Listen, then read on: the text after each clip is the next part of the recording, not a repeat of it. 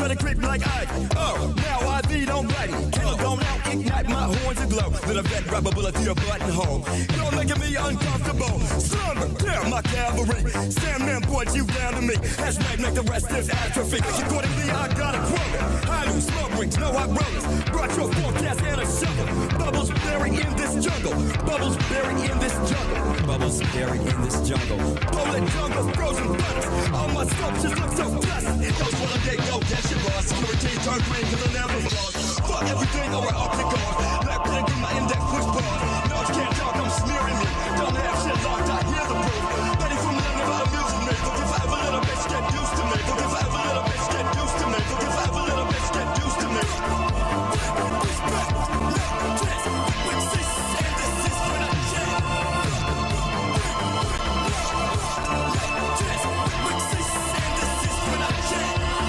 What's going on, everybody?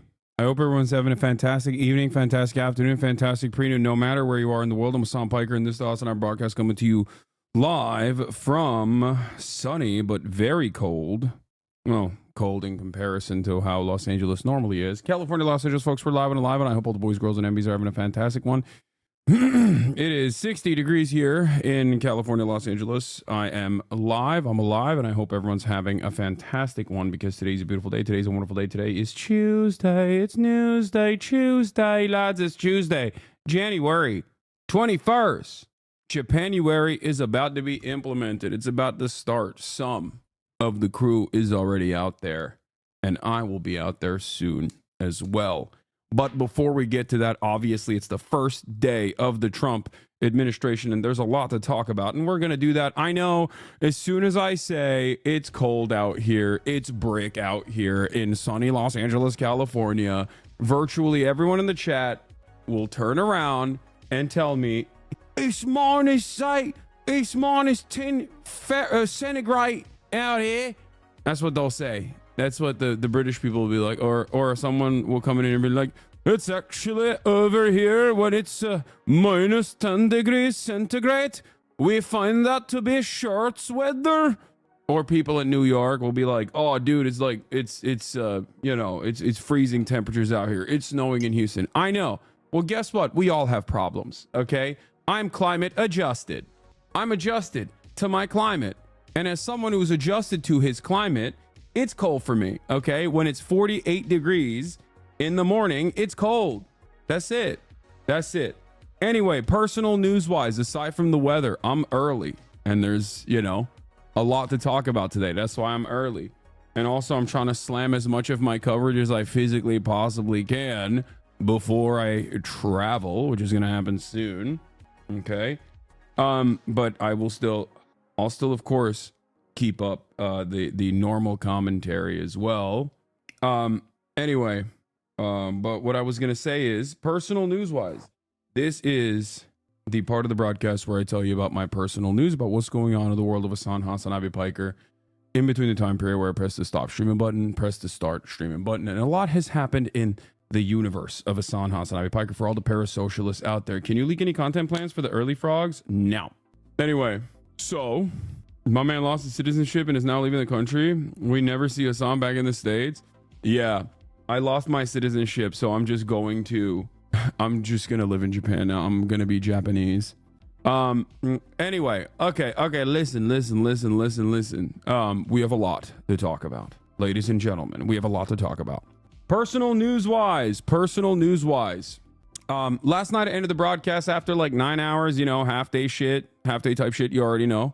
Obviously. And after my half day, what did I do? I watched Ranking of Kings, which is still a banger so far. I'm on like episode 11, 12. I don't know what I'm on right now, but I'm still enjoying it. And a lot of people had told me, oh, you're wrong. Actually, Hassan, it's like racist. It's anti-Korean, something like that. I don't know. Sakura Gore, thank you for the 10 community gift the subs. So far, I've loved it. How's the tooth, old man? Incredible, immaculate, spectacular. I'm feeling fantastic. One of the greatest decisions of all time was no longer putting off my dental work and actually getting it done. I highly recommend it if you have the money to do so. Many chatters will not. initially the reason why I put it off was because I didn't have money. And then afterwards, I just kind of gave up on it for a very long time. Dental health is, yes, very important, very critical for your overall health. Okay. So, you know, it's been great. It's been great. My teeth are so freaking clean. Like it's not even honey. It's not even funny how clean they are.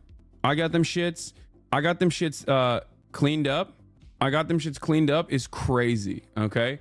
I still don't know how to obviously laugh. Like I don't know how to smile. So I will never be able to smile on photos. But I at least like, you know, it's dude, when that plaque buildup goes away, dude, oh my God, when that tartar goes away, that calcium, oh my Lord, dude. This is how I smile. Hey, hi. I don't know how to do it. Are you going to take on flossing now? I was Mr. Floss. I floss all the time. I use a dental pick and everything. Like I love flossing, but just like for me, it's the gaps, dude. As someone who loves flossing, the dental work that I got done, like the deep cleaning that I got done in there opened up those gaps so much. And I just personally love, you know, getting a floss all up in them gaps. You know what I mean? I love that. I don't know why people always talk about like flossing as though it's like a thing that's difficult to do, but I think it's like even easier than brushing your teeth. What toothpaste do you use? I use Sensodyne Sensitive Teeth. I have 4 teeth holes that need root canals and caps. They say it's going to cost $12K, so I have to live with them until I can't, and then let them pull them for free. Oh, dude, trust me. I know how bad that is. That's my situation was bad. Okay. I had a crown from many years ago, a root canal from many years ago that like literally flew off. And that was, cause I grind my teeth too much. So I just like literally was just like dismantling my teeth piece by piece when I'm sleeping. And it was the worst, dude. It was the worst. And y'all know what that's like. Okay. Y'all know what that's like, but I got them crowns now. We're good. It depends on your dental structure. Some people with overlaps or crooked can have a bit of pain when flossing. Yeah. I have a little bit of crookedness in the bottom row. Look, you can probably see, but it was never so crooked that my parents were like, you should probably get, you know, all of your teeth busted and then you know, have braces for an extended period of time. So I just never fixed it, but it's fine. I don't really mind it. Everyone's got to have a little bit of an imperfection, you know what I mean? But overall, like I was saying, very happy about that. Let them know that going to dental schools like USC or UCLA severely reduces the cost. Oh yeah, that's true. I do grind my shit though. I do be grinding it pretty hard. It's not good. Hold on. And the internal battery. Get a night guard. Okay. People who use Haas-mods are insufferable. Teeth so crooked, I got extra tooth and have a middle tooth on the bottom. Yeah. Some people's stuff is like real busted and you obviously have to, you know, get it worked up. And I feel like it's devastating in general. Like teeth work is not great. And I think also I've just had bad experiences with dentists. When I was broke, I felt like they were always trying to upsell me. And that left a bad taste in my mouth, no pun intended. So I just kind of avoided going. And also, I think dental work used to be, when I was younger, it used to be a lot worse. Like a lot more painful, a lot worse. Now, you just go in there and they bust your shit up. They just hit you with like the craziest local anesthetics. And you don't feel a goddamn thing. And it's amazing. Like, think about it. You can get crazy work done and then, you know, be fine immediately after. My dentist is super chill too. Bro, they updated a dentist. It's not even scary now. Yeah, that's what I'm saying. Like, I don't know what it is. But I feel like, I don't know. They patched it up. They patched the dentist, man. They really did some crazy patch notes on dental work where maybe when I was younger, it was like a lot more. It was just a lot scarier, and I don't consider it to be as scary anymore. Maybe it's because I'm a grown man. I don't know. Just wait till the Zoomer ChatGPT dentists get into clinics. Yeah, no, I will not be doing that. My dentists are always going to be over the age of 50. It's because you never got your teeth cleaned, not upselling you. Yeah. All right, whatever. What was I saying? Oh, personal news wise. Watch Ranking of Kings last night. Fantastic anime. High key recommended still. Very weird, very strange, very violent at times, very cute at times, very emotional at times. Complex as well. Big fan. Definitely enjoying that quite a bit. Excited to go to Japan soon. Working behind the scenes tirelessly around the clock, setting up these crazy, exciting endeavors that we are going to be involved in every single day, back to back to back to back to back. A little bit of mergers, a little bit of merging of regular desktop content with some political IRL content, with some fun IRL content that has nothing to do with politics as well. And I hope you guys will enjoy it. I hope you will appreciate it. We have a special guest coming with us as well, who is, incredible at his camera work. But, very, very, very hype, very excited about everything that's going on. Main unit. Hold on. Sorry. I'm just dropped the full lineup. I'm not giving you anything. I'm not giving you anything yet. I'm not giving you anything yet. Did you see Will and BB No Money do their God Tier cosplay? I did. And it actually worked out really well, honestly, because like it was during the inauguration, so I couldn't do it anyway. But I was a little. BB No Money had asked me to do it. If you watch the Fair episode, Will actually gets into it. BB No Money asked me to do the Jaywick cosplay. Okay. Jaywick cosplay initially, and then he just cut me out and did it with Will. And I was like, that's crazy. And not only did Will actually do the Jaywick cosplay with BB No Money instead of me, he also took my camera bag, which I use as a failsafe when my stream F's. So on Monday, yesterday, when I was live, I was freaking out because I was like, what will happen if my stream goes out in the middle of the goddamn inauguration and I don't have a failsafe because Will was supposed to use my camera bag? Not only to add insult to injury, they didn't even use my camera bag. They didn't even use it. I knew they wouldn't use it because after the stream, I was like, March, Will's not going to log into my IRL server and do all the back end stuff necessary. Just, this is not going to work out. And they didn't even do it. One to the kidney, two to the dome. That's left, right, left, right, left, right, go. Got a rollie for the brunch and a panic for the show. That's left, right, left, right. To be fair, though, they were kissing a lot. Okay. They kissed like the entire day, it seems. I'm not jealous that Will, my best friend of 13 years, has completely dropped me for an Armenian man who is more handsome and more charismatic and actually listens to music. I'm not jealous. I'm not jealous at all. I'm not jealous at all. And, fuck both of them. That's all I'm going to say.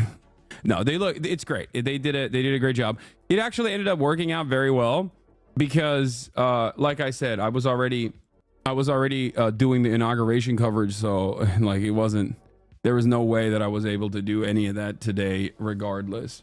But all three of you are cut. What a love triangle. Yeah. I have the Japan trip. I have the Japan trip to make it up and win him over again.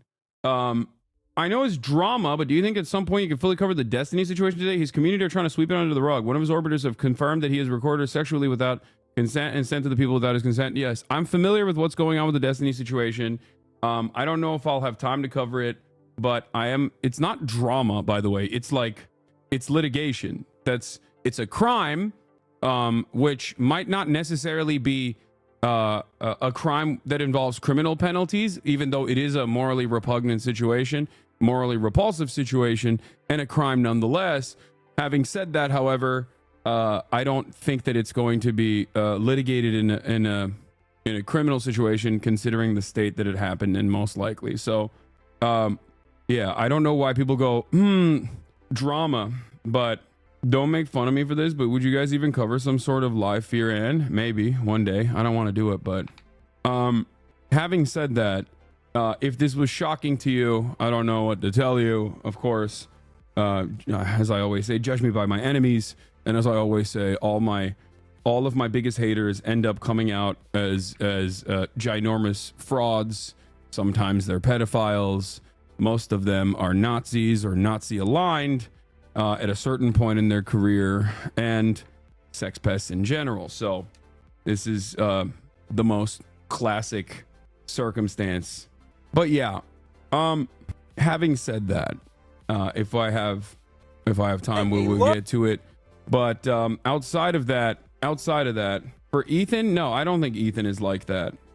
But you know, Ethan's in a world of his own, I think.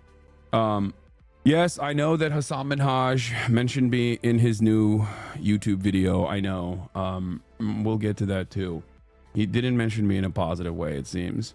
So at least he remembers me, or maybe he doesn't remember me, but he knows who I am, but doesn't have positive associations with me, it seems. So that's sad, but it is what it is. Okay, so obviously we've got the Elon Musk salute. Oh, personal news wise. As far as personal news goes, the other part of the story is I woke up early this morning. And went to, take Kaya to the park. Kaya's going to boarding school, obviously. She's going to get some training. She has no idea that she's going to go back to training camp while I'm in Japan. I'm excited for that. I'm excited for her. She'll see a lot of her friends. But also, what I was going to say is, this morning we went out, we worked out, and there's this Filipino boxer dude who I think trains with Manny Pacquiao's like coach, maybe. I forget what. I don't know enough about boxing, but he was randomly there and he rolled up to me and he was like, "Yo, can we ball?" Like he wanted to ball with me. And he's like, he has incredible cardio, but he wanted to do cardio basically. That's why he wanted to ball with me. And I destroyed him, of course. But in the process, he knew you. No, he didn't know me. He was just in the process, he knew you. No, he didn't know me. He was just he just saw me balling and was like, "Oh, can I play with you like one-on-one?" So we did, and we did play basketball. He was really good for like the obvious size differences and whatnot. But we played to 15 one-on-one because he's a cardio god. So I was like, yeah, we can play up to 15. So we did. And I think it was like 15-7. But, I let him get off a couple shots. Like he cooked me a little bit, Nonita Donaire. It might be. I'm not sure. Anyway. But yeah, it was, I don't know. But that wasn't the person. I'm saying he's a boxer training with, he is a boxer who's like training in that camp. He's a professional boxer. But regardless, we balled, and in that process, when we were balling, I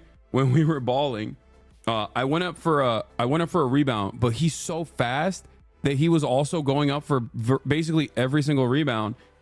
And I fell because I tripped on him, and I fell, and he didn't do it intentionally. So it's not like, it was an accident, but, I scraped my knee. I fell on my hand. It hurts like shit right now. It's fine though. It's not the end of the day.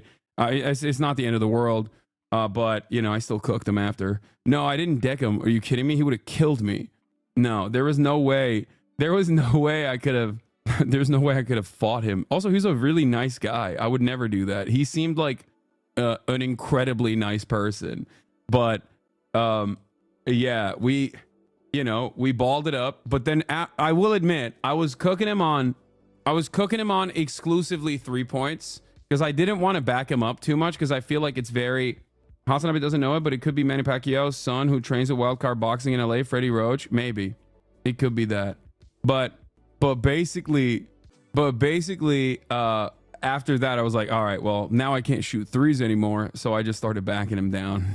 But post up on one-on-one is a party foul. Yeah, I know. I usually don't do it, but I had to get like the last couple of shots off with the post up because I was like, I have to end this before I die. This guy's going to kill me. I had to big dog him a bit, but he seemingly loved it. He had a great time, and it was great cardio for him, basically. You know what I mean? Because that's the thing. One-on-one pickup basketball is incredible cardio. And this dude basically was chasing everything, dude. It's like boxers have unlimited cardio capabilities. It's crazy. Like, I'm pretty decent at my size for managing my cardio in general, but this guy was a dynamo. Okay. He did not stop at all. He was chasing after every ball. He was going after every rebound. He would shoot and then he would immediately chase it. He would shoot and follow through, shoot and follow through. And he busted my ass in the cardio front and made me run around too. But, you know, lots of fun. Lots of fun were had, even though I fell. And I fell and I slapped my thumb on the ground too. Like I fell like this. This mostly ate the impact. You can kind of see it's like bruised up already. You can see like it's starting to get a little brown, little purple here. But this is what ate most of the impact. And then also my thumb as well, because I fell like that. And I slapped the thumb and it went numb. It's the most annoying thing. And I scraped my knee a little bit, but that's fine. It's not a big deal. I know that feeling too well. Preserve yourself for Japan, bro. What the fuck? Dude, listen. Okay, listen. By the way, you were mentioned on Time Magazine, but they credit you as Hassan Pike. That's funny. Boober Report. Yeah, the Boober Report with HasanAbi Piker, where a 33-year-old man tells you about his injuries that only children get. You know? What is this? Oh my God, Nick Pollum getting... Dude, Nick, don't do this. God damn. Damn, oh, you got life alert? Dude, this is a part of being active, okay? If you're active every day, sometimes you are going to get injured. It is what it is. It's if you play sports competitively with other people, there are obviously instances where you might actually fall. It's not like I slipped and fell and busted my ass like a grandparent or something. I just like, you know, it's a normal part of life. What do you mean? And I don't have an issue with it either. I would rather keep going and you know, be active and be outside and, you know, potentially injure myself if that happens. But the stronger you get, the less injuries you will have anyway. What is this? I'm feeling Xiaohongshu with the HasanAbi propaganda. Let's take a look at this. When you're prominently invoking the spirit of Mao, when you got the let 1,000 flowers bloom fit prominently in display, I think you can't be a bad guy.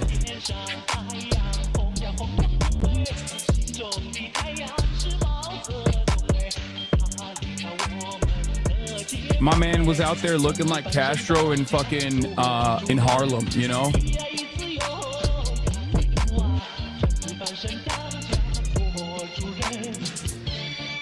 33-year-old comparatively big man falling is funny, not gonna lie. It is funny. And it's also not like you know, it's not when you're a big man, big tree fall hard, you know? It's just like it never looks as like sexy or clean or cool as like a dude who's 5'6", because they fall and then they do a flip or whatever, and then everyone's like, oh damn, like this dude is athletic. When I fall, you know, the earth shakes.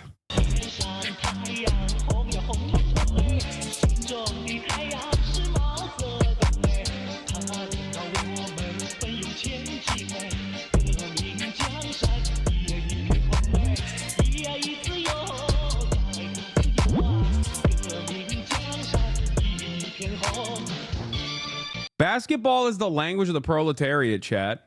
Basketball is the language of the proletariat, okay? No matter where you are in the world. That's why Castro balled, baby. That's why he balled, okay?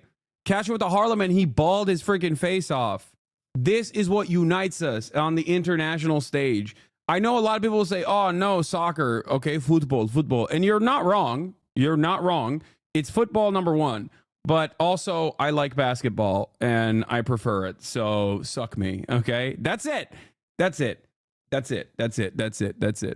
Okay?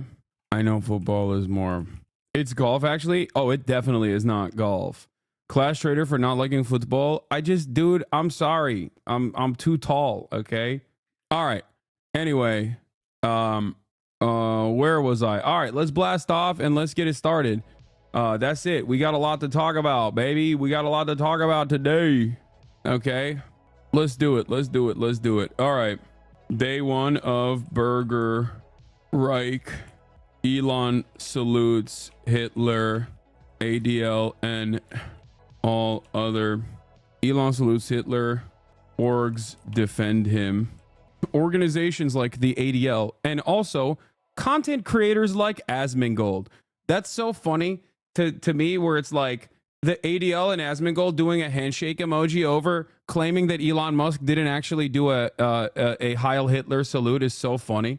It's like how did that, how do we arrive at that planet? Like, how does that, like, I get Asmongold doing that, but it's just like weird. It's weird. XQC. Oh, dude, that's not surprising either.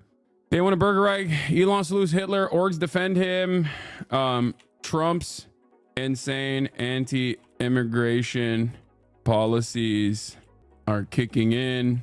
Ben Shapiro is also going to bat for Elon. Ben Shapiro makes sense.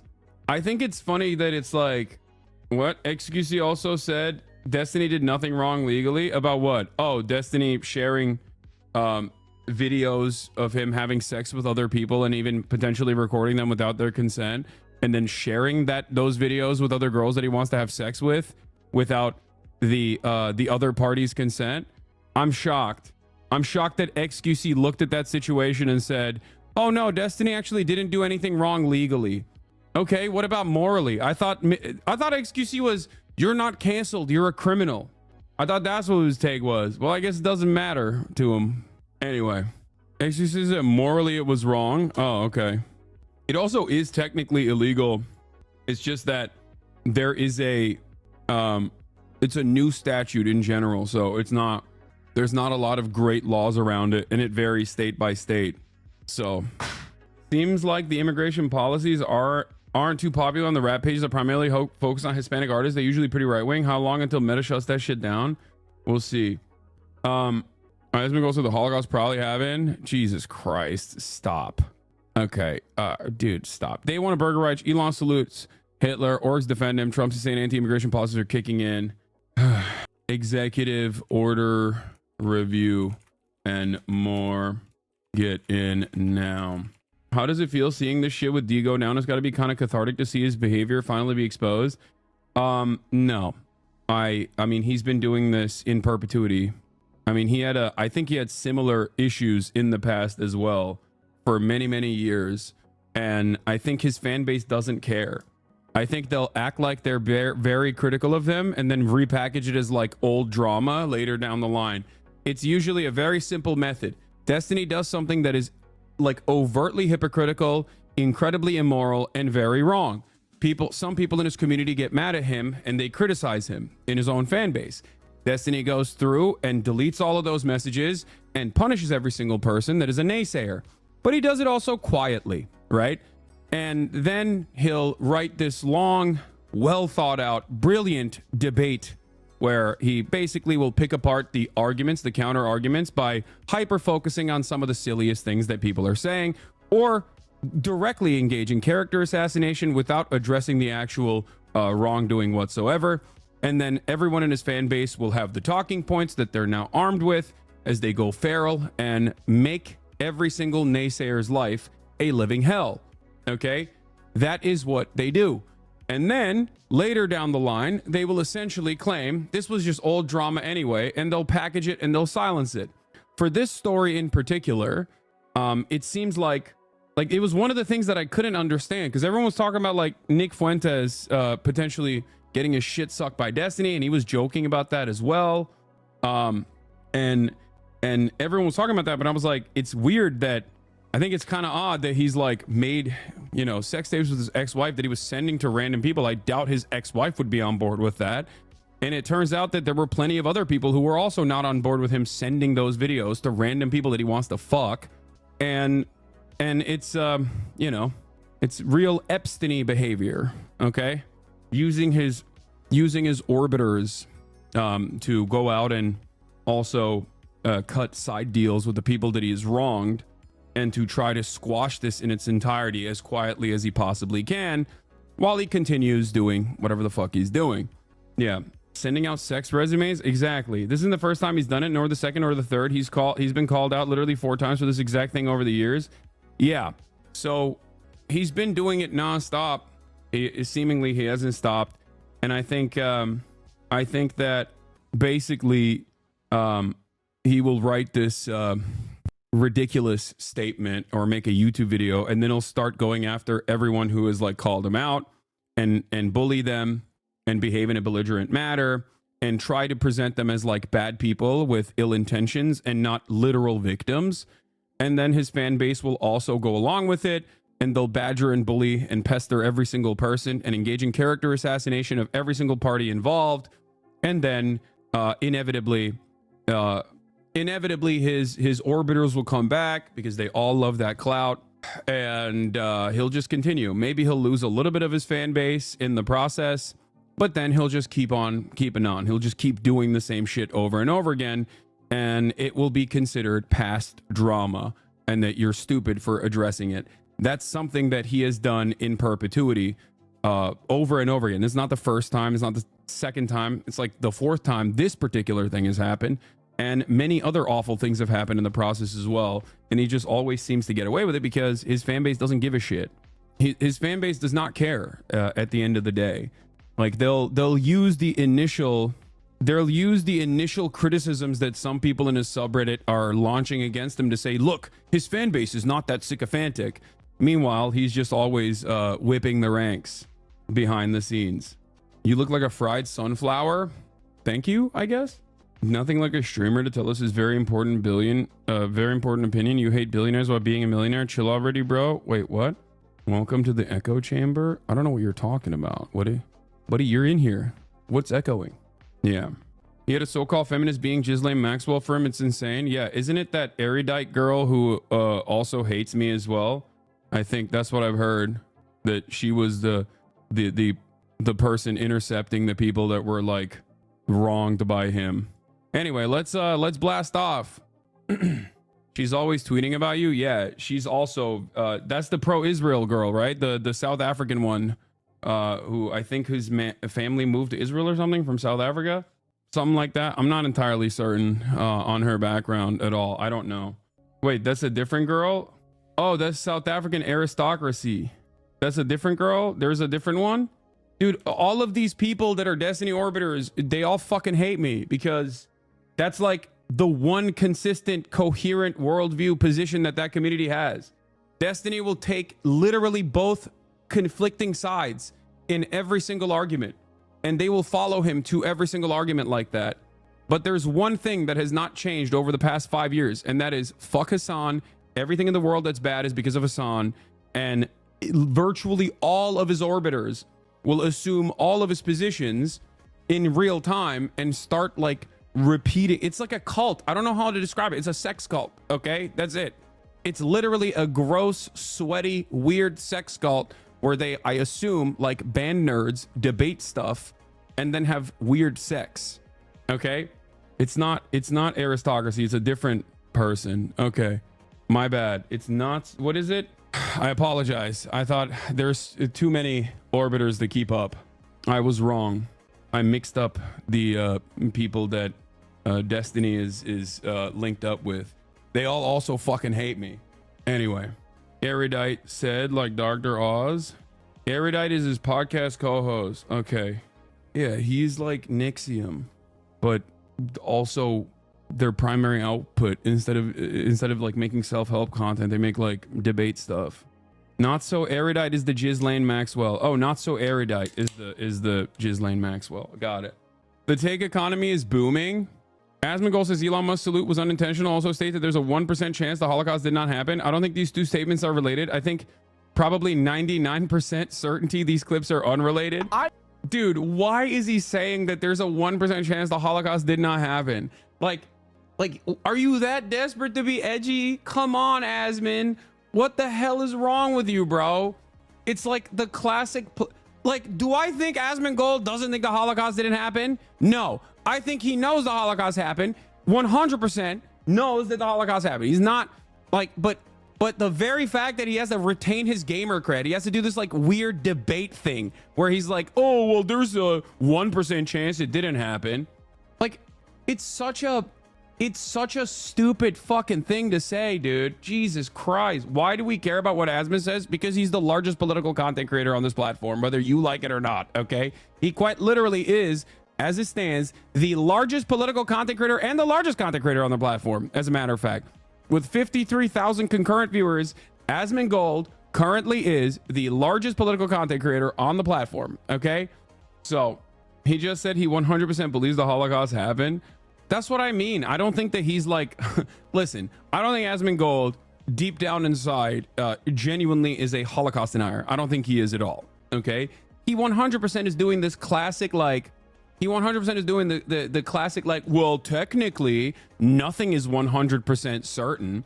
But when you're having this conversation, when you're having a conversation about something like this, especially in the process of defending Elon Musk doing a Sig Heil, yeah, you're going to look like you're trying to create a situation where you're saying, well, there's a likelihood the Holocaust didn't happen. And then also do it in a way where it's like, there's plausible deniability.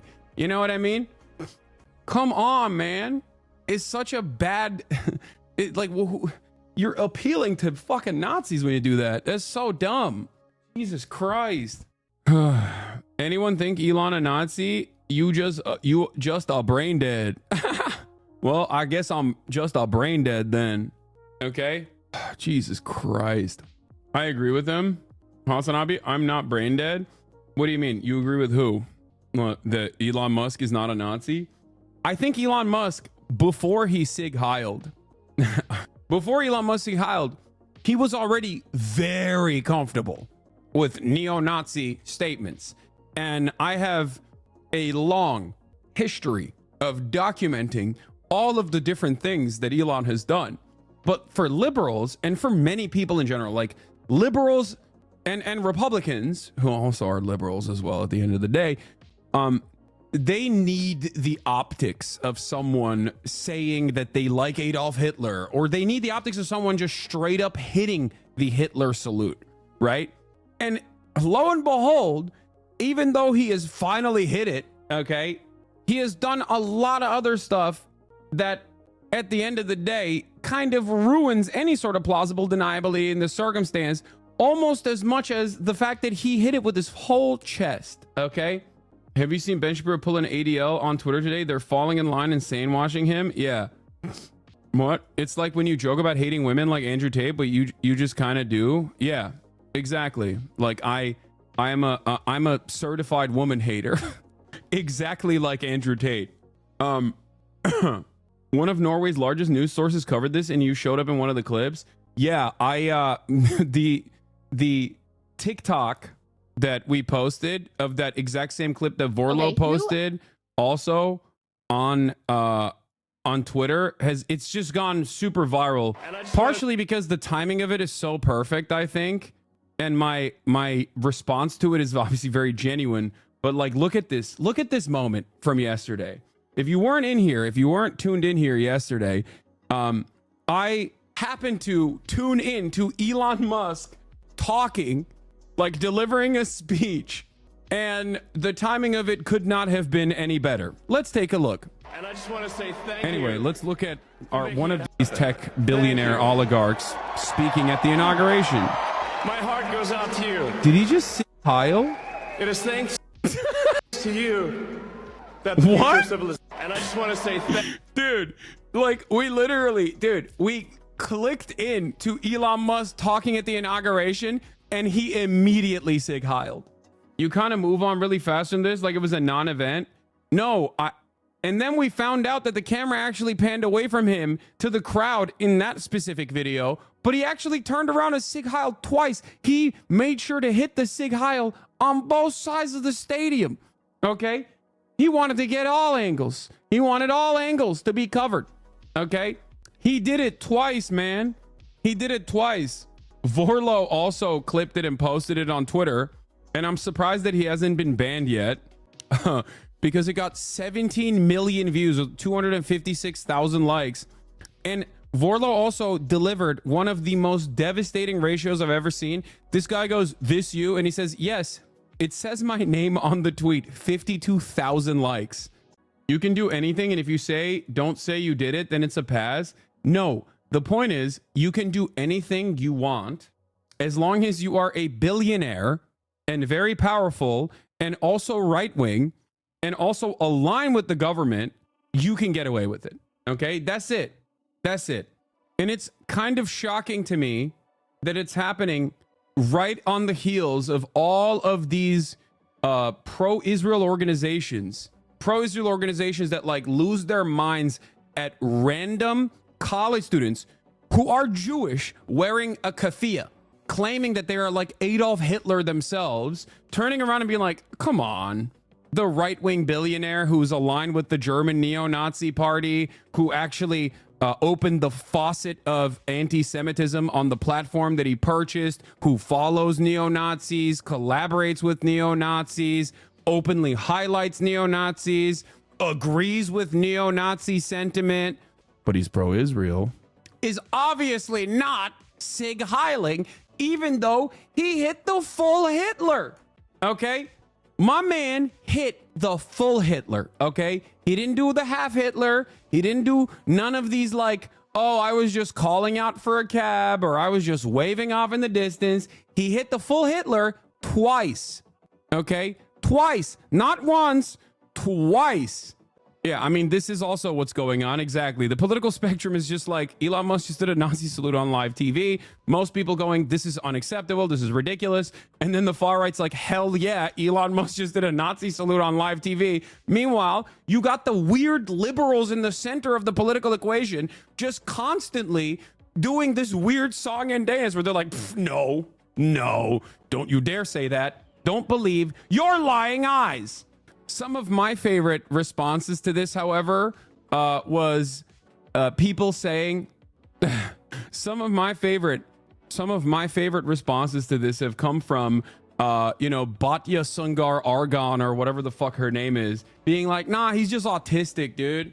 Yeah, he got the Nazi type of autism, okay? There's different kinds. And instead of like being a train enjoyer, or I don't know, as Connor said, in being invested in Pokemon or whatever, he got the Nazi kind. It's the worst kind of autism to have. Okay? We know. You can't just be like, oh, he's just autistic. That's not. he's just autistic. He's not a Nazi. I mean, no, what is this? As a German, let me tell you how to distinguish a Nazi salute from a friendly wave. Look serious, arm straight, not the slightest bit bent. Hand and arm form a single line, 4 fingers together tightly. Angle such that the hand is slightly higher than the head. Yeah, I mean, he hit it perfectly. Like, I don't know what we're talking about. He literally did the heart thing too. Like, he pounded his chest and then hit it. Like, he didn't even do the I'm just waving plausible deniability, Sig Heil. He did the full Hitler. I don't understand how you can look at a man doing the full Hitler twice and going, I don't know. As a person with a strong track record of criticizing Elon Musk, I feel extremely confident asserting that this was not a Nazi salute. Elon is a friend of the Jews. This is a man with Asperger's exuberantly throwing his heart to the crowd. We don't need to invent outrage. He's just autistic, man. He's just, you don't understand. That's his hyperfixation. His hyperfixation happens to be, Nazi Germany. He fought law how to take false accusations of Nazism are incredibly harmful during a time when the mainstream media is letting the real Nazis, in parentheses, Hamas, have the mic without question. Dude, it's so awesome. I do personally find this a little cathartic, okay? And a little funny, to be honest with you, okay? That every single person that runs the table on defending Israel and constantly screaming anti-Semite at anyone that says this apartheid regime designed around Jewish ethno-religious supremacy that is currently doing a genocide is completely unacceptable and has nothing to do with Judaism. Every single person that turns around and says, that's the most anti-Semitic thing I've ever heard in my entire life, are turning around and going, this fucking neo-Nazi wasn't actually Sig Heiling because he's pro-Israel. That's all this is. That's all this is. It is so morally repugnant. They are so morally bankrupt. They do not care about real anti-Semitism. They only want to defend Israel. That's it. That's it. That is 100% the situation. Okay. Yeah. I mean, here, there's a side-by-side videos. Yeah. Dude, you don't understand. He's just autistic, bro. Chill. Those guys are all autistic too. They're just autistic Nazis. And so is Elon. Like, that's the full one. Okay. It's not the half one. It's the full one. Do you understand? It's the full one. There's one side by side with Hitler too. I saw one as well, side by side with Adolf. Okay. Yeah, I'm gonna run this again. Don't worry. We're gonna play this. This is a classic, obviously. But there is no, like, I love all of the people defending this. It's so funny. Remember when Elon responded to this and said, "You have said the exact truth." Enjoy this one. Oh, are you telling me that the guy who is exclusively tasked with having the wrong opinion on every issue, even when it's a fucking slam dunk issue, took the wrong opinion on this one as well? Nervously walks up to the mic, says, "Hutch, I think it's correct that Elon is a strange guy who hulked out in a strange moment, but he probably did not intentionally do a Nazi salute." Runs away. It's awesome. Everyone who like considers themselves to be in the center left or the center right is just like actively being like, no, you don't understand. This is not a Nazi salute. Elon's a great guy.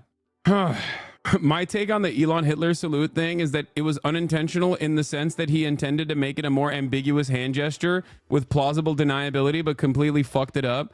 There's been like a couple clips from Republican speakers in the past few years where they sort of put up the Sig Heil and then quickly moved to the gesture they were consciously intending on doing, and I think he wanted to emulate that, but it's too uncoordinated. That's pretty funny. I love whenever people go, "He didn't." These two, however, get bent. Like, this is my favorite. This is my favorite fucking thing that people do. Okay, first of all, I think Hillary Clinton and Kamala Harris, by the nature of their jobs, have done things that are inherently fascist. Having said that, however, I don't think that they were trying to do the Nazi salute in this situation, because if they were, you would have shown the video instead of them in that moment moving their hands and like waving to the fucking crowd. Guess what? We have the video. We have the video of Elon doing it twice. Why are they just simply posting pictures instead of the videos? Parents defending this, I don't know how to address it. Just literally show them this, okay? If anyone is confused about what they are seeing in front of them, just show them this, okay? Where's the double video? Oh, show them this. Show them that, okay? If anyone is confused on what they are seeing, show them that, okay? And then show them, where is it? This. Show them this. Then show them this. Okay. And then, okay. And then you can show them the double one. Okay. Like the actual, like, people that were there saw him doing it twice. Okay. People there saw him doing it twice. But look, here's Barack Obama. God bless the United States. Yeah. Does he mean he wants to take us back before Roe v. Wade was enacted? Because I don't even like these people. But once again, I find myself not defending them, but defending the truth. Okay? I don't like these people. I think they have a lot of blood on their hands. Okay? But you are delusional if you think that they were like going back. hitting the same shit. Okay? Thank you, America. Here's the second salute video. Okay? Look. Does that look like, I mean, come on, guys. Come on, guys. What do you think is going on? My heart goes out to you. Yeah, he said, "My heart goes out to you, Adolf Hitler." The part where he didn't. The part where he just said, "My heart goes out to you." He meant to, Adolf Hitler and the Fourth Reich. May it never die. That's what he meant. Yeah, he said, "Mein heart goes out to you." Apparently, I'm a Zionist and a Nazi. Yeah. Great. I'm just gonna post yes. The Hasanification of FaZe Clan. Wait, what? What do you mean? And getting. Wait, this got 25,000 likes. Yo, you know what I realized? TikTok getting banned is low key, and getting unbanned by Trump is low key a power play by Trump. It's good PR for Gen Z. I saw someone on Twitter say, "Yo, this is one of the best things Trump's ever done in his years of being president." Or what do you mean? What do you mean? Bro, he's coming for my job. The HasanAbication of FaZe Clan. This got 25,000 likes. That's crazy. You taught him well. He's just brilliant, man. He's just brilliant. He's a brilliant guy on his own. He even have you have two timing of both as if he's saying the word in his head. Wait, what? Historically, they were Muslims who supported Nazism during 20th century. Wait, what? The Ween Glaze is crazy. That's my nephew, man. That's my nephew. That's my nephew, big dog. I just like... Sorry. That just opened up on its own. Twitter, run by a incompetent Nazi, of course, has a tendency to just like automatically start playing videos. This is the best response to show. Piers Morgan is defending it too. Of course he is. Elon Musk was very ill-advised to do this kind of salute to denote his clearly stated "my heart goes out to you" sentiment, but he obviously didn't mean it as a Nazi salute, and anyone who says he did is being a disingenuous idiot. Yeah, great stuff, man. I'm glad that like all of the villains, y'all are doing exactly what he wants. He did it exactly to get this chain reaction meltdown and get everyone to talk about him because his ego just ignored the man-child. This is my favorite type of like, I'm actually a brilliant guy take. This is the smart guy take, okay? The smart guy take is, hey, when the wealthiest person on the planet, perhaps one of the most powerful individuals on the planet, hits the Nazi salute twice on Trump's inauguration, and he is also a hand-selected person in the Trump cabinet, basically, okay? You should just ignore it. Yeah, he was just simply trolling. It's a 5D chess move, and you should ignore it. You're right, chatter. I should just ignore the wealthiest person on the planet, welcome back Henry Ford style, doing a Nazi salute on the stage when we are actually about to be in the post-Weimar era, okay? We are literally in the heels of Nazi America, okay? People will say America's always been fascist, America's always had like white supremacist attitudes. Fair. Get it. I got it. Okay. And throughout America's history, we've had internment camps for the Japanese during World War II. Okay. Not a great look. Not great at all. We've had the Bracero program that was implemented with the mass deportation of 1.3, or I think almost 2 million people that were suspected of being Mexican. Some of them were just Americans that just looked Mexican, and they were mass deported. Okay, twice. And now that is about to happen again. And this is before we talk about the Trail of Tears, Manifest Destiny, which Donald Trump brought up, by the way, as a positive. Said he's going to manifest destiny in Mars yesterday. Okay. And he's also talking about doing the Bracero program again, this time for all migrants living on U.S. soil. That means 20 million people in concentration camps and mass deportations. And we're still going around and acting like this is just memes. You know what I mean? It's not memes at all. Yeah, this is a memeified version of the serious issues that are ongoing. Okay. I think for a lot of people, they need to see the optics of it. And even in the optics front, Elon Musk is cooked on this regard. Okay. But far before Elon straight up hit the Hitler salute twice, mind you, twice. Remember, hit it twice, okay, at the inauguration. Far before he did that, you could tell that he has, at the very least, sympathies towards fascist policies. Like, what are we talking about? He linked up with the neo-Nazis in the AfD in Germany. He was beefing up the reform movement. He is linked up with Giorgia Meloni in Italy. Wherever there are fascists and racists internationally, Elon Musk is right there. Okay. Same thing with Israel. Honestly, Israel has a shit ton of fascists. Elon also likes them too.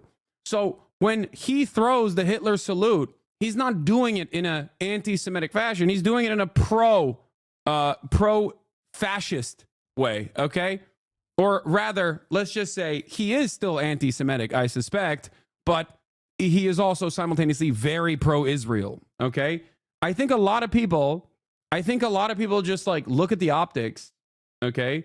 A lot of people look at the stupid fucking optics of the situation and and only then do they come to terms with the reality. People don't have a tendency to look at what Elon Musk has done so far. Elon Musk has bought Twitter, turned Twitter into 4chan, okay? Unbanned every single neo-Nazi from the platform. Elon Musk follows prominent neo-Nazi accounts. Elon Musk continues to collaborate with prominent neo-Nazi accounts. Elon Musk continues to highlight prominent neo-Nazi sentiment. Elon Musk defends and agrees publicly with neo-Nazi statements like Jews are doing unrestricted immigration into the Western civilization from the undesirable third world populations in an effort to destroy and undermine Western civilization that is supposed to be for white people. Elon Musk has responded to that person and said, you have said the exact truth. That's Nazi shit. Like, that's just straight up. That is no different than Sig heiling, okay? There is no plausible deniability in that regard. There is less plausible deniability in that situation where Elon Musk says, that's real, that really happened, okay? That is worse than throwing up a Sig Heil from my standards. But for a lot of people, they don't understand that, okay? I think you're misusing the term Bracero program. This came after the mass deportations. That was a mass import of farm workers. Source, I interviewed farm workers. Yes, I'm saying Bracero program because I don't want to say the actual name of the deportation operation, because the actual name of the deportation operation is a slur. So hopefully people will just simply look up the Bracero program and understand what I'm talking about when I talk about the mass deportations, because the actual deportations were called Operation WB. Now, I don't mean West Bank, okay? I mean dry front, but the reverse of dry front, okay? They called it Operation WB. That was prominently featured in the New York Times, by the way. It wasn't like, you know, people would just write slurs on the newspaper back then all the time. What? Asmongold deleted yesterday's VOD to hide his response to the chat reacting to the rabbi speech.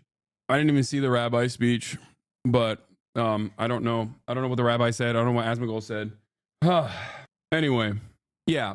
So it's not just that, like, it's not just that Elon Musk has agreed with a lot of Nazis. Elon Musk also is personally constantly talking about how he believes in IQ and how he has to repopulate the planet with high IQ individuals.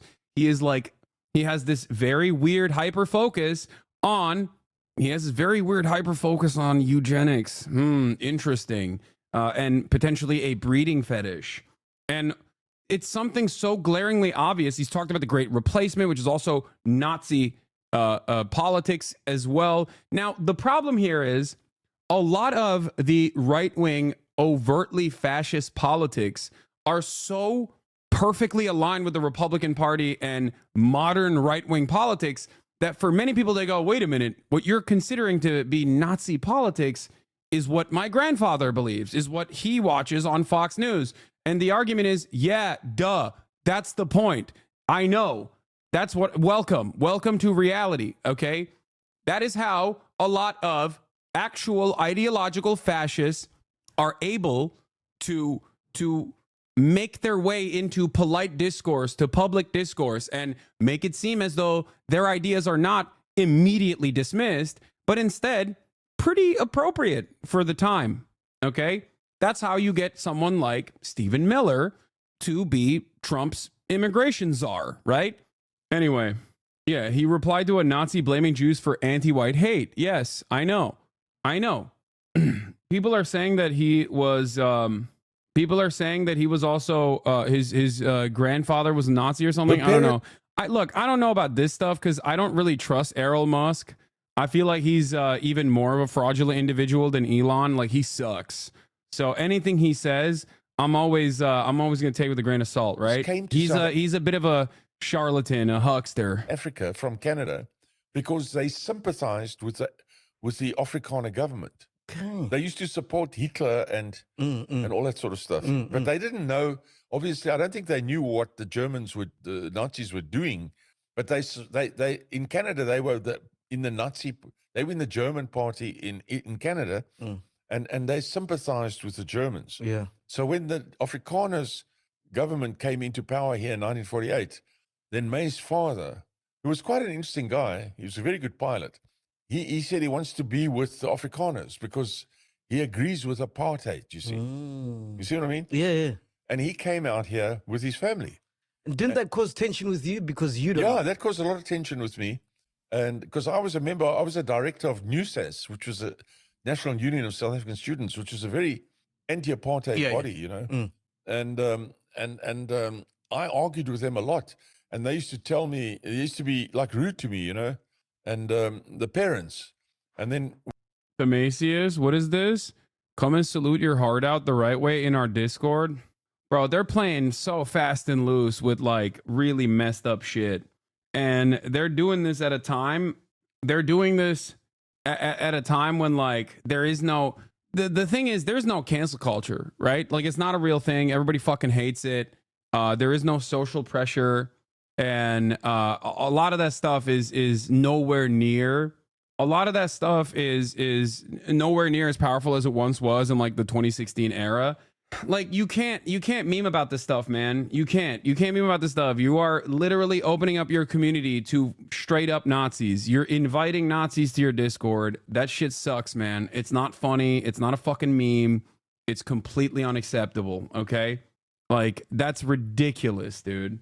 Surely your haters will zero in on that community since they care about anti-Semitism. No, they won't, because they don't care about anything. They don't actually care about anti-Semitism. They're fucking, they've said way more. They've said actually anti-Semitic shit. I never have. Okay. No, they care about getting me banned to get a win, to get a W for their favorite content creator. It's so sad and pathetic. You said the Holocaust probably happened. Dude, Asmongold 100% is not a, I will say this. Okay. I will say this. This is not a defense of Asmongold. Asmongold, I'm not covering him. He knows the Holocaust happened. Okay. He is not a Holocaust denier. But the very fact that he is like teetering along the edges of this kind of sentiment while simultaneously defending Elon Musk is completely unacceptable. Okay. That's it. Like, oh, I said 99% that it happened. There's a 1% likelihood of it not happening for anything on the planet. Like, I get that. Okay. I understand it. But it's just like, it's ridiculous. Do you think that focusing on other examples of Elon's anti-Semitism, obsession with eugenics, and fascist ideologies like the ones you just talked about could be a better focus when talking to median voters and centrists, opposed to just talking about Elon doing the Nazi salute because of the way the left is characterized as overreaching and the way that the right has tried to disprove it? Yeah, I think that it is important. But the real reason why it's important is because a lot of liberals don't understand all of this stuff is also Nazi stuff, and probably way more important in terms of like proving that someone has at least an allegiance to or an interest in like fascist and neo-Nazi opinions. And that is why I use this as a teachable moment for a lot of people. You know, you wouldn't be this nice if it was any other streamer. That's not, no, this is like, what are you talking about, dude? No, it's completely unacceptable. What the fuck do you mean? What do you want me to say? Like, what are you guys saying? I don't understand. Like, first of all, it's not just about Asmongold, okay? This is my attitude for virtually every single person that I cover until they have shown that they are, you know, completely fraudulent, not interested in anything, no nuance whatsoever, and like are very obviously a right-wing commentator. Even then, I will still offer them grace and nuance, okay, while still simultaneously being critical. And that's what I do all the time. And many people that come in here to fucking yell at me and say, you're not going hard enough, are simply invested in the drama of it. You're moving away from the actually important points that I want to make. The actual point that I want to talk about is why Elon Musk, the wealthiest, the richest person on the planet, is a fucking neo-Nazi. And you're like, well, you didn't sufficiently say Asmongold is entertaining Nazis in his community. I did. Okay. I did. Like, what is this? I feel like this is kind of worse. Is that worse? Bro, what is everybody doing, man? What is everybody doing? What the fuck is going on? We've just completely lost the goddamn plot, bro. What the fuck is happening? Actually, what's happening right now? What's going on? Why is everyone on the platform behaving like this? People need to fucking figure it out, dude. People need to fucking figure it out. Purposely misinterpreting things like this works for the right wing. They know this. I know, but I don't look. I'll say the same thing. Do I think XQC, Felix Lengyel, is an ideologically committed Nazi who is secretly trying to cast this this deflection and doing that because he is like serving the higher purpose of like spreading Nazi sentiment. No. And if you think yes, if your answer is yes, he's doing that deliberately, you're fucking delusional. Do I think, on the other hand, that he has spent a shit ton of time with a lot of reactionary people and his brain has been completely fucking fried? So now he finds himself very malleable and very susceptible to like right-wing framing on issues because that's just how it works. And that's my assessment of it. Okay. Do you think that he's an ideologically committed Nazi, or do you think he's malleable and being used in this regard? I think it's the second thing. I don't think it's the first thing. Okay. And if you don't understand, if you always think it's the first thing and not the second thing, I think he's probably dick riding Elon. Okay. He knows that Elon watches him. Just like Asman knows Elon watches him as well. They're dick riding and trying to defend a very powerful, very famous person that they know watches them. Okay, that's it. And in that process, they're just like, you know, throwing whatever sticks, like throwing shit at the wall and hoping it sticks. Okay, it's still Nazi apologia. It's still unacceptable. But there is a genuine difference between what they're doing and what like someone who's ideologically committed to the project is doing. And if you don't understand that difference, you are going to come across as like hysterical to the average normie who might actually say something very similar to XQC, partially because they watched XQC. Okay. And it's important. It's important to make these distinctions. It is not a defense of this person. It is not a defense of Asmongold, but it's important to make these distinctions because there is a difference. There's a difference between someone like Nick Fuentes, or there's a difference between someone like Richard Spencer, and then random people who end up defending those, not Nick Fuentes or Richard Spencer, but like random people who end up defending Elon Musk doing this, because normies can be converted. Normies can have their minds changed, okay? But if you go into a conversation with a normie with that same energy, that person is like a committed ideological Nazi, invested in the Nazi project, you are not going to be able to talk to them normally. So that's the reason why I take this careful approach when having this conversation. XQC himself is not a normal person. I'm not saying he's a normie, but he does represent the normie position, the normie right-wing position in general in this situation. Okay? This is very important to understand. Neither XQC nor Asmongold are personally normies. And neither is Moist Critical, but it doesn't matter. Moist Critical is the normie Jesus, right? For a reason. These guys have takes that other people are going to repeat. They have takes that resemble the uneducated position, okay? And it's important to understand where this position comes from so you can, you know, do your very best to have these conversations with people in your immediate vicinity, people in your lives, okay? If you cannot, but by the way, when people goes, was Charlie's take okay? Did hear this? No, I didn't hear. I'm not saying Charlie said anything about this. I'm sure Charlie would be daggering Elon. He is the other side of the normie spectrum. So I'm just I wasn't implying that Charlie had a pro Elon take or something, chat. I'm using him as an example of like a normie position, a person who is not a normal human being, a very wealthy individual who has a massively successful YouTube channel, but obviously arrives at like a normie position all the time. Do you understand? Anyway, my point is, there are a lot of people that will see this faucet of communication from both mainstream outlets being like, what kind of gesture did Elon do? And then maybe even people from independent outlets that, you know, listen to XQC's take or listen to Asmongold take or whoever's take, right? And they will repeat those takes. They will regurgitate it without thinking about it. And if you encounter one in the wild, you can't have a conversation with them like they're a fucking ideological Nazi. Because if you do that, they're just done. You're never going to be able to convince them of anything. Okay? Do you understand? Why even try to contextualize it? They're being useful idiots for Nazis. You don't go back from that? No, I don't disagree with you. I think at some point you have to stop infantilizing these people. They're influencing hundreds of thousands. They don't get treated with kitty gloves about Nazism.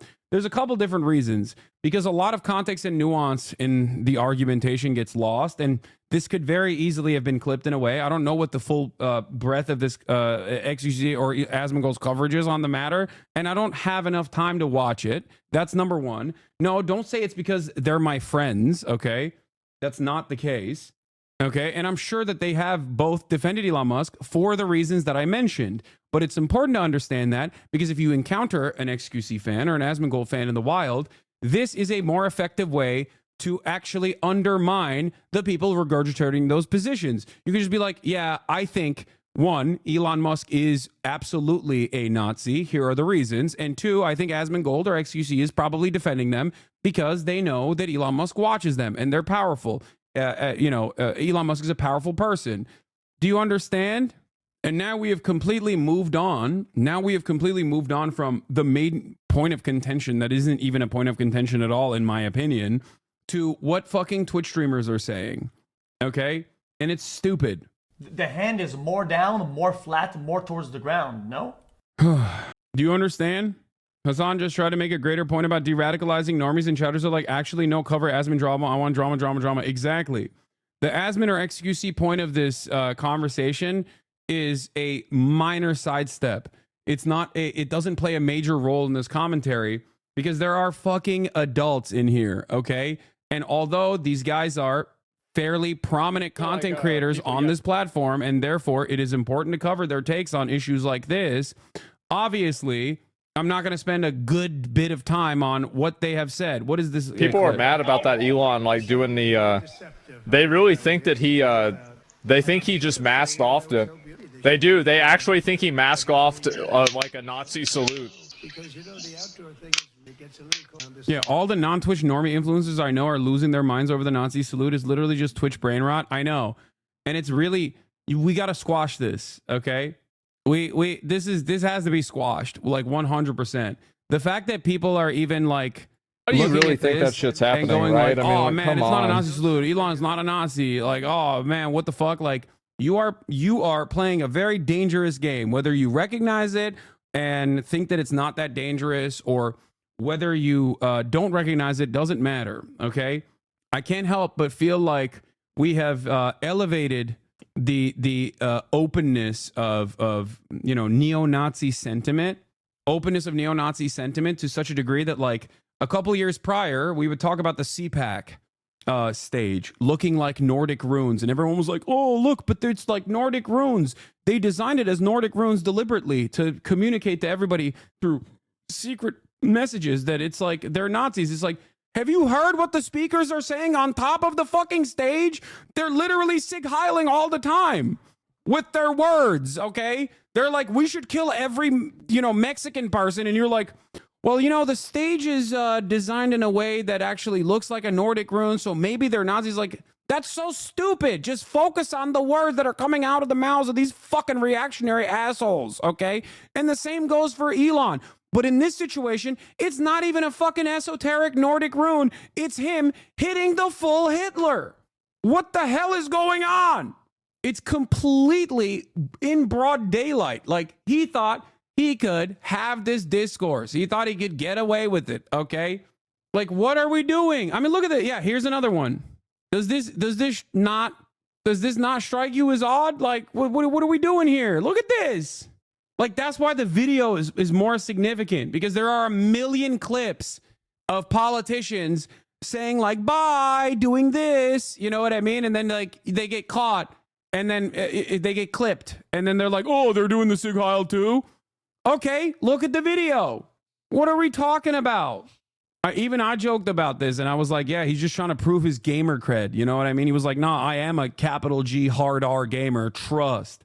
But, like, it is pretty obvious if it walks like a duck, quacks like a duck, and Sig Heils like a duck, that duck's a fucking Nazi, okay? What are we doing? This man has said far too many Nazi things and has so frequently been aligned with Nazis for you to turn around, and far too invested in eugenicist sentiment, and also far too invested in the Great Replacement conspiracy theories and shit that you have to be insane to go, oh, well, that guy also seemingly yet again had another oopsie. It's not a oopsie, you know?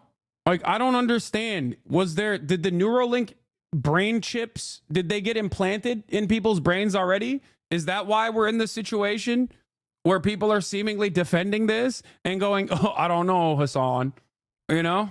What the fuck's going on? Like, I've seen people saying he's autistic. He doesn't know any better, which is ridiculous, okay? I've seen people say he went to Israel. How could he be a Nazi? And I'm like, that literally further solidifies that he is. Because people don't understand that, like, there are a shit ton of prominent fascists, okay, who love the concept of sending all the Jews to the desert, okay? That's it. They love that shit. Like, it doesn't, people are still operating on the old hat attitude of anti-Semitism, okay? They don't understand that you can be anti-Semitic and also be pro-Israel. As a matter of fact, more anti-Semites are pro-Israel than not. If you look at the number of people who are pro-Israel, okay, across the board, the number of anti-Semitic people who are pro-Israel probably outweighs the number of people who are not anti-Semitic and pro-Israel, okay? Look at the Christian Zionist movement in this goddamn country. They are far larger than Jewish Zionists in this country. Far more prominent than Jewish Zionists in this country, okay? Look at Christians United for Israel. This is a conversation I've had 1,000,000 times over. And those guys are very anti-Semitic, okay? How the fuck does that make sense? It makes sense because their primary mode is still fascism, okay? There are religious justifications for it amongst the Christian Zionist movement where they think Jews are the holy sons of God and that they have to go to the desert so that once they populate that entire area and it's just Jews there, Jesus Christ will come back to earth and fight the coalition forces of the devil in Megiddo, and then the rapture will happen. And you know what happens to all the Jews during the rapture? They go to fucking hell. They burn in hell permanently. So it's not necessarily an allegiance that is born out of loving Jewish people, but instead it's more so to trigger this anime style, like, end of the world event. That's what they believe. That's what's crazy too, because every time I bring this up, every time I explain this, like, insane thing, people go, no, there aren't tens of millions of Americans who legitimately are invested in this. And then they find out that 52% of Americans believe angels exist. And an even larger percentage of Americans think Jesus Christ is going to come back to earth and trigger the rapture in our lifetime. And by and large, in the eyes of a lot of people who might be anti-Semitic themselves and not like Jews, they still also think Muslims are the far greater threat. And in their minds, in their calculation, it's like, one, we're sending all the Jews over there. Great. Okay. Two, then those Jews get to fight our greater enemy, the Muslims. Let them fight. That's the calculation that many people make. We are boiling the frog at this point. People don't notice gradual changes until it's too late to react. And now they can't believe what they're seeing, so they have to make excuses for blatant Nazism.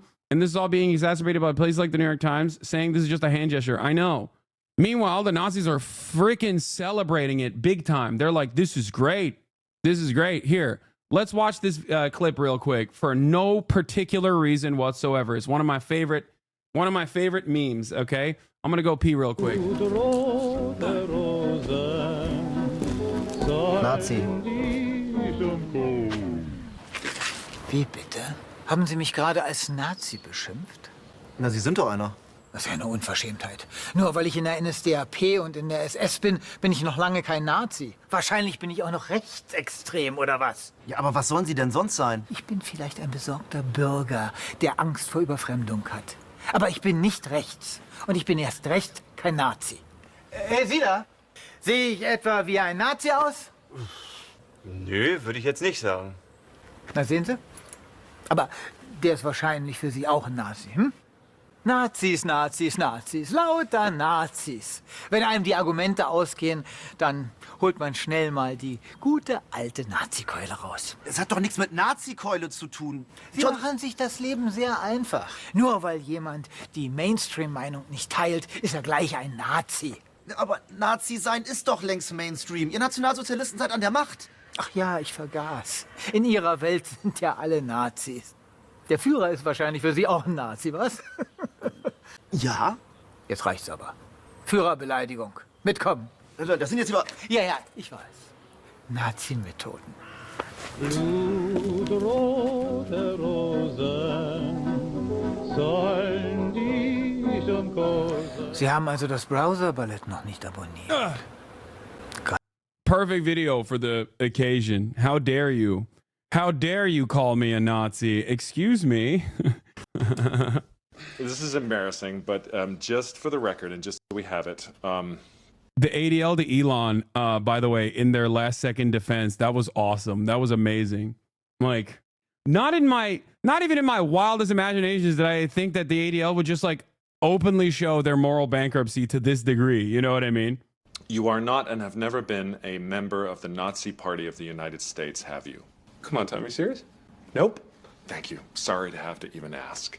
And oh yes, the Hitler dog thing. Okay, the dog thing's bullshit. Great, I thought so. Different spelling. Okay, different spelling. Yeah. Okay, and this other one that came up, just to fend this off. Have you ever read Mein Kampf? Yeah, a couple times, I guess. Couple times? Are there Easter eggs in there you didn't get the first time? Look, I'm interested in that period of history, Tom, okay? I've skimmed it. Just a couple times. I think this might be the issue. Everyone thinks it'll be like the movies. It will be much more subtle. Dude, what are you talking about? There's nothing subtle about a guy who constantly talks about high IQ, populating the gene pool with high IQ individuals, about how immigrants are coming in to, destroy the gene population of the superior genes that the Western civilizations have. A guy who literally openly aligns with Nazis over and over again and defends them on numerous occasions, Sig Heiling on one of the most prominent stages on the platform, like on the planet. Like, it's not subtle at all. What are we talking about? What do you want him to do? Grow the mustache? That's it. That's the final stage, I guess. Like, it's not even subtle. That's the crazy part, there's no subtlety to it. He just doesn't have he didn't put the uniform on, he didn't have the haircut, and he doesn't have the mustache. So I don't know. I'm not convinced. And at the end of the day, I think you inevitably have to arrive at this like crazy conclusion where you're just like, no one is really a Nazi. Only Adolf Hitler, and maybe even he wasn't a Nazi at all. And maybe Nazis were misunderstood. Like that is the final stage of this argumentation. You know what I mean? That's where we're at, where people just go, yeah, maybe they didn't have all the bad ideas. I think you're exaggerating. Okay, Ismail, fucking shut up. I haven't seen the clip, but I'm sure you lefties are blowing it out of proportion as usual. Why do prominent Hostwit users, power users, come in here to act like they're just naysayers? Like, this person is memeing. This person is behaving like they are genuinely curious and baiting, but they know what's up. Yeah, Haas Twitter power users get one super viral tweet and they start acting brand new in the chat. You see that? Thinking that they won't get banned for a second. Portrait of ADL CEO Jonathan Greenblatt for Jewish Currents. It seems that Adolf made an awkward gesture in a moment of enthusiasm, but he never said free Palestine. So let's all take a deep breath. Yeah. I think it's simply the general public's inability to comprehend important history repeating itself before their eyes because history seems so far away and could never happen to them. I do find it very funny that people on Twitter versus in chat, why is XG defending Elon doing the Sig Heil? So I'll just say, I do find it somewhat funny, but also very scary that we are now officially on the stage where maybe a couple years ago you'd go, oh, well, this person didn't Sig Heil, so obviously they're not a Nazi too. Well, this person Sig Heiled, but obviously he's not a Nazi. Okay, that's we've moved on. We've moved on from the person who says Nazi shit all the time, who accidentally Sig Heils on the inauguration twice. Okay, in front of the largest crowd he's ever been in front of the entire planet. We've moved into, yeah, he actually didn't mean it, and he's still not a Nazi. And it's funny because, like, liberals have this weird tendency to only abide by the aesthetics of a certain thing. Like, liberals, weirdly enough, only care about the optics. They don't actually understand when someone is saying Nazi shit. Like, they don't have a tendency to look at that and go, yeah, that's like, you know, this is fascist, this is reactionary, this is racist. I'm not invested in this at all. I don't care what this person has to say. But even on the optics front, it seems that there are still people who have been hit right in the face with what is going on. Like, this is the equivalent of just having a swastika tattoo, okay? And they're still going, I'm not convinced. I don't know what will convince you if this does not, okay? This is the equivalent of saying, well, it's the swastika is, you know, historically a Buddhist symbol of peace. Maybe he's a Buddhist. Maybe I was unfamiliar, but he is a Buddhist, I think. I'm not an emotional thinker, okay? Like, so I can't appeal to people emotionally. But what I can say is that every part of my logical brain is telling me that this was not an intentional Nazi salute. This was not any nod at any sort of, like, Hitler, Nazi stuff at all. And it was just Elon being stupid. Yeah, he also is a... I'm not one of these Holocaust deniers. I think the Holocaust probably happened. I think probably 99% certainty it happened. And the... Controversial take. Oh, I gotta... Hold on. Oh, Jesus Christ. Like, for normal people, when someone says, oh, I think the Holocaust probably happened, people get freaked out. I don't know if Asmagol realizes that at all. Like, this is nutty, man. This is a dangerous game. This is a very, very, very dangerous game to play. You know, bro thinks he's a cleaning soap manufacturer that has to disclose 99% instead of 100% for legal claims. Yeah. I like that, you know, the second era of the Burger Reich has started off with a bang, you know? Please tell me you covered this bullshit, the Lake and Riley Act? Yes, I did. I did. Of course I covered it, and I will cover it further today. All right. Anyway, that's a crazy thing to say, man. That is just, like, insane. But yeah, you got the New York Times going, Elon Musk ignites online speculation over the meaning of hand gesture. Like, Elon Musk Sig Heils is the actual thing that took place, okay? Did Elon Musk just hit the Roman salute at his inauguration speech? Hassan Piker, popular streamer, asked on X. Dude, if you link me the Havara Agreement Wikipedia page one more time, I think I'll finally click on it, okay? Like, I finally will click on it one day, okay? Stop. Jesus Christ. Yes, I know. I know it exists. I've talked about it a lot, okay? You didn't say the Roman salute yesterday? No, I said the Roman salute as well, but it doesn't matter to me. The Roman salute is the Hitler salute. Like, what are we talking about? Do you think the salute was deliberate or just autism? I think Elon Musk absolutely is an ideologically committed racist fascist, okay? Whatever version of that he is, I do not care. You can call it a Nazi, you can call it a fascist. It does not matter. I 100% think that he is, and it would be very shocking to prove that he is not. It would be a very difficult task to prove that he is not, especially considering that he has done so many things. Yeah, my tweet says Roman salute, but it doesn't matter. It's the same shit. Like, I wasn't using Roman salute here to, like, defend Elon Musk. It's, to me, that makes no difference. Do you have factual posts or actions? I would like to see it. Smile. Factual posts or actions about this situation? I don't know how many more times I can describe this, man. Yeah, what is it? Is it the smartest man in the world, or did he not do it on purpose? No, I don't think Elon Musk is a particularly smart individual, okay?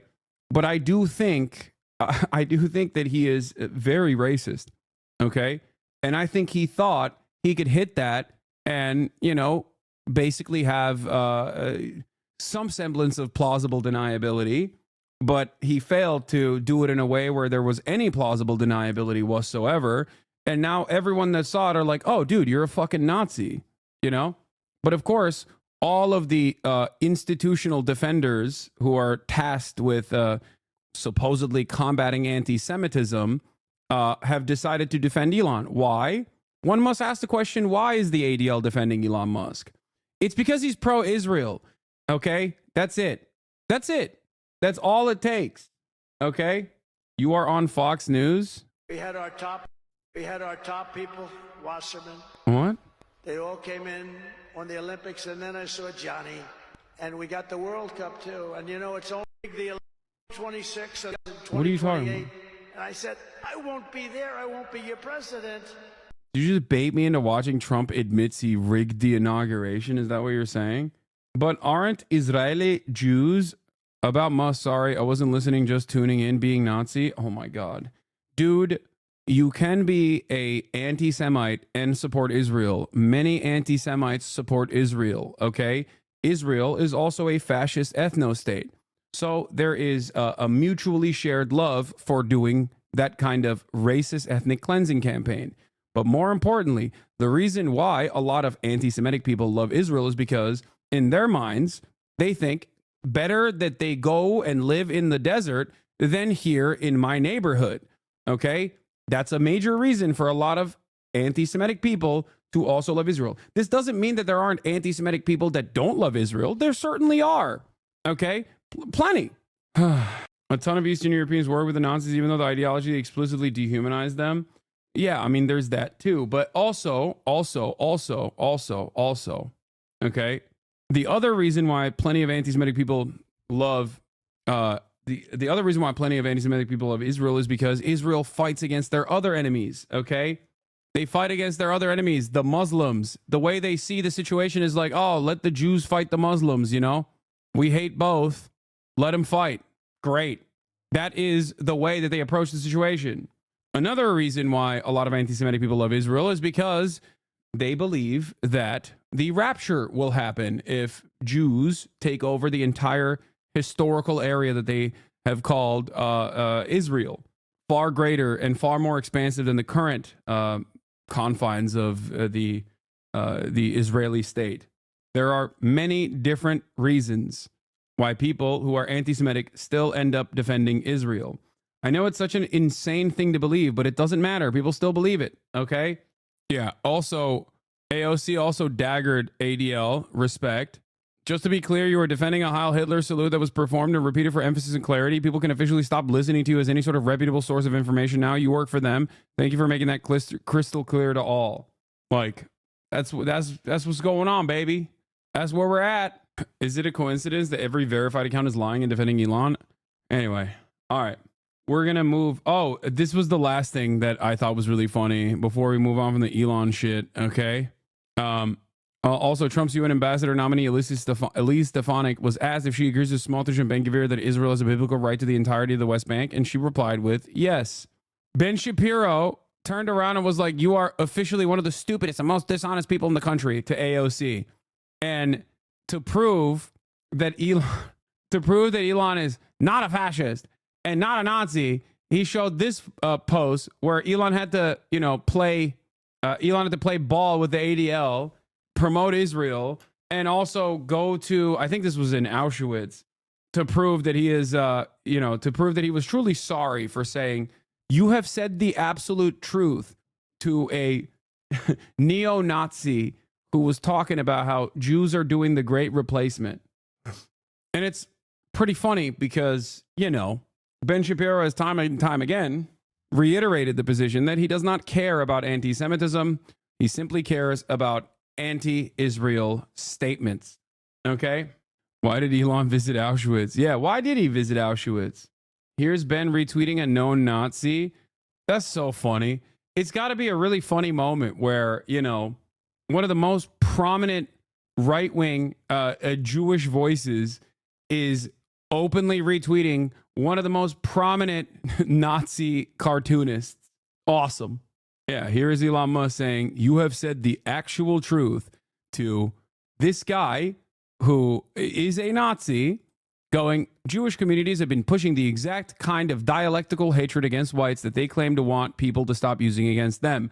I'm deeply disinterested in giving the tiniest shit now about Western Jewish populations coming to the disturbing realization that those hordes of minorities that support flooding their country don't exactly like them too much. You want the truth said to your face? There it is.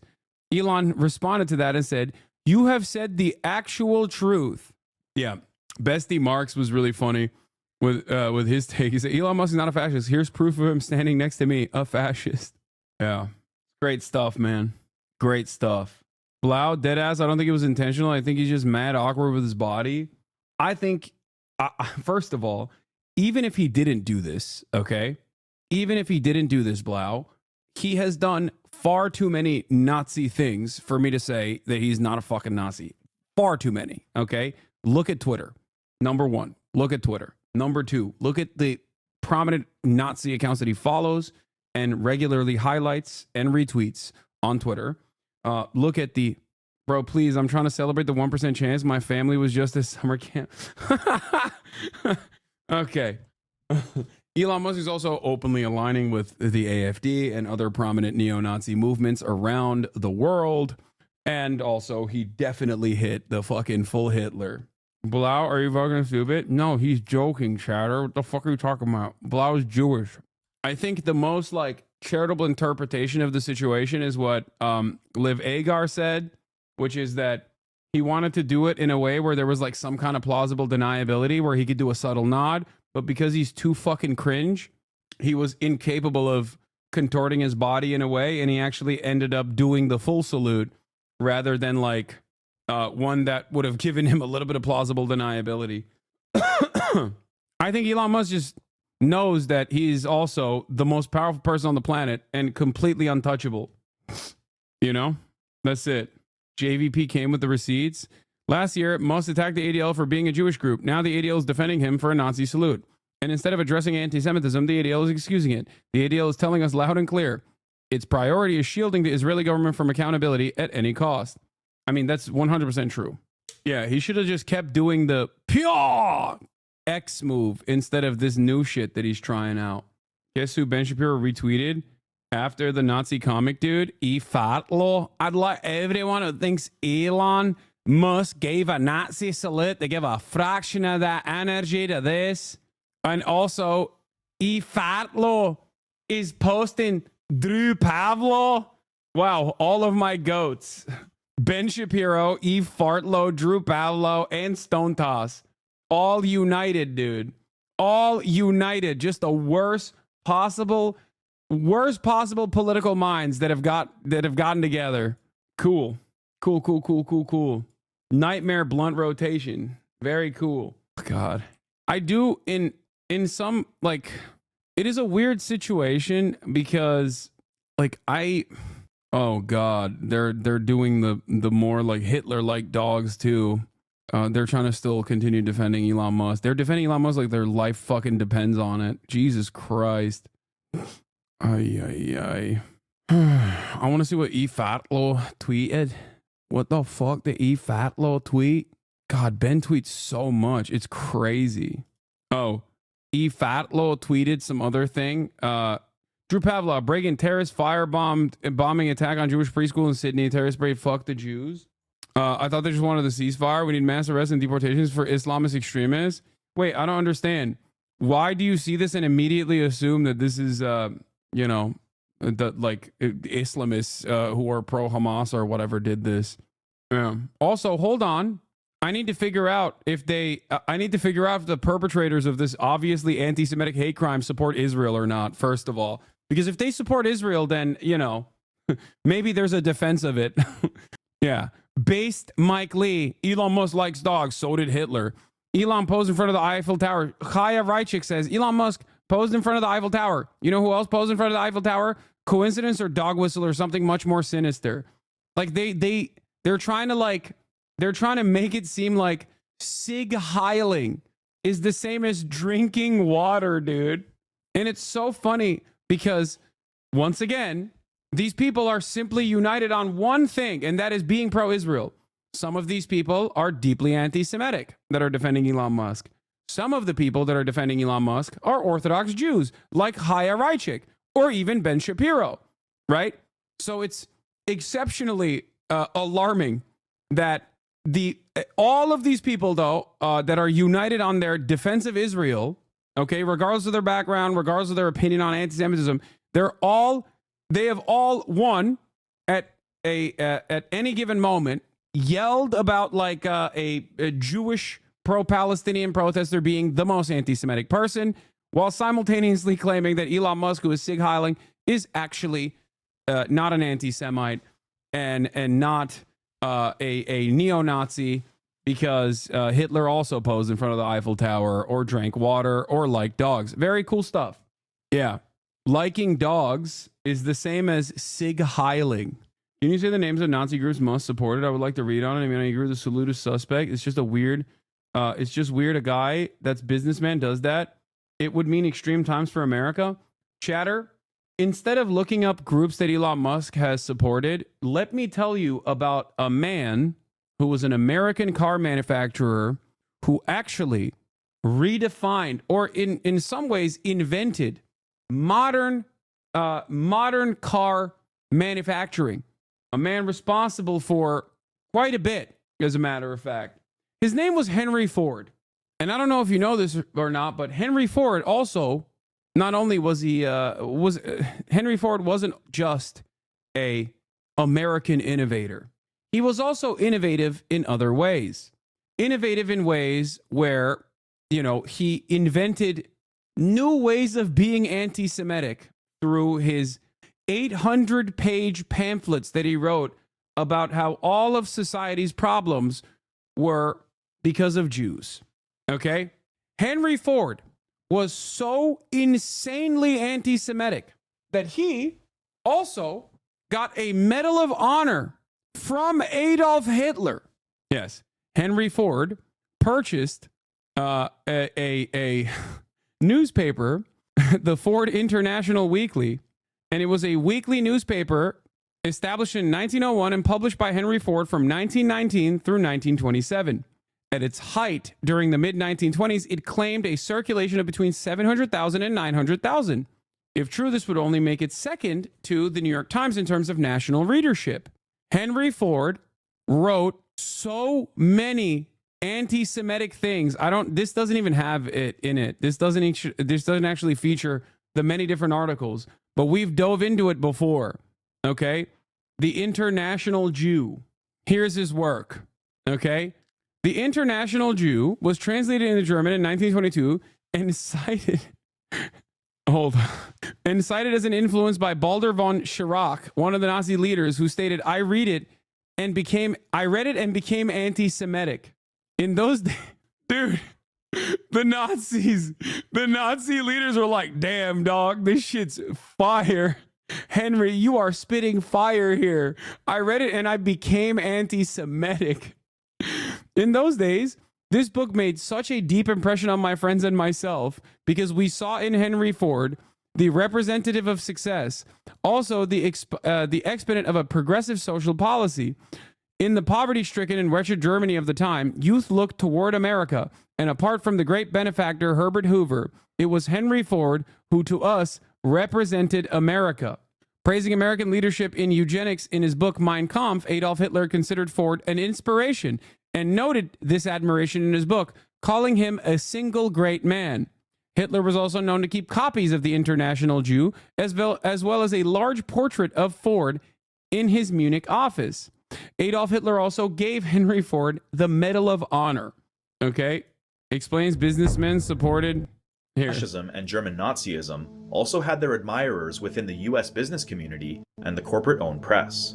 Bankers, publishers, and industrialists such as Henry Ford traveled to Rome and Berlin to pay homage, receive medals, and strike profitable deals with the Italian and German governments.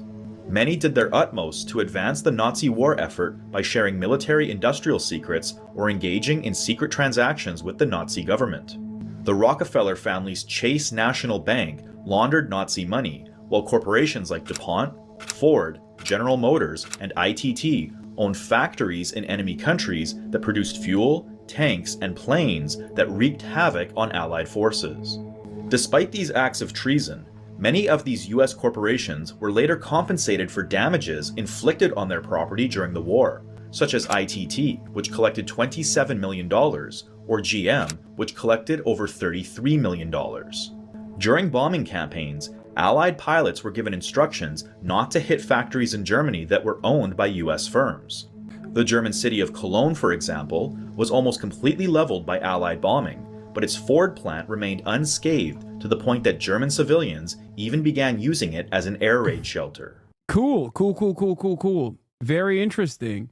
That's too ridiculous. Come on. No fucking way that's real. Bro, it's so funny that people will just... It's so funny that people will just like look at historical events that took place and go, I didn't hear about it, and it sounds so insane, so it's probably not real. Yeah, it was the Grand Cross of the German Eagle, by the way, the highest medal foreign diplomats could receive from Nazi Germany. Yep. Yeah. I'll tell you another fun little thing. Coca-Cola. Coca-Cola was very popular in Germany during Nazi times.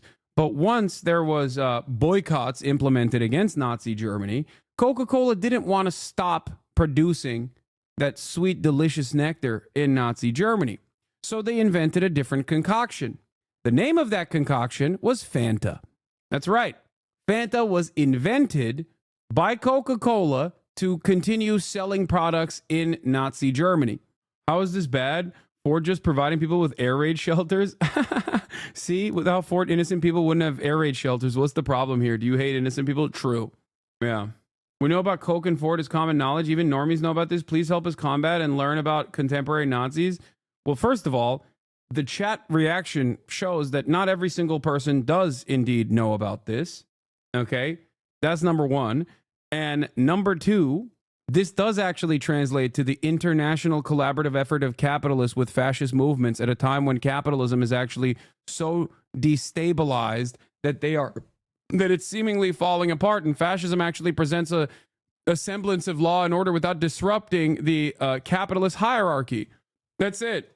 Capitalism, in the way that it is designed, due to the inherent contradictions that are firmly planted within it, the dichotomy and the process in which commodities are produced under capitalism, creates destabilization. Okay?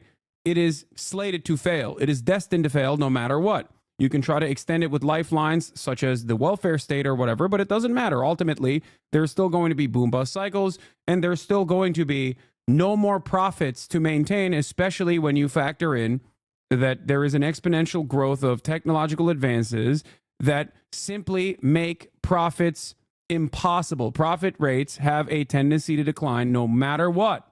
Okay? At the end of that process, there is going to be far too much destabilization, far too much anger, far too much resentment.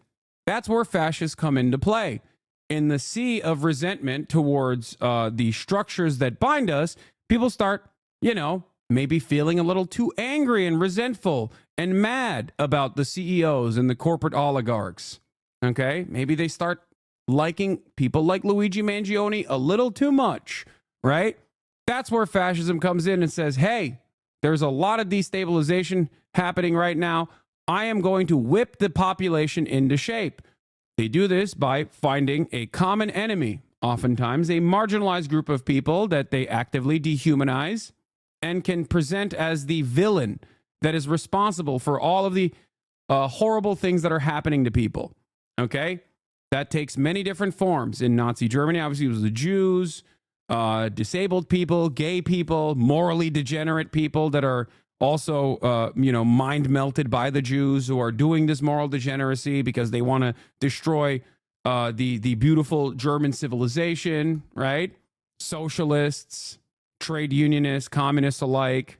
As long as you are not disruptive to the existing hierarchy where capital owners still try to eke out profits no matter what the cost, and the Romani people as well. Thank you, chatters. Okay?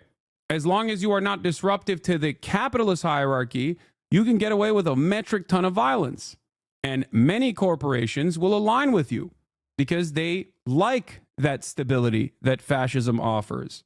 It is far scarier for business owners. It is far scarier for business owners that the current existing hierarchy of capitalism is disrupted. So they rely on fascists to come in and maintain a presence of law and order through violence. Okay? That's where we're at right now in America as well, for the record.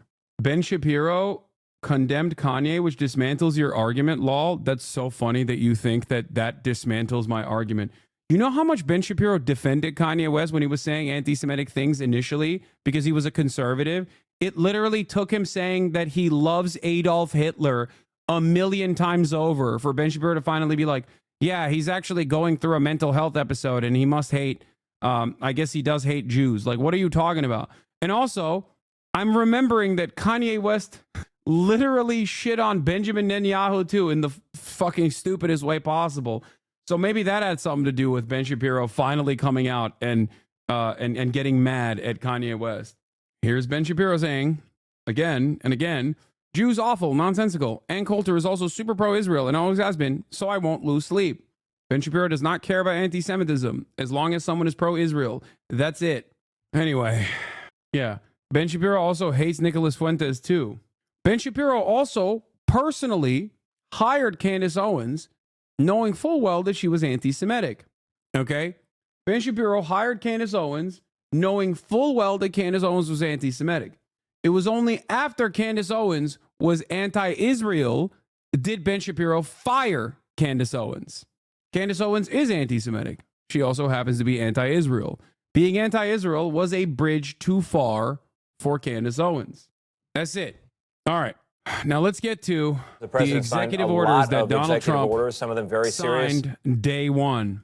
And there's a lot of them, and I covered them yesterday as it was happening in real time. But we should cover them again. This is going around on Twitter. Oh, no, dog. No, this is the Charlie Chaplin mustache. You know Charlie Chaplin, right? Yeah, I know Charlie Chaplin. You know I'm a fan of silent film comedy, right? Yeah. Come on, man. Hitler ain't the only person that gets to have this mustache. Yeah, I guess Michael Jordan had one too for a little bit. Exactly, right? And guess what? I'm not going to let some monster from the 20th century dictate fashion for all of eternity. You know what I'm talking about? Other people get to have this mustache if they want to. All right. Yeah, it just caught me off guard. Okay.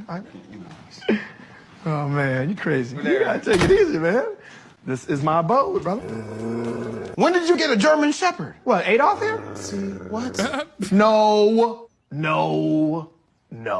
Not Adolf Hitler, okay? Adolf Marx, Harpo. I love the Marx Brothers. Why are you busting my chops? You know this. What? You know what? You need to relax and take it easy, okay? Everything is cool, man. Let's crack these open, all right? I'll show you the kitchen. Kitchen's amazing, man. The best part about this house is I got this thing for like $20,000. Oh, no! What? No?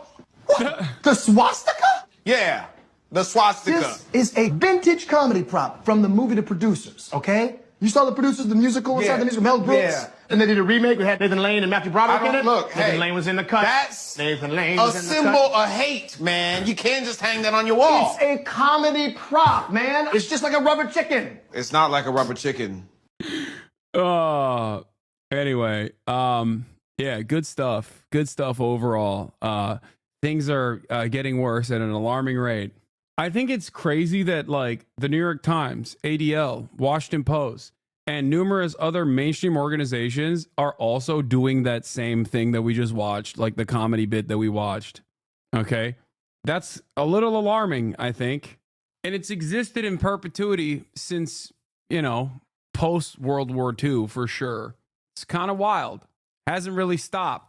Anyway, let's take a look at Trump's executive orders now. Some of them more symbolic, like the effort to rename the Gulf of Mexico as the Gulf of America on official U.S. maps. One of the many changes he's trying to make as the executive without the approval of Congress. Nancy Cordes has been keeping track of all of it out of Washington. Nancy, it was a lot. Good morning. It really was a lot, Tony. Good morning to you. Among the many executive actions Trump took yesterday, he pulled the U.S. out of the Paris Climate Accords again, froze hiring at the Internal Revenue Service, and he took a step toward denying birthright citizenship, even though it is authorized in the Constitution. Now, some of these moves are bound to face legal challenges, but he said he thinks he will win. That's a big one. A lot of big ones, huh? President Trump began signing a blitz of executive actions barely an hour after taking office, with aides providing stacks of orders. Could you imagine Biden doing this? I don't think so. in event after event. This is a big deal. Merit. He halted a ban on TikTok. What's next, dude? Are you guys going to tell me that Donald Trump also has Hitlerian politics? I mean, come on now. Hitler did the Holocaust. It was what, like 12, 15 million total, right? Donald Trump wants to do that to 20 million. Very different number. Okay, so obviously not the same. Do you understand? Yeah, it's not the same. Donald Trump wants to do it to a different population, undocumented migrants, and maybe even documented migrants as well. Okay, you know, if it's not the exact same number, it's not Hitler. That's how it works. Also, if it's the exact same Sig Heil salute, it's still not Hitler. U.S. should be entitled to get half of TikTok. Wait, deporting equals the Holocaust? What the fuck, Hasan? Wow. Do we have a German AFD supporter in the chat? Because that's really interesting. Or maybe you are just unfamiliar with the history of how the Holocaust was implemented. It did not happen overnight where someone was like, oh, let's hit the kill button. It actually also started with a mass deportation policy. Okay? It was called the Madagascar Plan. That was the initial plan. Okay? Who knows if that was intentional or not? It does not start with, let's execute all of these people after putting them in concentration camps. Okay? It gets to that point. Nice. We got Holocaust deniers in the chat. Very cool. Get fucking wrecked, you stupid bitch. Cartels as terrorist organizations, and held an impromptu press conference in the Oval Office. It all capped a frenzied first few hours on the job. The president taking the oath of office. I, Donald John Trump. And saying the country's golden age starts now. America's decline is over. He added that he now knows why he survived an assassination attempt 6 months ago. I was saved by God to make America great again. Then he laid out how he plans to do just that. I will declare a national emergency at our southern border. It will henceforth be the official policy of the United States government that there are only two genders, male and female. Forced into the Capitol by biting cold, Washington officials in many ways had a warmer welcome for the 47th president this time around. But after an inaugural address focused on the future, 2020, by the way, that election was totally rigged. Trump returned to some familiar themes as he spoke to supporters right afterwards. Liz Cheney is a disaster. She's a crying lunatic. You and my Bill Maher dad got the exact same take on deporting undocumented migrants. If your dad is a Bill Maher stan, though, so if all those people are deported without getting killed, what are you to say? Wait, first of all, deportation is inherently a violent process. What are we talking about? You think that it's justifiable to deport 20 million people living on U.S. soil? Like, the fuck? No, I still think population transfer of this sort is still inherently fascist and completely unacceptable. Okay? But if you think that, like, you know, you're just going to simply urge, no, man, justifiable? No, man, it's degrees of different violence. Dude, what a crock of shit this is, okay? I need you to understand something, okay? Deportation of that sort, logistically, is, one, it's inherently violent, and logistically will lead to ethnic cleansing no matter what, okay? And look no further than the many different instances where in American history, this exact same thing has happened. What are you talking about? Dozens of my family members were systematically slaughtered. If they just got deported, I would have had hundreds of relatives that I don't have now. Dude, I'm sorry. You can't chatter. I genuinely despise people who come in here and consistently go, no, it's his own special thing. Okay? Shut the fuck up.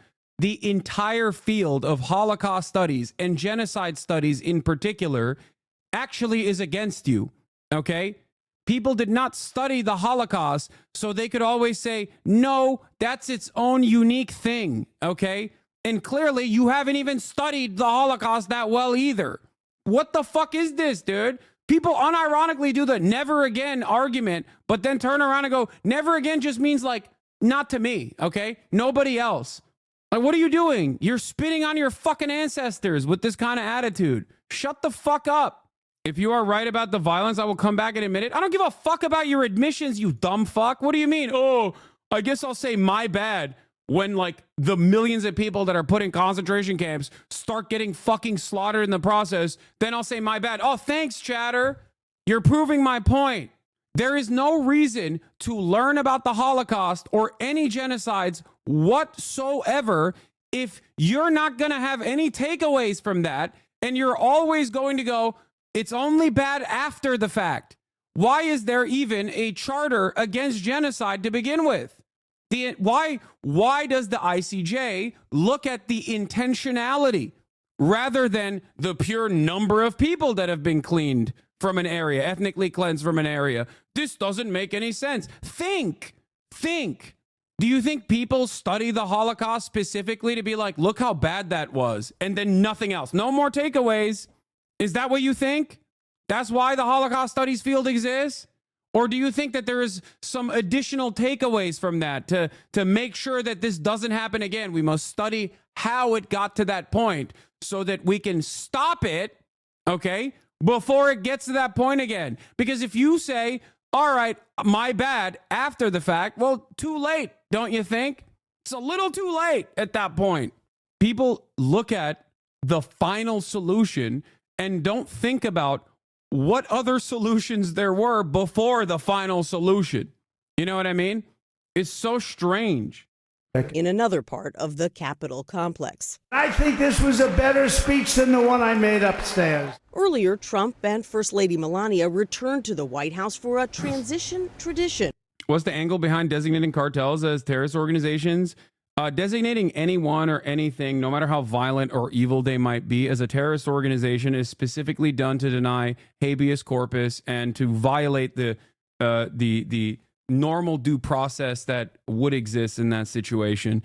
And because they're a terror cell now, you can sign off on special operations, invade Mexico, basically with your military force to target these terror cells.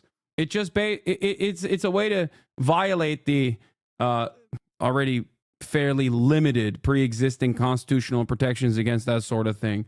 Internally, internally inside of the United States of America, you can utilize the military to say we're combating against terrorism. These are cartel operatives within U.S. soil. They don't actually have to be cartel operatives, but you can now use that as a justification. You can also violate Mexico's sovereignty by saying, well, you can't deal with your cartels, so we're going to have to deal with it, and then conduct both raids internally and also conduct military operations on foreign soil.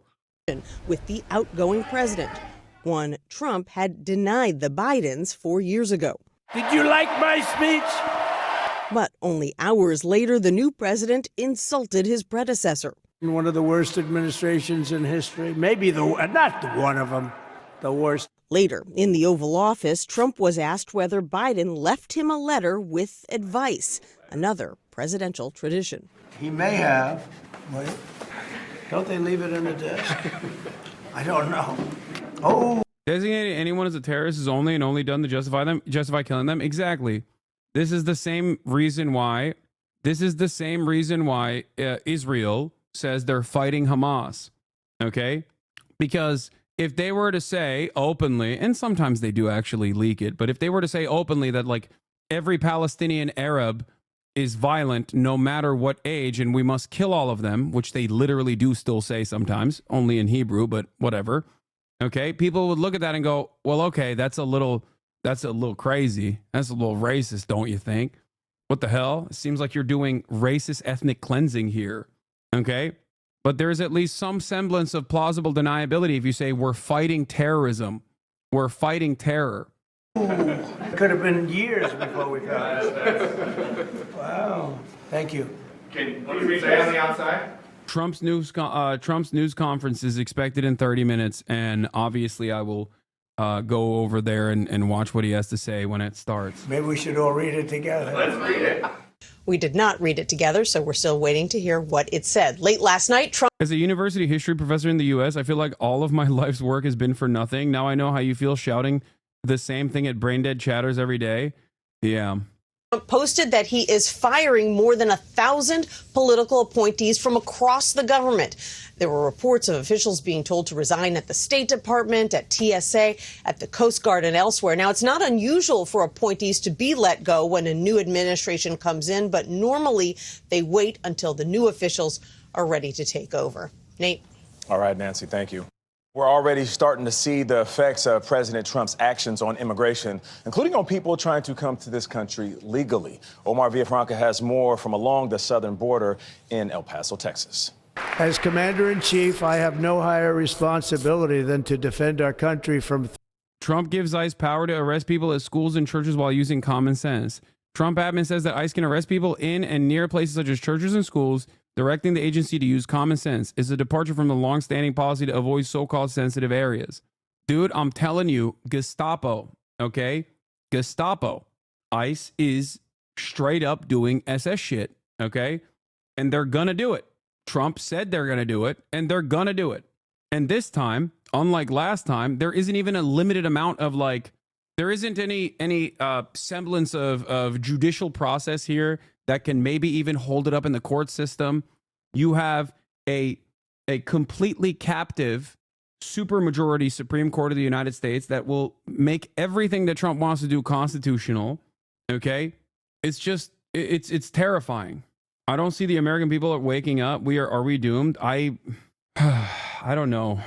20% of my students are undocumented. We have an emergency staff meeting tonight about how to best protect them. Yeah, hopefully, documented, American-born, naturalized, U.S. citizens will have to be a line of defense. Trump has issued an executive order that revises Muslim ban, but is also much worse. Here's a thread of the key aspects of the new ban. This is from legal scholar from the Quincy Institute, Mariam Jamshidi. The admin has clearly learned from its earlier efforts to ban nationals from Muslim-majority countries by issuing a facially neutral order that appears to create a non-arbitrary process for its various action items. This is procedural process washing of what is still a discriminatory ban. New ban has many troubling provisions the old version of the ban didn't have, like this provision. Identifying how many nationals from those countries have entered or have been admitted in the United States on or since January 20th, 2021, and any other information the secretaries and attorney general deem relevant to the actions or activities of such nationals since their admission or entry into the United States.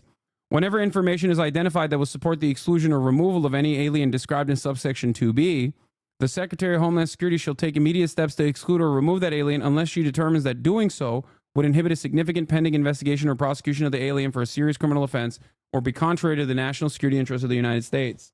Together, those provisions suggest that foreign nationals from countries subject to the new ban that was admitted to the U.S. in the last 4 years could be subject to deportation. Is this a blanket automatic deportation order? Or is it more particularized? That is very similar to a law under President Coolidge that Hitler literally praised America for. Or is it more particularized? Hard to provide answers since this provision is written in deliberately vague language either way. Either way, it places countless foreign nationals present in the U.S. in a precarious position, including the over 40,000 Iranians holding non-visitor visas. One of my smart immigration colleagues has pointed out that the authority for this ban creates some hurdles to treating this as a blanket deportation clause. There's also this provision.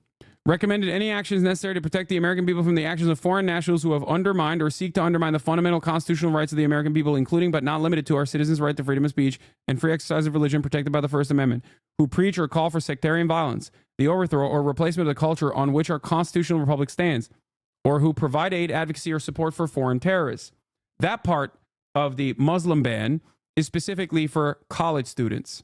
College students, many of which who are foreigners on international visas from many different countries, will be targeted under Project Esther, which is Project 2025's specific anti-Palestine division, where they will look at college students that have said free Palestine and try to deport them.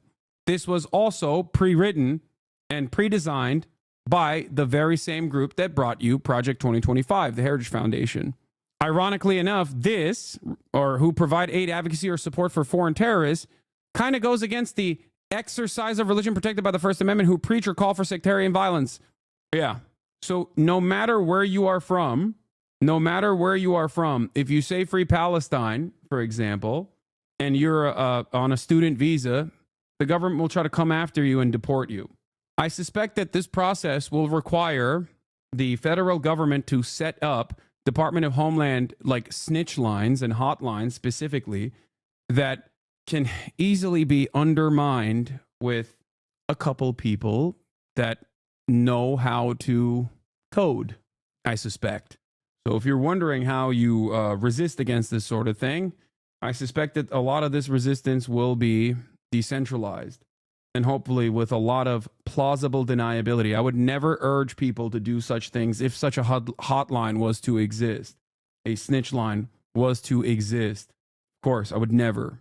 Evaluate the adequacy of programs designed to ensure the proper assimilation of lawful immigrants into the United States and recommend any additional measures to be taken that promote a unified American identity and attachment to the Constitution, laws, and founding principles of the United States.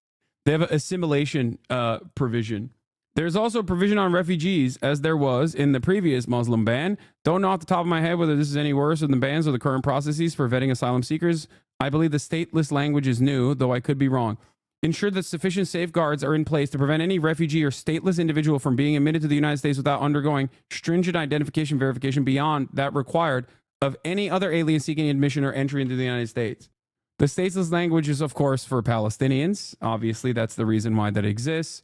They can say there's no legal state designation that the American government recognizes for Palestine, and therefore Palestinians will be under additional scrutiny in this process. The last thing, which others have also mentioned, 2C could also be the basis for new NCEERs, like the Registry for Foreign Nationals already present in the U.S. NCEERs was a program started shortly after 9/11, requires males of a certain age from almost only Muslim majority countries to register. Good. W for Trump. F the Palestinian. Yeah, dude. Yeah. When you're wondering why you can't have healthcare, just remember that, or when you're devastated by the immediate impacts of climate change, when your house burns down and you're like, oh man, why was there no preventative measures here? Remember that the money is being spent well. Oh, you're from the EU? Oh, dude. Awesome. You're from the EU. Okay. Yeah. Trump definitely won't be awful for you. Clearly.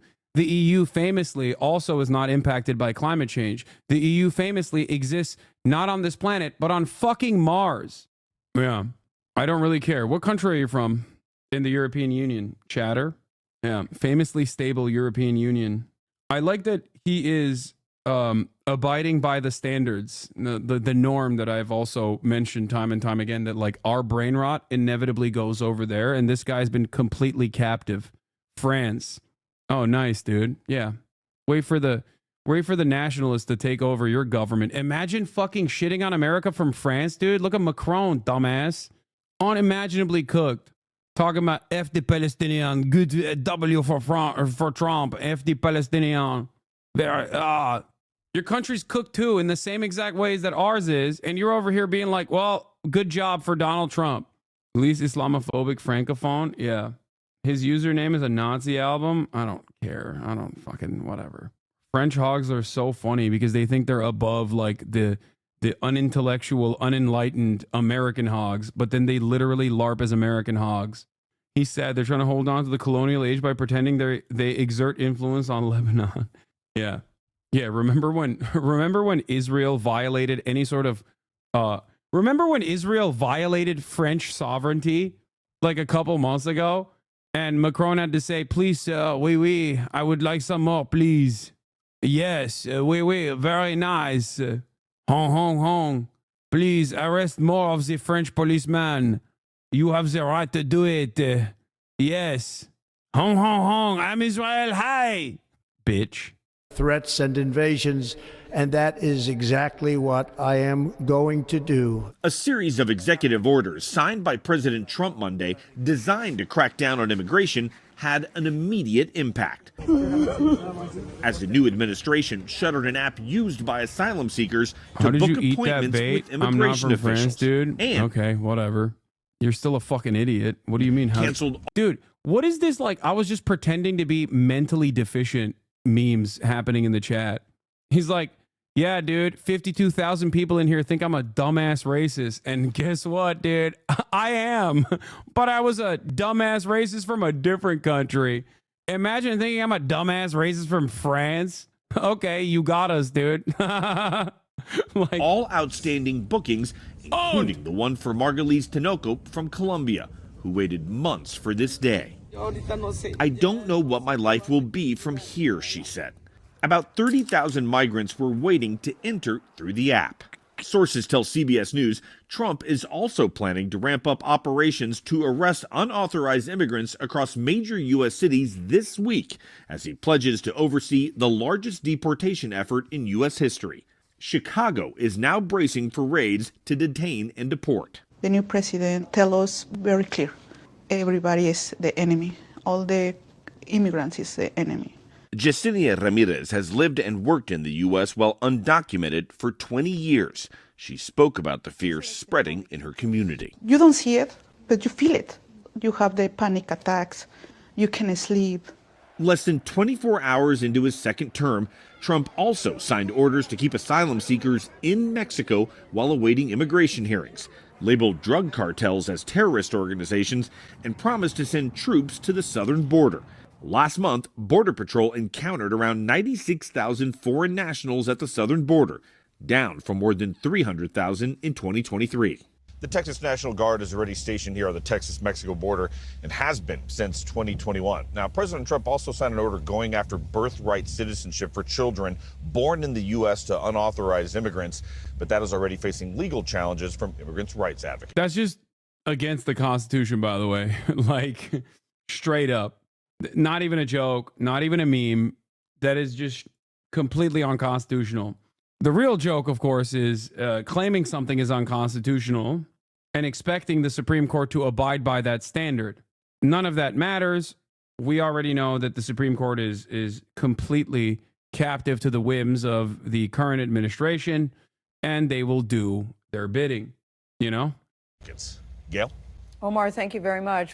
Tom Homan, thank you so much for joining me. I want to ask with something that you said last night, that your deportation operation starts today.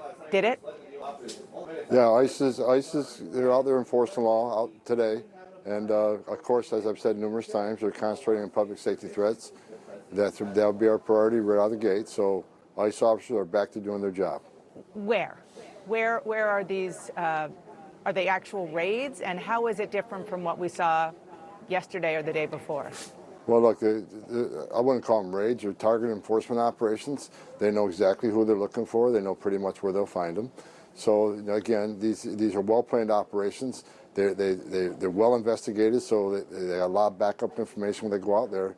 A whole team goes out for officer safety concerns. So this happens throughout the nation. I mean, I'm not going to tell you specific locations out of officer safety concerns, but ICE is back doing their job effective today. They haven't been able to do it for 4 years. Well, I'm going to follow up on that in 1 second, but who is ICE going after right now? I know that you and others said several times that it is the people who pose the biggest public safety threat to Americans who would be approached and deported first. Is that still the case? Yes, people in the country illegally that have a criminal conviction that makes them a public safety threat. That's our priority. How are you finding them? Again, these ICE officers across the country have a non-detained docket. They know who these people are.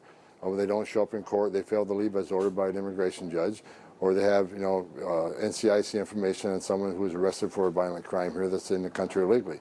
They take those leads, they do investigative work, and through that work, try to find out where these people may be located. And that's the whole investigative piece they do before they go out and actually make. Yeah, famously, the federal law enforcement authorities up until this very moment, and the local law enforcement authorities up until this very moment, refused to prosecute criminals when they were when they were undocumented. Like that's not what he's talking about. If you think that the violent crimes the undocumented migrants are committing are not being prosecuted and investigated, you are out of your fucking mind, okay? No, he's using that thing that already is happening, okay, in an effort to basically do dragnet operations and grab as many undocumented people as possible, because they understand that even at this stage, if they were to say everyone, that would, make people go, that's a little crazy. So they have to make it seem like they're doing something justifiable. Make an arrest. And so what is happening as we speak is limited to those with criminal records? That's the target of this operation. But like I said many times, in places like sanctuary cities where we can't arrest the Good. Deport undocumented immigrants that have committed crimes. How is that controversial? Oh my God. How many times do I have to repeat this? It's called marketing, okay? Even the dumbest hog understands this. Dumbest hog in power understands this. But for some reason, people who just retain this information, normal citizens like this chatter here, simply cannot comprehend that Tom Homan is lying in this situation, okay? The notion that there are millions of undocumented migrants that have committed heinous, violent crimes on U.S. soil and have not been prosecuted and have not been subsequently deported or are in perma jail now as a consequence of that is fucking insane, okay? The reason why he's making it seem as though that is what they're going after is because it's much more marketable for him to say that instead of saying the truth, which is we are going to do dragnet operations in your neighborhoods. We're going to bust down doors and we're going to grab the abuela that works at the grocery store that you wave hi to every day. Okay. That doesn't eliminate the point being valid. I'm not validating all his points. I just think deporting criminals is a valid POV. Otherwise, arguing it is an invalid point if it's not what's actually going to happen and not what is. It's an invalid point because he's lying. How do you not understand this? The reason why it is an invalid point is because he makes it seem as though the current federal government does not prosecute criminals who are undocumented. If you believe that, you're a fucking moron. Okay? That's it. Of course he's not going to say we're just going to do dragnets and deport, forcibly put the otherwise law-abiding abuelas down the street from you into permanent jail, okay? Into a concentration camp. He's not going to say that because people are going to be like, that's a bridge too far for me. He has to justify it. And the way to justify it is by claiming that these guys have done heinous, violent crimes, okay? And he has to further justify that by claiming that the previous administration did not prosecute undocumented immigrants who committed heinous, violent crimes. That's it. If you take everything he says at face value, you, as a dullard, will sit here and go, oh, well, this makes sense. I understand his other points might be invalid and not in good faith, but as Dems on the left, if our messaging is a counterattack, first of all, I don't care about the Democratic Party's messaging on this issue, and I don't care about what you think is the best possible way to go about it in terms of the optics, because you clearly are too stupid to understand what's already happening here anyway, okay? Dems on the left, our messaging is a counterattack on the premise that a majority of Americans agree. Okay, a majority of Americans agree that Jesus Christ is going to come back to earth in our lifetime. What do we do about it? Should we legislate accordingly? The fuck do you mean, dude? What a stupid position. If a majority of Americans believe that the only law of the land is the Christian law and we have to actually learn about Jesus Christ, our Lord and Savior, in schools, are you going to say, well, a majority of Americans agree with it, so I guess that has to be the case? Politics is the art of the possible. Dude, I can't stand liberals, man. I cannot stand liberals. Like, they literally substitute being bad at politics with like some kind of adult way of interpreting the situation, okay? Politics is the art of the possible, which is why we have to constantly cave and capitulate to the Republican framing on issues, no matter how fucking insane it is, no matter how made up it is, because if we don't counter message against it, people start believing the Republican messaging on the issue, and then there are enough people that believe it, well, then it must be true, I guess. If our messaging is a counterattack, a premise that the majority of Americans agree and believe in, we're going to continue to sink further in immigration polling, which, whether we agree or not, was a huge impact during the election alongside the economy. I'm going to die.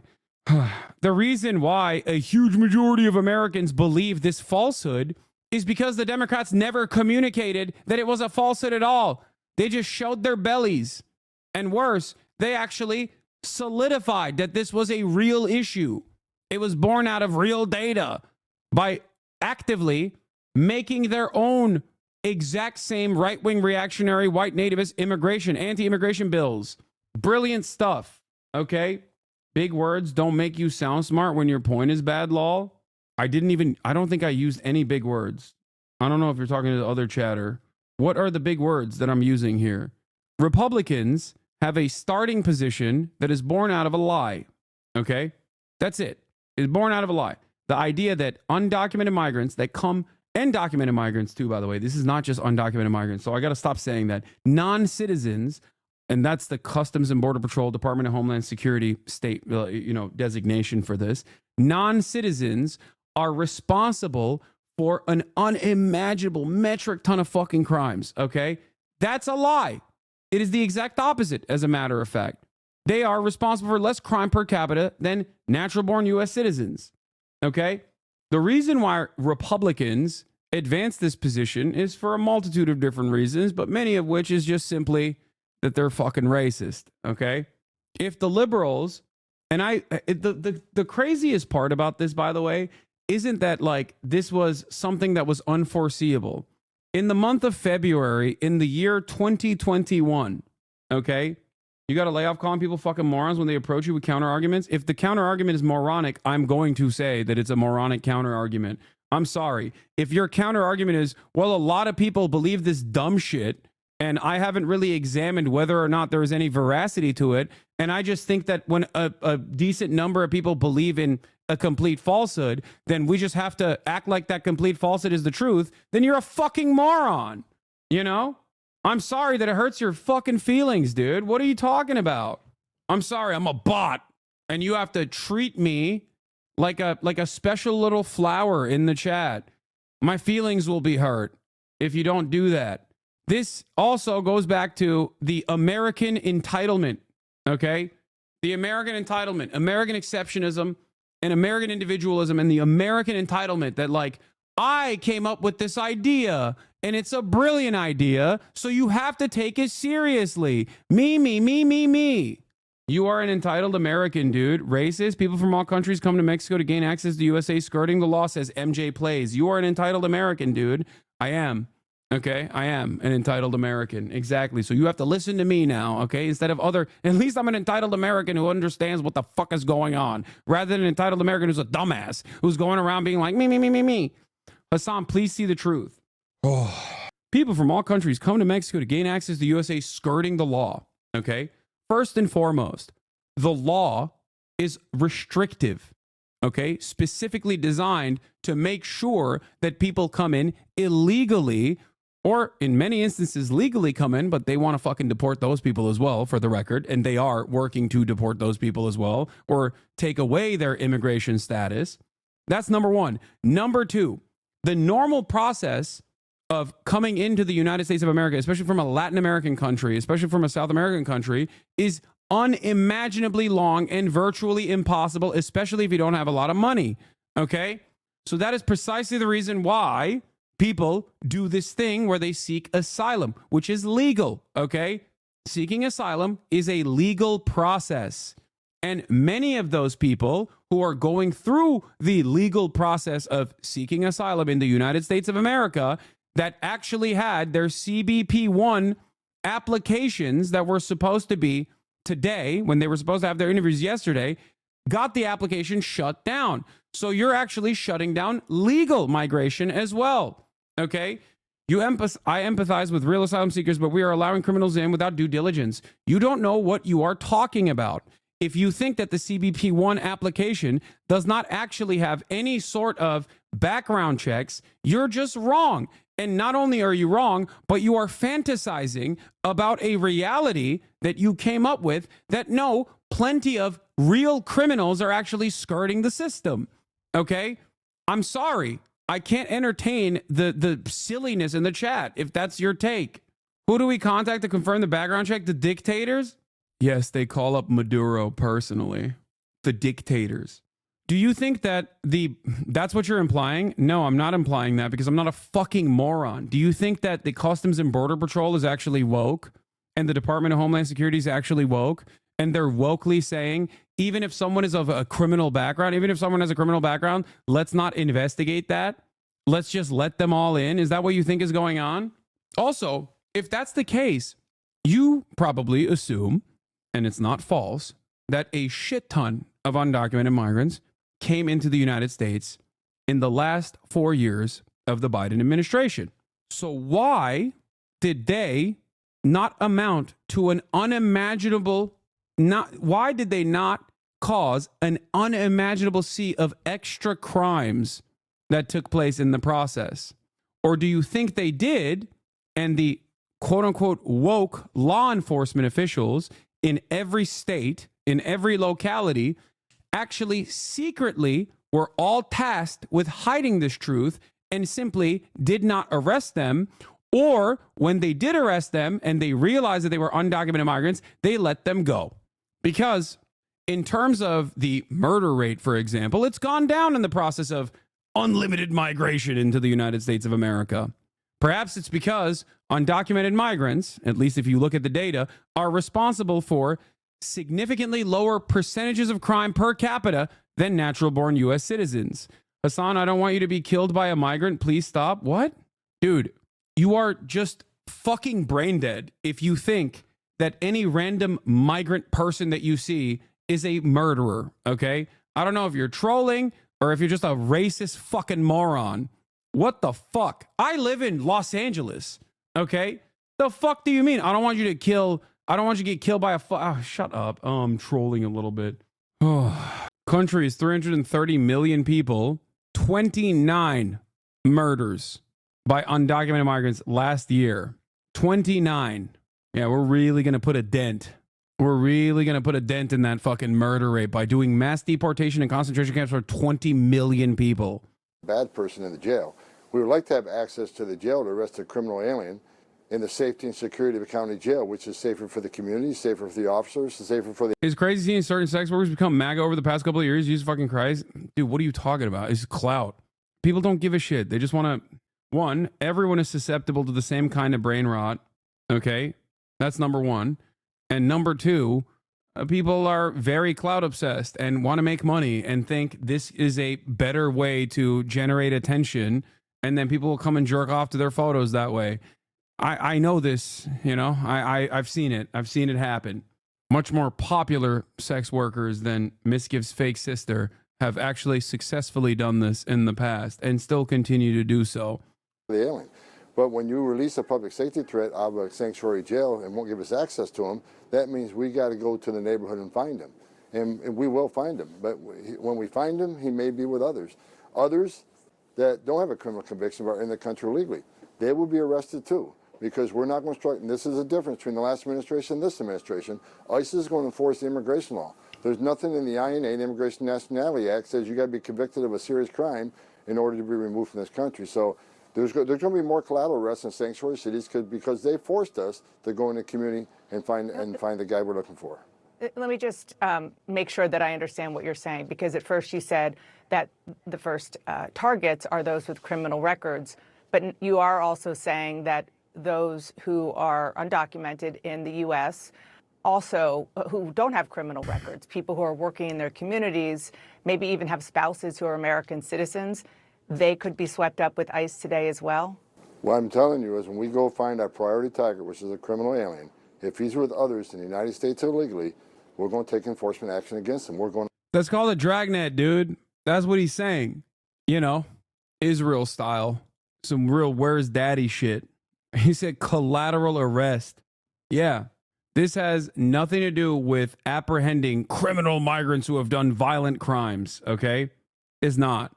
The current system already prosecutes anyone who has committed a crime on U.S. soil. Now, police are notoriously incompetent, but they're incompetent when it's an American citizen that commits a crime or when it's an undocumented migrant that commits a crime. They're incompetent across the board. That's why their clearance rate for murders is 57%. If you were to tell me we have to make the police more competent, we have to ensure that we have better detectives, we have to have higher standards for policing, I'm there with you, okay? But if you look at that situation and you say, no, I'm imagining that all of the unsolved murders are done by undocumented migrants, even though the solved murder ratio doesn't actually make any fucking sense whatsoever, considering that undocumented migrants or non-citizens in general, undocumented and documented migrants, are responsible for 1% of the homicide and manslaughter rate, but 100% of the unsolved homicide and manslaughter rate. You're out of your fucking mind. On a forced immigration law. What happens then? So the ICE officers gets an individual or a set of individuals and apprehends them. What next? Another fact that I must remind people is that 1 out of every 15 household in this nation with 330 million people has at least one parent that is not documented. 1 out of 15 household. Okay? 1 out of every 15 household in this country is a mixed status household, a mixed immigration status household. 1 out of 15. That means there's a high likelihood that at least one house down the street from you is going to be getting this door knocking operation.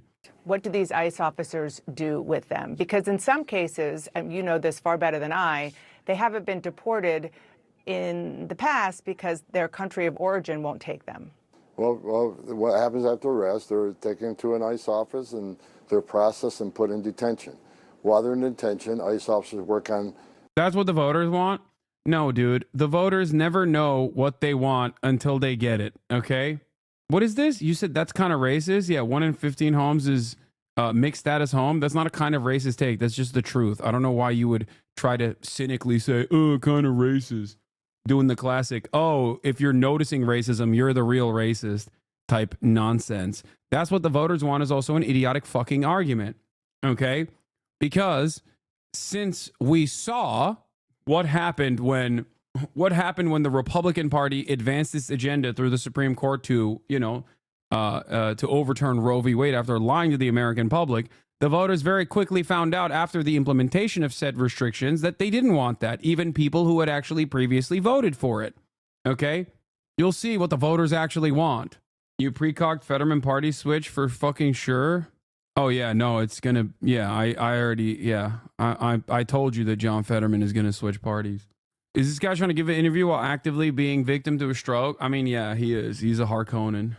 On travel documents, the host country sends travel documents saying, yeah, this is our citizen, this is our national, then we make flight arrangements. So they could be in detention from a few days for a few weeks until that removal was made happen. What if the host country doesn't want them, as has happened in the recent past? We have various plans. We have various plans. Other countries are willing to take them. We have third safe country removals. So that's something we're working through. But I think you're going to see less of the recalcitrant countries that won't take their citizens back under this president, because this president has vowed that these countries will take them back. So I'll leave that up to the White House, but there will be negotiations with those countries who are pushing back on recalcitrancy, and they will be removed. You know, I think that there is some kind of image that people might have, given how much we heard President Trump and you in the months during the campaign, and certainly during the transition, talking about what's going to happen of people being rounded up, loaded on buses, and dropping them off. Yeah, this is where, look, this is why I said this doesn't happen overnight, okay? First, you actively dehumanize, and you say there's a real good reason for why we got to do mass deportations. It's just mass deportation. It's just criminals. Okay, maybe it's not just criminals. It's all undocumented migrants. Okay, maybe it's some documented migrants as well as the undocumented migrants. Okay? But we have to do it. We have to do it because they're violent. We have to do it because they're invading the country. We have to do it because they're collaborating with the cartels. They're doing terrorism. Okay? Then you have to set up these facilities. The facilities are going to be shitty to begin with because obviously these are the people that you're rounding up and putting in this concentrated area are already now officially considered undesirables. Okay? You put them in these facilities. It's already too expensive of a process to begin with. There's a lot of legal hurdles to clear under international law. Maybe you can't deport some of the people. Okay? And also, the maintenance of these facilities that are going to be in dire conditions are going to start, leading to some suspicious, mysterious deaths left and right. And in that process, you have a choice to make. Either you enslave them in permanent detention and you force them to do backbreaking labor, okay? Or you just kill them.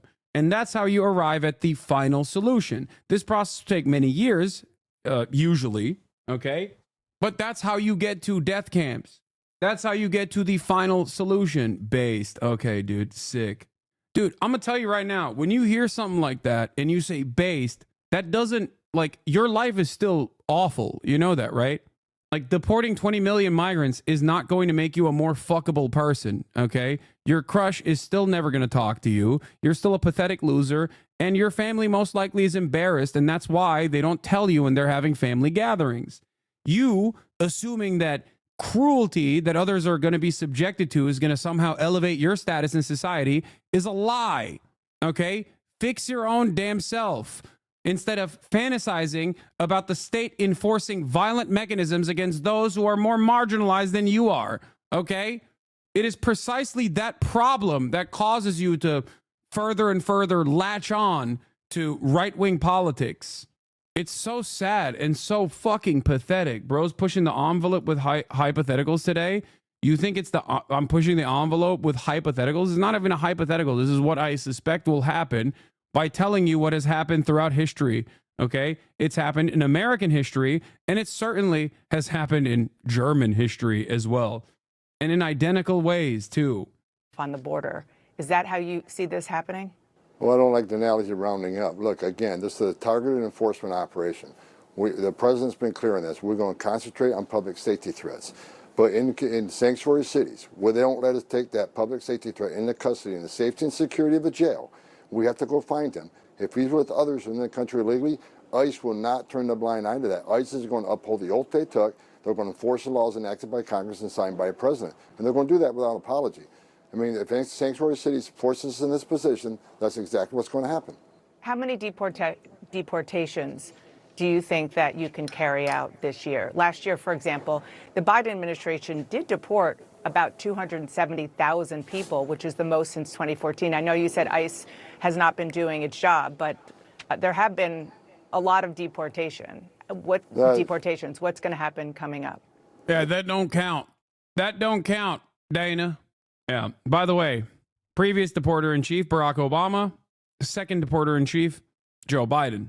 That is not accurate. The Biden administration is hiding the numbers. If you look at those removal numbers, over 80% were Border Patrol apprehensions on the border that were immediately removed. They weren't ICE removals. So if you look at what ICE has done in they don't count. They don't count those. The more valuable ones are people that have been living inside of U.S. soil for 10 plus years, that have been working a job. That's the real valuable people that must be removed. Those weren't impactful enough. Those weren't violent enough. Those weren't psychotic enough. In the United States, under 4 years of President Biden, they have the lowest numbers of removals in the history of the agency, despite a historic illegal crisis on the southern border. So they can claim 240,000, whatever removals. He didn't say that shit though. He said criminals.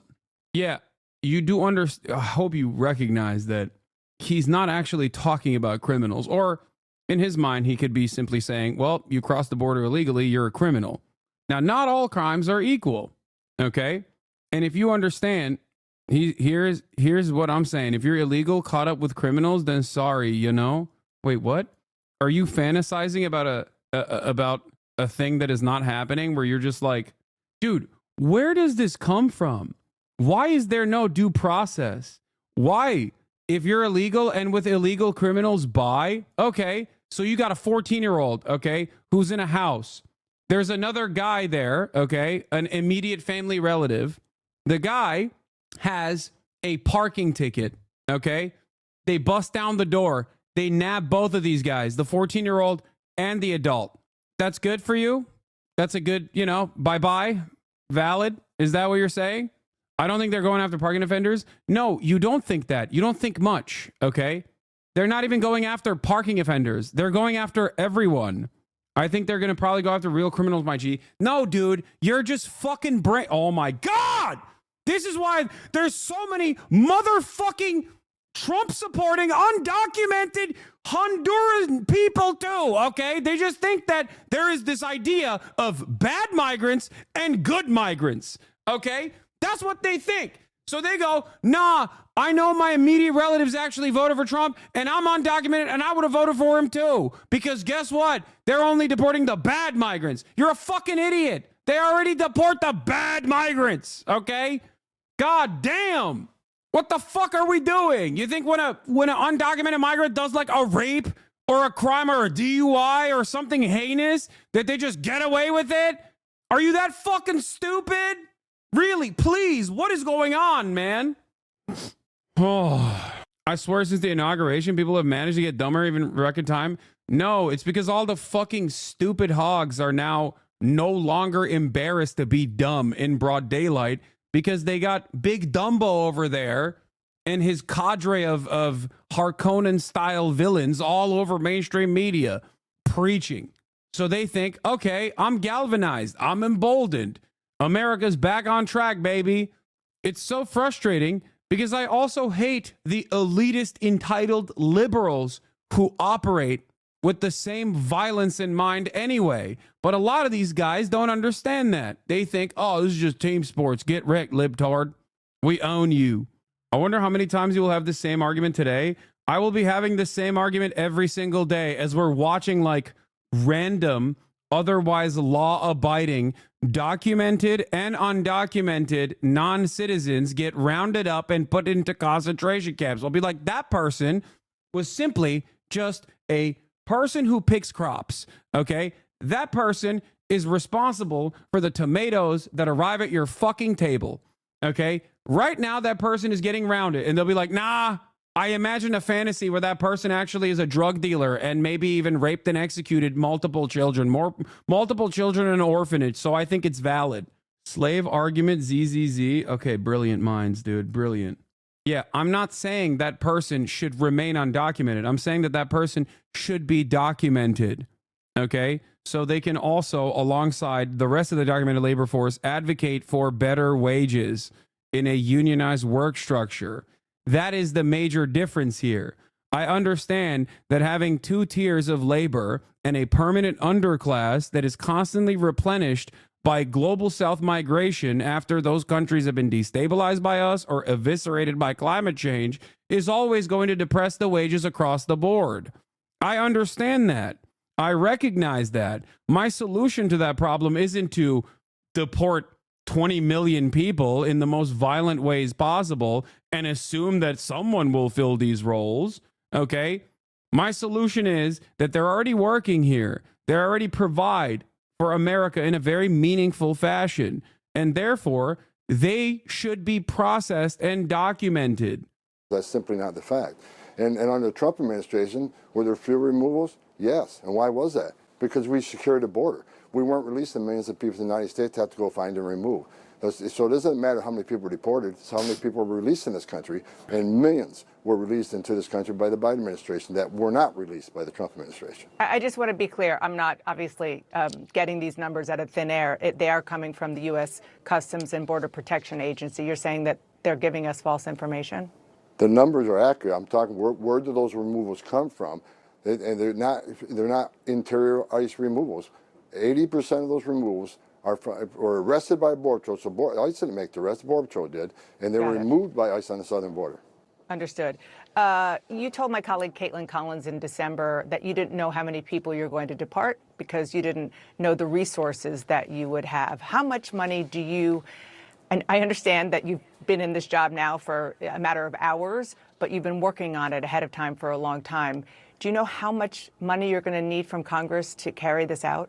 Look, I've been working with members of Congress, and the whole team's been working on to come up with a number that makes sense. But like I've said many times, we're going to use whatever money we have and do the most efficient operation we can. The more money we have, the more we can do. And I think this election proves that the American people support the removals of criminal aliens in this country. So I'm looking for Congress to come through and give us the budget we need. One of the president's executive orders suspends hundreds of billions for a problem that doesn't exist that will actually, in the implementation of this quote unquote solution for the problem that doesn't exist, will cause infinitely more problems, by the way. I rarely ever talk about the New York Times style approach to the subject matter, where I talk about I feel like it's selfish and silly to talk about the economic impact of mass deportations, because I think that I am more invested in the immediate violence and the cruelty of the matter. But it's also an incredibly stupid thing to do for the American economy, okay? The overwhelming majority of our agribusiness is undocumented migrants, okay? Migrant workers are at the heart of American agriculture. That's number one. A quarter of the construction business are migrant workers. But then again, Trump clearly doesn't care about construction despite being a real estate developer, because he's now talking about implementing 25% tariffs on Canada, where the overwhelming majority of our lumber comes from. So clearly he doesn't care about any of this at all. He does not care about the economic impact at all.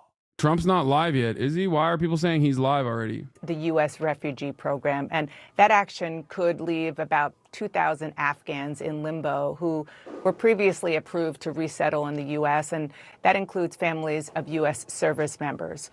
Why shouldn't those people be allowed to come in the U.S. and stay as refugees? Look, we need to secure the border. We need to stop the bleeding, right? We can keep bailing the water out of the boat, but we got to plug those holes. So right now, it's all about securing this nation, securing the border, and we'll address that in the coming days. But right now, we're going to shut that border down and get a hold of this problem. What's happening on our border is the biggest national security vulnerability I've seen in my career, and I've got over 35 years doing this. We need to take action to secure the border, and we'll discuss the other policies down the road. But right now, it's all about securing the border and saving lives. So I just want to, again, make sure I understand this, because this is all new and very, very important with regard to the Afghan refugees, that it was a blanket executive order, but perhaps it could be amended or specific groups of people could be addressed as you get your arms around this? No, the order stands as is, but we know there's a lot of work that needs to be done. We know that a lot of these refugees weren't properly vetted. There are things we need to fix. See, a lot of these refugees weren't properly vetted. Another lie. Now they're talking about documented migrants, people who have come in here with refugee status. Now they are talking about removing people who already have the proper documentation. TPS for Venezuelans and Haitians, for example, okay? And many other people that have come into this country under special status, special clearance, that are documented. Now, why would you also remove people who are documented migrants? Interesting. Why is Donald Trump trying to go against the Constitution and take away the naturalization of people who are born into mixed status households? Maybe one parent is documented, maybe one parent is a tourist, or maybe one parent is documented and another parent is in the process of getting their visa or in the process of getting their citizenship, and then the child is born on U.S. soil. Donald Trump no longer thinks that you should be considered as an American citizen. That is protected by the Constitution. Why, oh, why? Do we have an issue with space in this country? We do not, just so you know. Is there a finite pool of labor that's readily available? No, that is also wrong. There is no lump sum of labor. There is no finite amount of labor, because guess what? When there are more people, there is more need for teachers, trainers. There is more need for construction workers. So there is technically no lump sum of labor.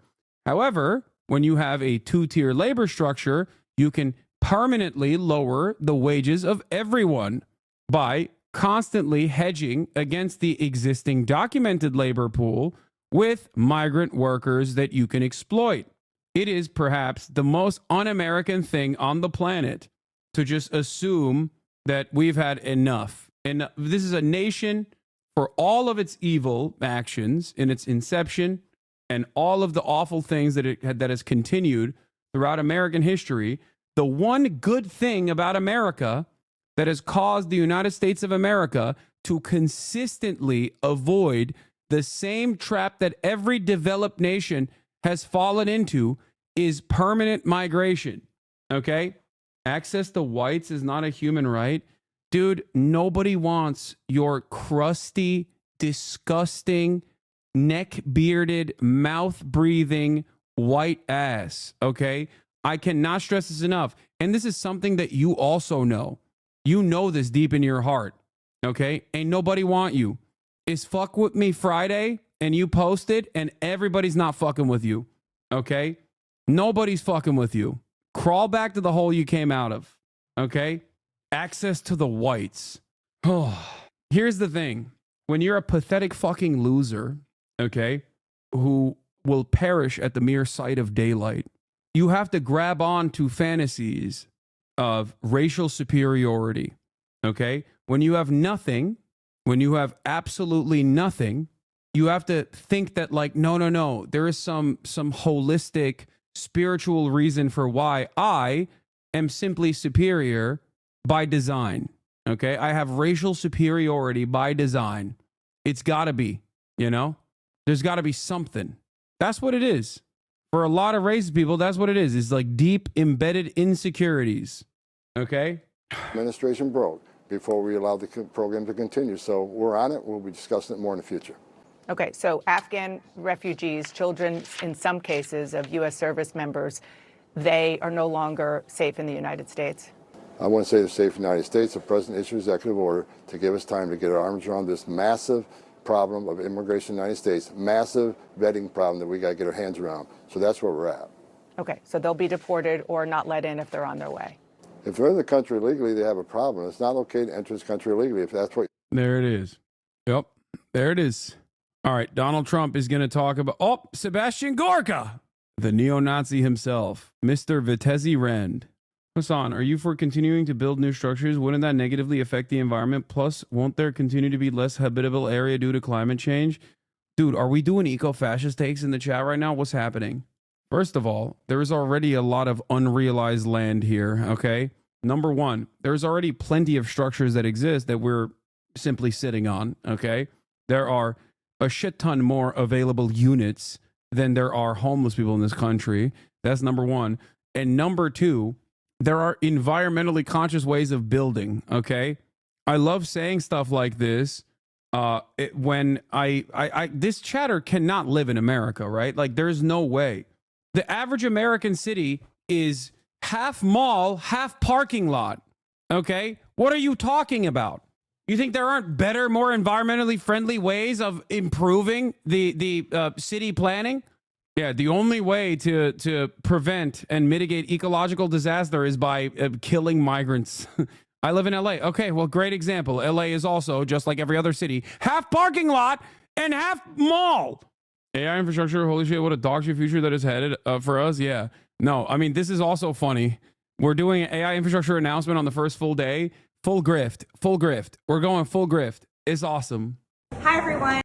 Let's look at some of the dumbest people celebrating this, by the way, the Trump administration. And I just want to give a great big shout out to President Trump for signing an executive order stating that it is the official position of the federal government of the United States that there are only two genders, male and female. I've had this sign outside of my office since February of 2021. I have really stood in the fight. It's so funny that Marjorie Taylor Greene wants to be the disgusting face of this there are only two genders shit, okay?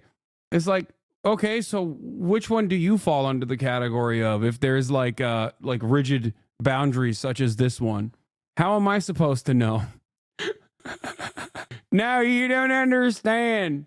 It's because trans people exist that people constantly misgender me. If we eradicated trans people, then no one would misgender me. Every turf. Well, she's not even a radical feminist, but during all 4 years of the Biden administration, when Democrats and the Biden administration did everything they could to destroy God's creation, which is only two genders. So I'm very proud today to tell you that my sign still stands outside here of my office in Rayburn 2201. and I am standing up for. Yeah. I love that these people also try to say that this is the scientific take. It's just not. But at this point, it doesn't matter. You know? It just doesn't matter.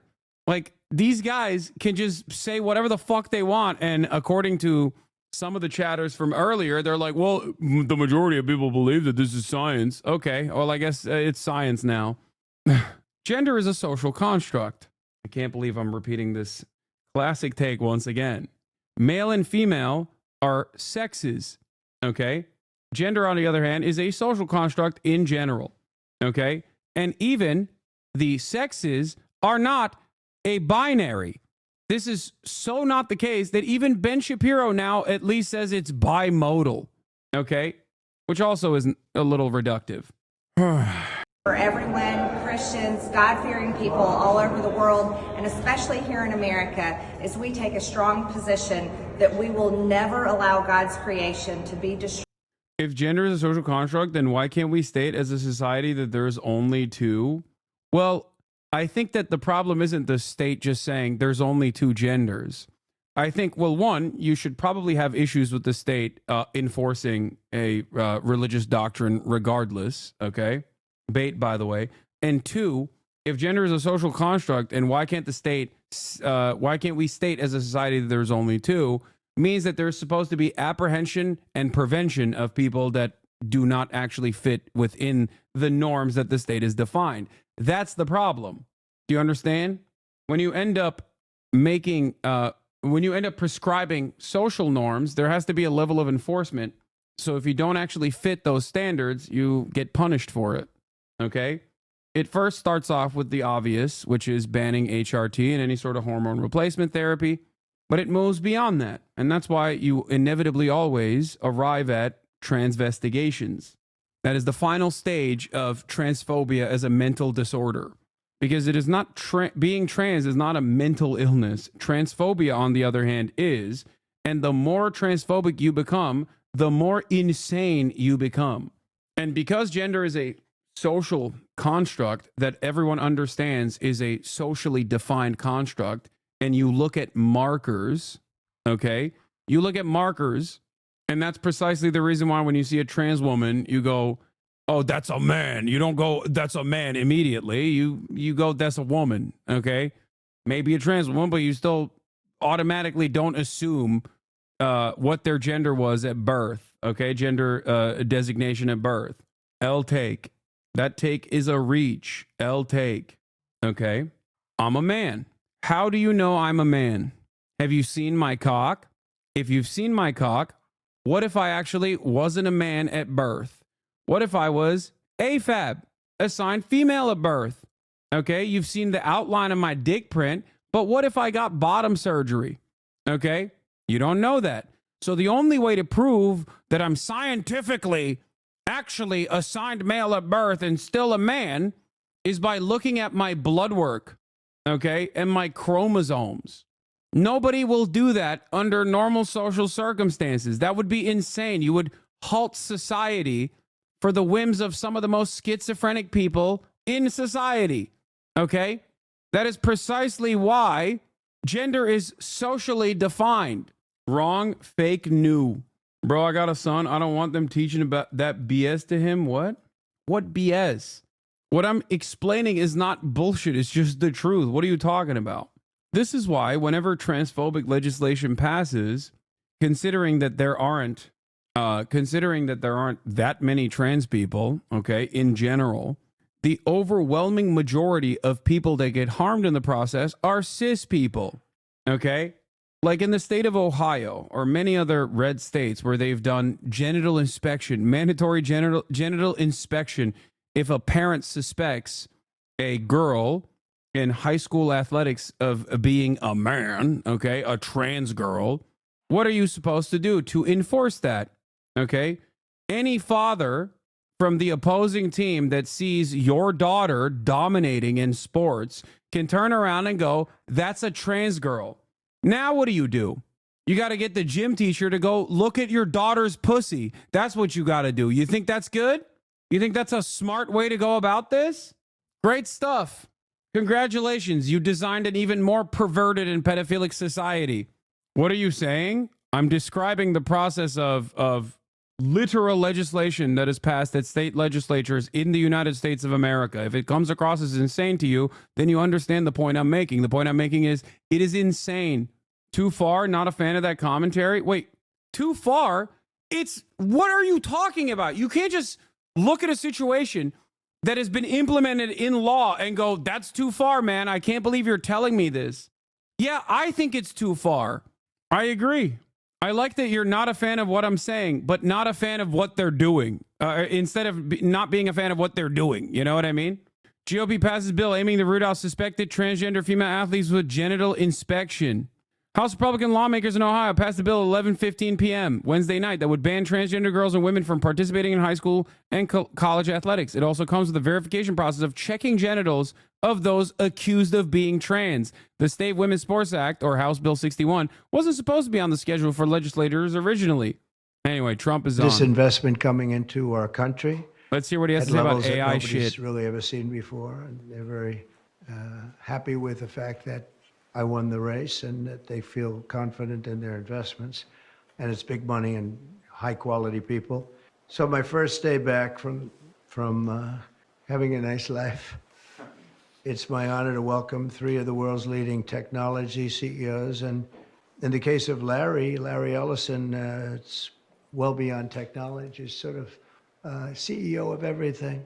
He's an amazing man, an amazing business person.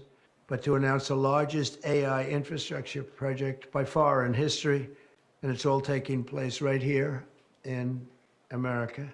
As you know, there's great competition for AI and other things, and they're coming in at the highest level. We're joined by Oracle Executive Chairman Larry Ellison, SoftBank CEO, my friend Masa Yoshi's son, and CEO of OpenAI, and I would say by far the leading expert based on everything I read, Sam Altman. So that's great that you're coming in together. That's a massive group of talent and money.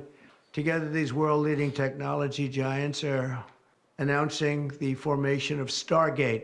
So put that name down in your books, because I think you're going to hear a lot about it in the future. A new American company that will invest $500 billion at least in AI infrastructure in the United States, and very, very quickly, moving very rapidly, creating over 100,000 American jobs almost immediately.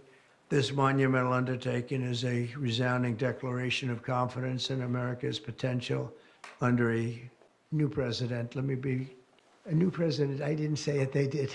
So I appreciate that, fellas. But it'll ensure the future of technology. What we want to do is we want to keep it in this country. China is a competitor and others are competitors. We want it to be in this country, and we're making it available.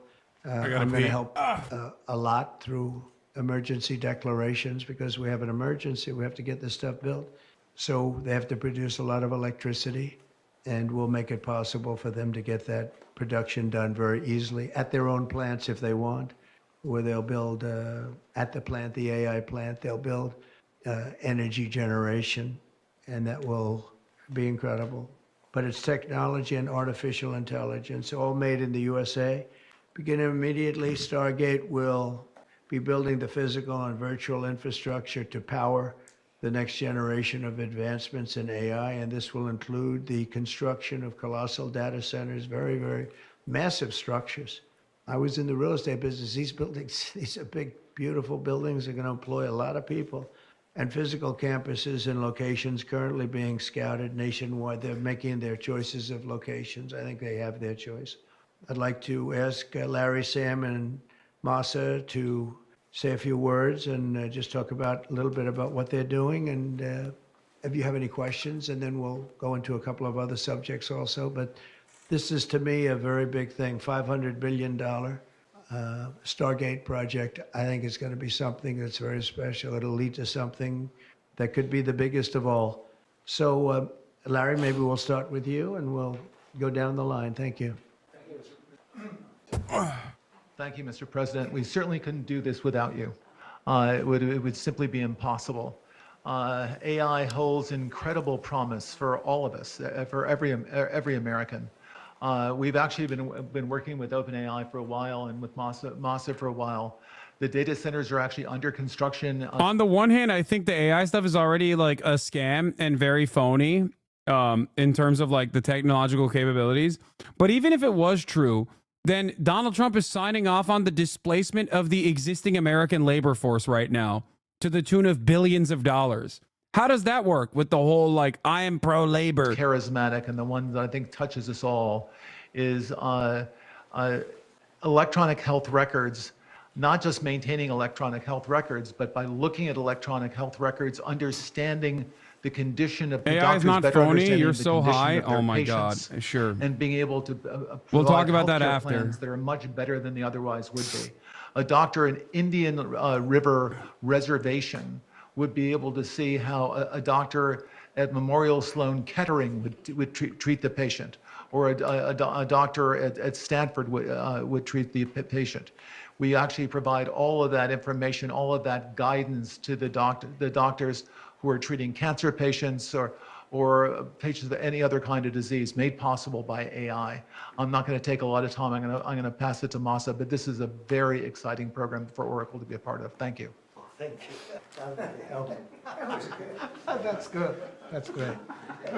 I feel tall now. Thank you. Well, Mr. President, last month I came to celebrate your winning and promised that we will invest $100 billion. And you told me, oh, Masa, go for 200. Yeah. Now I came back with 500. Because this is the, as you said yesterday, this is the beginning of golden age. Of America. This is one great example, I think. Right? We wouldn't have decided to do this. and I think so. This is the beginning of golden age. We wouldn't have decided unless you won. And yesterday we agreed, we signed to make this happen. Because of this day. Very nice.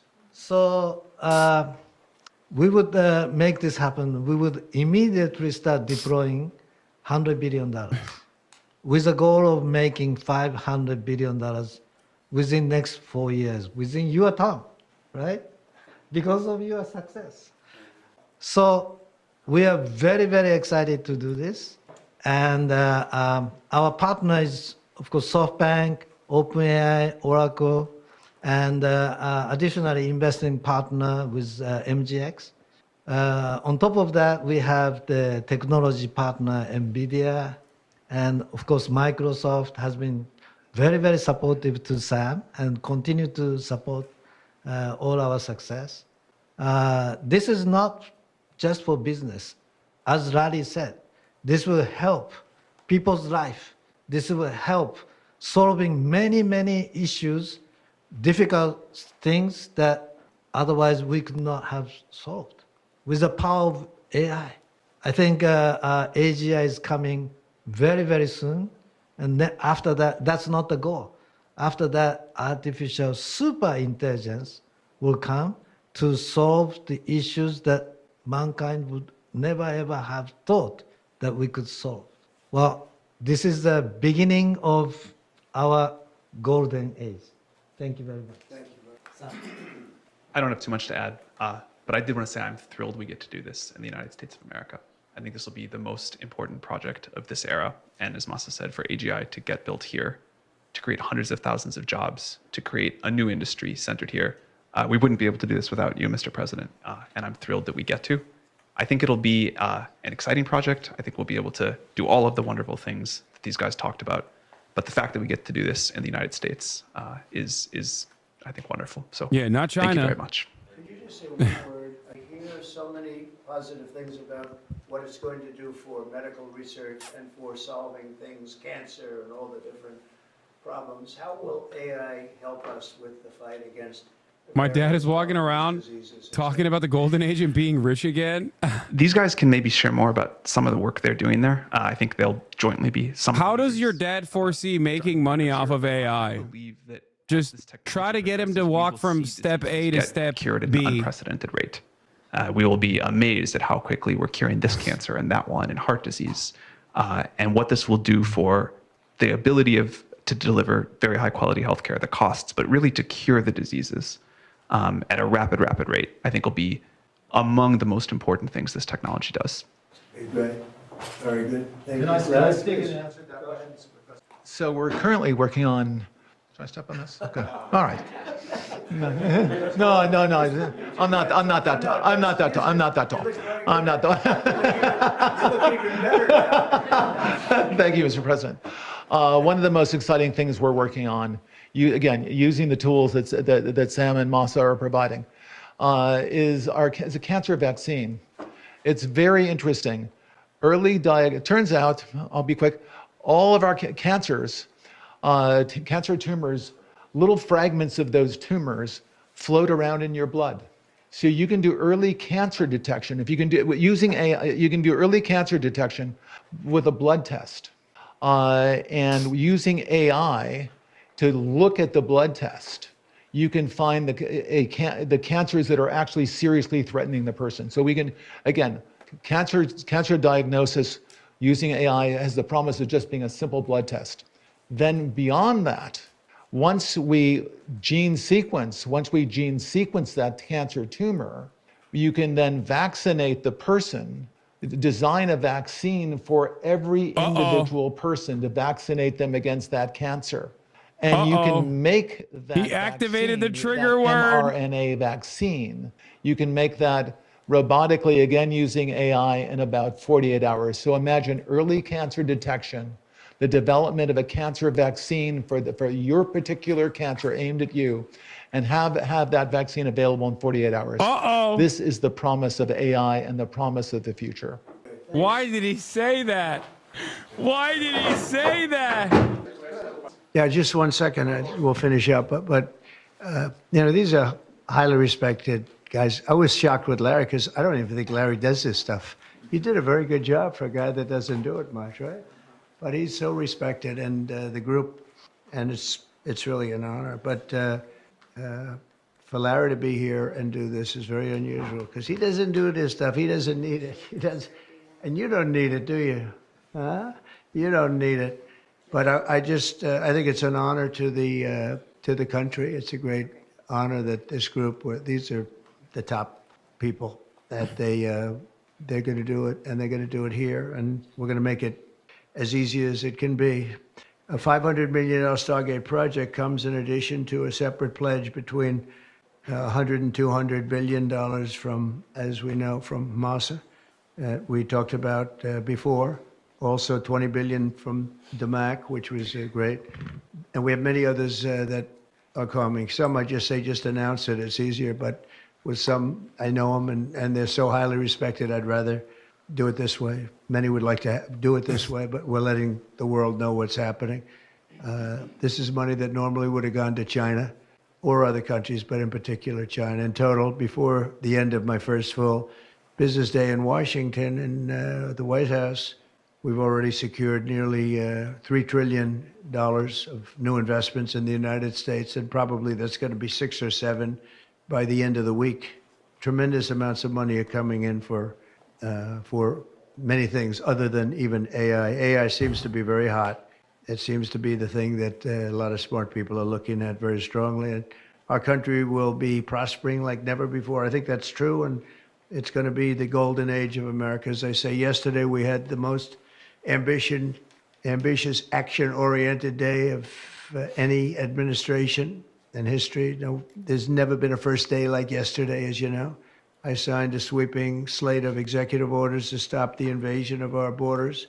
I launched a government-wide effort to defeat inflation and bring down the cost of daily life and bring down the cost of energy, magnificently bring it down.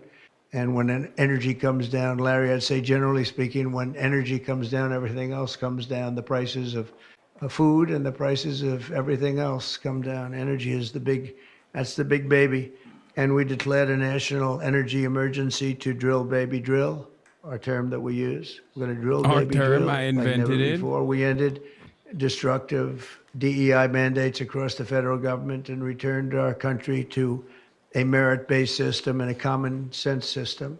As you know, the Supreme Court gave us a decision on merit where things in this country can be based on merit now instead of a lot of different rules, regulations, and things that really put our country at a big disadvantage. We permanently stopped government censorship and restored free speech. That was signed yesterday. We renamed the Gulf of Mexico the Gulf of America.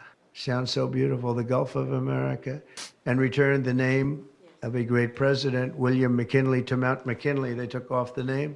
And he was actually a great president. He was a very, very successful businessman. He ran for governor of Ohio. He won and did a great job as governor, ran for president, and he won. He was assassinated, ultimately, in his second term, unfortunately. But he was the tariff king, and he, I don't think he was as bad as I am. I think I believe in him even more than him, but he believed in him very strongly. And he raised massive amounts of money. Our country was at its richest from 1870 to 1913. We had the most, that was when we were the richest, relatively speaking. We were the richest during that period of time. That was tariffs from other countries. And our administration's moving with unprecedented urgency and speed to confront every single crisis facing us, and we'll get the job done. And again, I want to thank Sam and Masa and Larry for being here. It's an honor to have them. And we'll take a few questions if you want. About some of the executive orders, you would agree that it's never acceptable to assault a police officer, Sure. right? So then if I can, among those you pardoned, DJ Rodriguez, he drove a stun gun into the neck of a DC police officer who was abducted by the mob that day. He later confessed on video to the FBI and pleaded guilty for his crimes. Why does he deserve a pardon? Well, I don't know. Was it a pardon? Because we're looking at commutes and we're looking at pardons. Okay, well, we'll take a look at everything. But I can say this. Murderers today are not even charged. You have murderers that aren't charged all over. You take a look at what's gone on in Philadelphia. Take a look at what's gone on in L.A., where people murder people and they don't get charged. These people have already served years in prison, and they've served them viciously. It's a disgusting prison. It's been horrible. It's inhumane. It's been a terrible, terrible thing. I also say this. You go to Portland, where they wrapped police officers, shot police officers. Nothing happened to anybody. You go to Seattle, where they took over a big chunk of the city and people died. Portland, a lot of people died. Wait a minute. And you go also, take a look at Minneapolis, because I was there and I watched it. And if I didn't bring in the National Guard, that city wouldn't even exist today. People were killed and nobody went to jail. So these people have already served a long period of time, and I made a decision to give a pardon. Joe Biden gave a pardon yesterday to a lot of criminals. These are criminals that he gave a pardon to. And you should be asking that question. Why did he give a pardon to all of these people that committed crimes? Why did he give a pardon to the J6 Unselect Committee when they burned and destroyed all documents which showed that they did what was wrong, not me? Wait a minute. Why did they give a pardon to all of his relatives, his brother who made millions of dollars, to all these different people? He gave pardons. That's the question you should be answering. Dog, you pardoned people who bludgeoned cops. You know what I mean? Listen, I'm a radical, okay? And even I think that's a little wild. You know what I mean? That's crazy. That is crazy. Sure, liberals do overemphasize January 6th being 9/11 too, but that's insane. That is insane, dude. For help. So I think maybe that makes it more one-sided. The bandwidth that Republicans have to get away with whatever they want is endless, which okay? has been abandoned by the Democrats. And I'm going to North Carolina, very importantly, first. I'll be there on Friday. And then I'm going from there to Los Angeles. And then I'm going to Nevada. And I'm really going to Nevada to thank them for the vote, because we won Nevada overwhelmingly. And that's usually a Democrat. Not sure if you ever looked at the full list, but there are dozens of people Trump pardoned in the last 2 weeks first term that literally did massive bank fraud, yet just donated to his campaign. Yeah, I mean, pay for play, baby. The leaders of the Proud Boys and the Oath Keepers were freed following their pardons yesterday. At the time, back in 2021, you urged them to stand back and stand by. Is there now a place for them in the political conversation? Well, we have to see they've been given a pardon. I thought their sentences were ridiculous and excessive. One of the guys took down a flag that was an anti-American flag. And he was given years in jail. I don't know the exact number, but he was given many years in jail. I thought it was very excessive. And at least the cases that we looked at, these were people that actually love our country. So we thought a pardon would be appropriate, yeah. Mr. President, is it also true in your conversations with Republicans today that you asked them to consider recess appointments for cabinet officials? I think, yeah, if it's needed, I don't think it's going to be needed. Marco, as you know, got passed overwhelmingly with 99-0, which is pretty amazing. Marco's going to do a great job, Secretary of State, but he just got, I guess he was the first one and just got approved. That's some vote, 99-0, and the nothing was a vote that he would have gotten if we wanted to do it. But you know whose vote that was? Who's doing a great job right now as vice president. Did you also talk about some sort of a trade or a deal involving wildfire relief in an extension for a debt Well, what I really want to have done, I was talking about this with the guys back in the Oval Office. Los Angeles has massive amounts of water available to it. All they have to do is turn the valve, and that's the valve coming back from and down from the Pacific Northwest, where millions of gallons of water a week and a day, even in many cases, pours into California, goes all through California down to Los Angeles, and they turned it off. It's off now. The valve goes, it turns toward the Pacific Ocean, and all that water goes pouring into the Pacific Ocean. If they did what I told them to do, they wouldn't do it because politically they didn't think it was good. I think it's great politically. I think they're dead politically. What they've done, they've destroyed the city. What they've done to that city is unbelievable. The sprinklers, their sprinklers in there like these right here that you see, none of them had any water in them. They didn't have any water. The fire hydrants, 40% of them had no water. The brush was just dry. Everything was dry. The sprinklers on the lawn weren't allowed to even be used. So, you know, everything was dry, and it was an inferno. They created an inferno. He found it out. He figured it out. It's because California's woke libtard policies didn't allow for the brush to be the brush in the fucking forests, dude. Times the size of it, it's massive. The sprinklers in the forest, chat. You don't understand. Los Angeles, why aren't they doing it? They either have a death wish, they're stupid, or there's something else going on that we don't understand. But we want the water that they're throwing away to be used for California. And that includes the farmers of California. You know, when you drive up north, you see all of the land.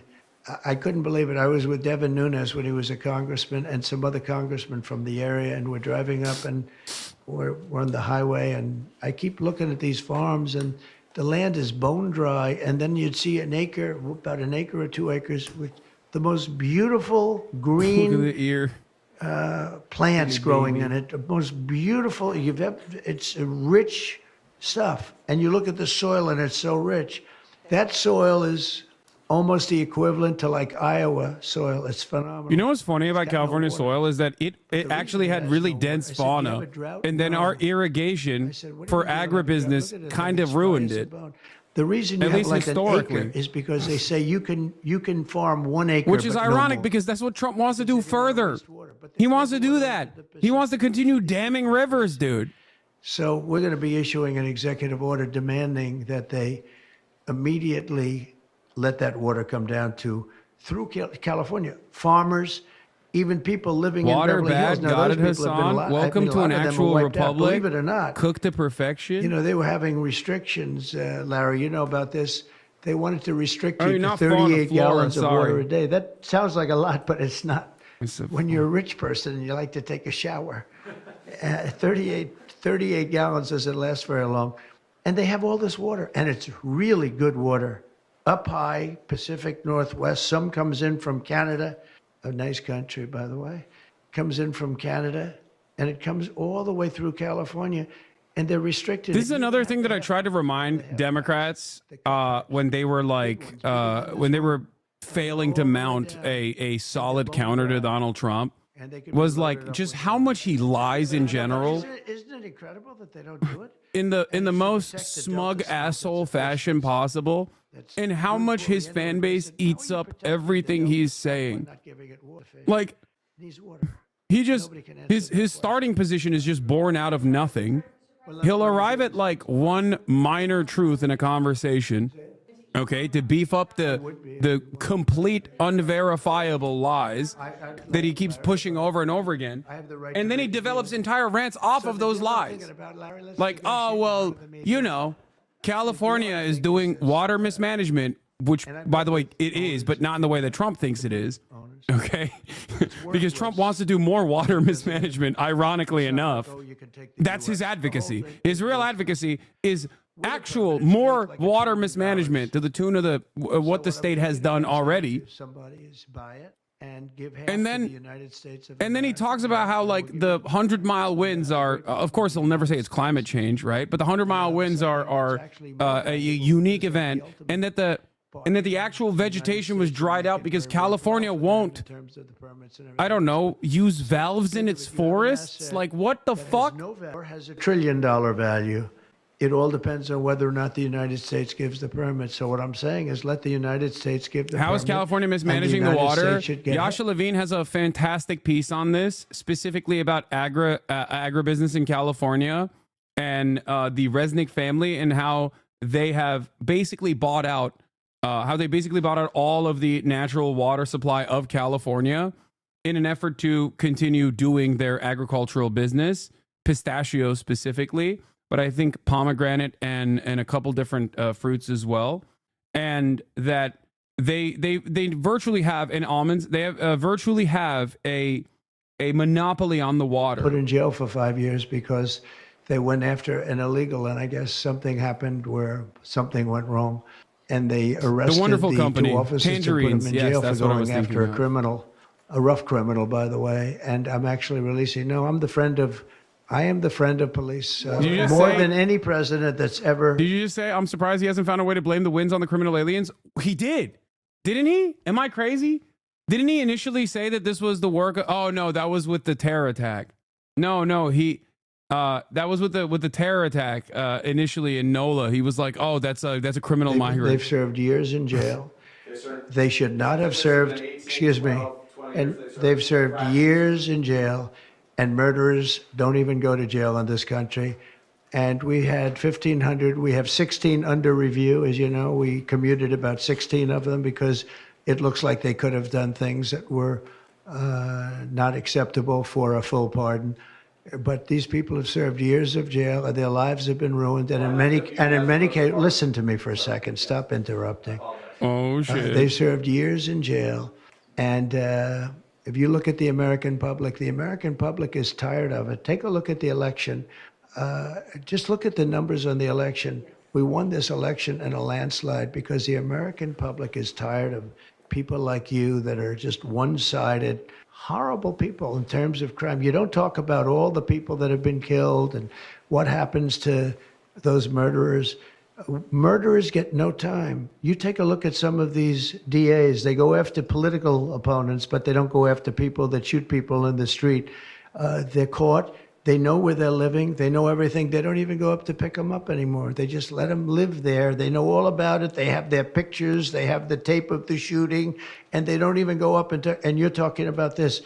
No, we pardoned people that were treated unbelievably poorly. In the history of our country, there's never been anything take place like this. They're still looking for them, but they're not looking for the murderers, the people that are killing everybody. We are, though. And we're getting them out of the country. We just started that. We're getting them out of the country, and they're going to be gotten out of the country fast. They came in illegally from jails and from prisons. They killed many people. Some of them killed many people. About 50% of them killed more than one person. They were released into our country. That's what we're focused on, not the kind of nonsense you're talking about.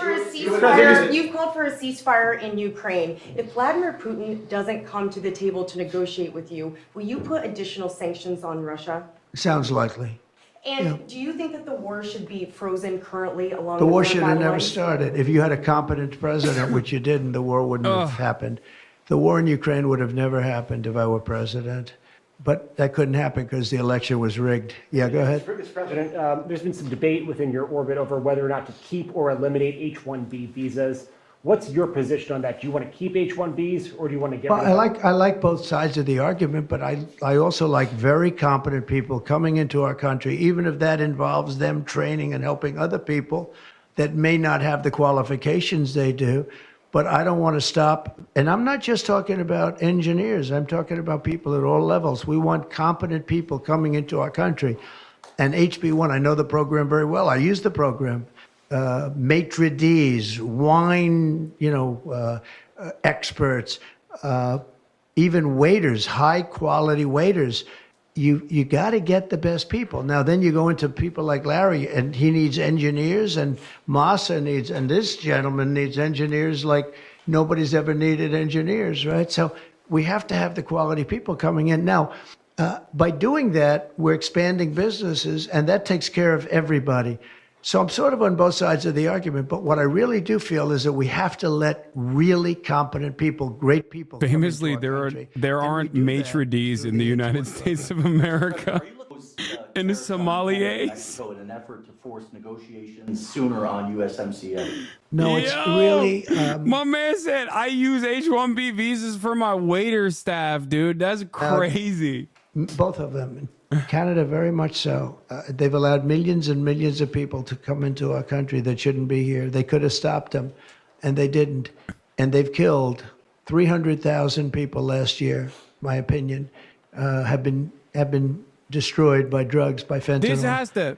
This has to make people realize massive. what these guys care. What, like these massive.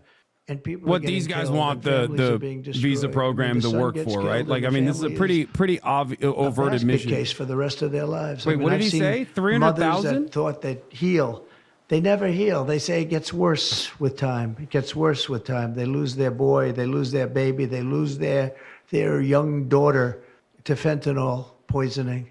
And I had that talk with President Xi the other day, too, of China. I said, we don't want that crap in our country. We got to stop it. I would have stopped it.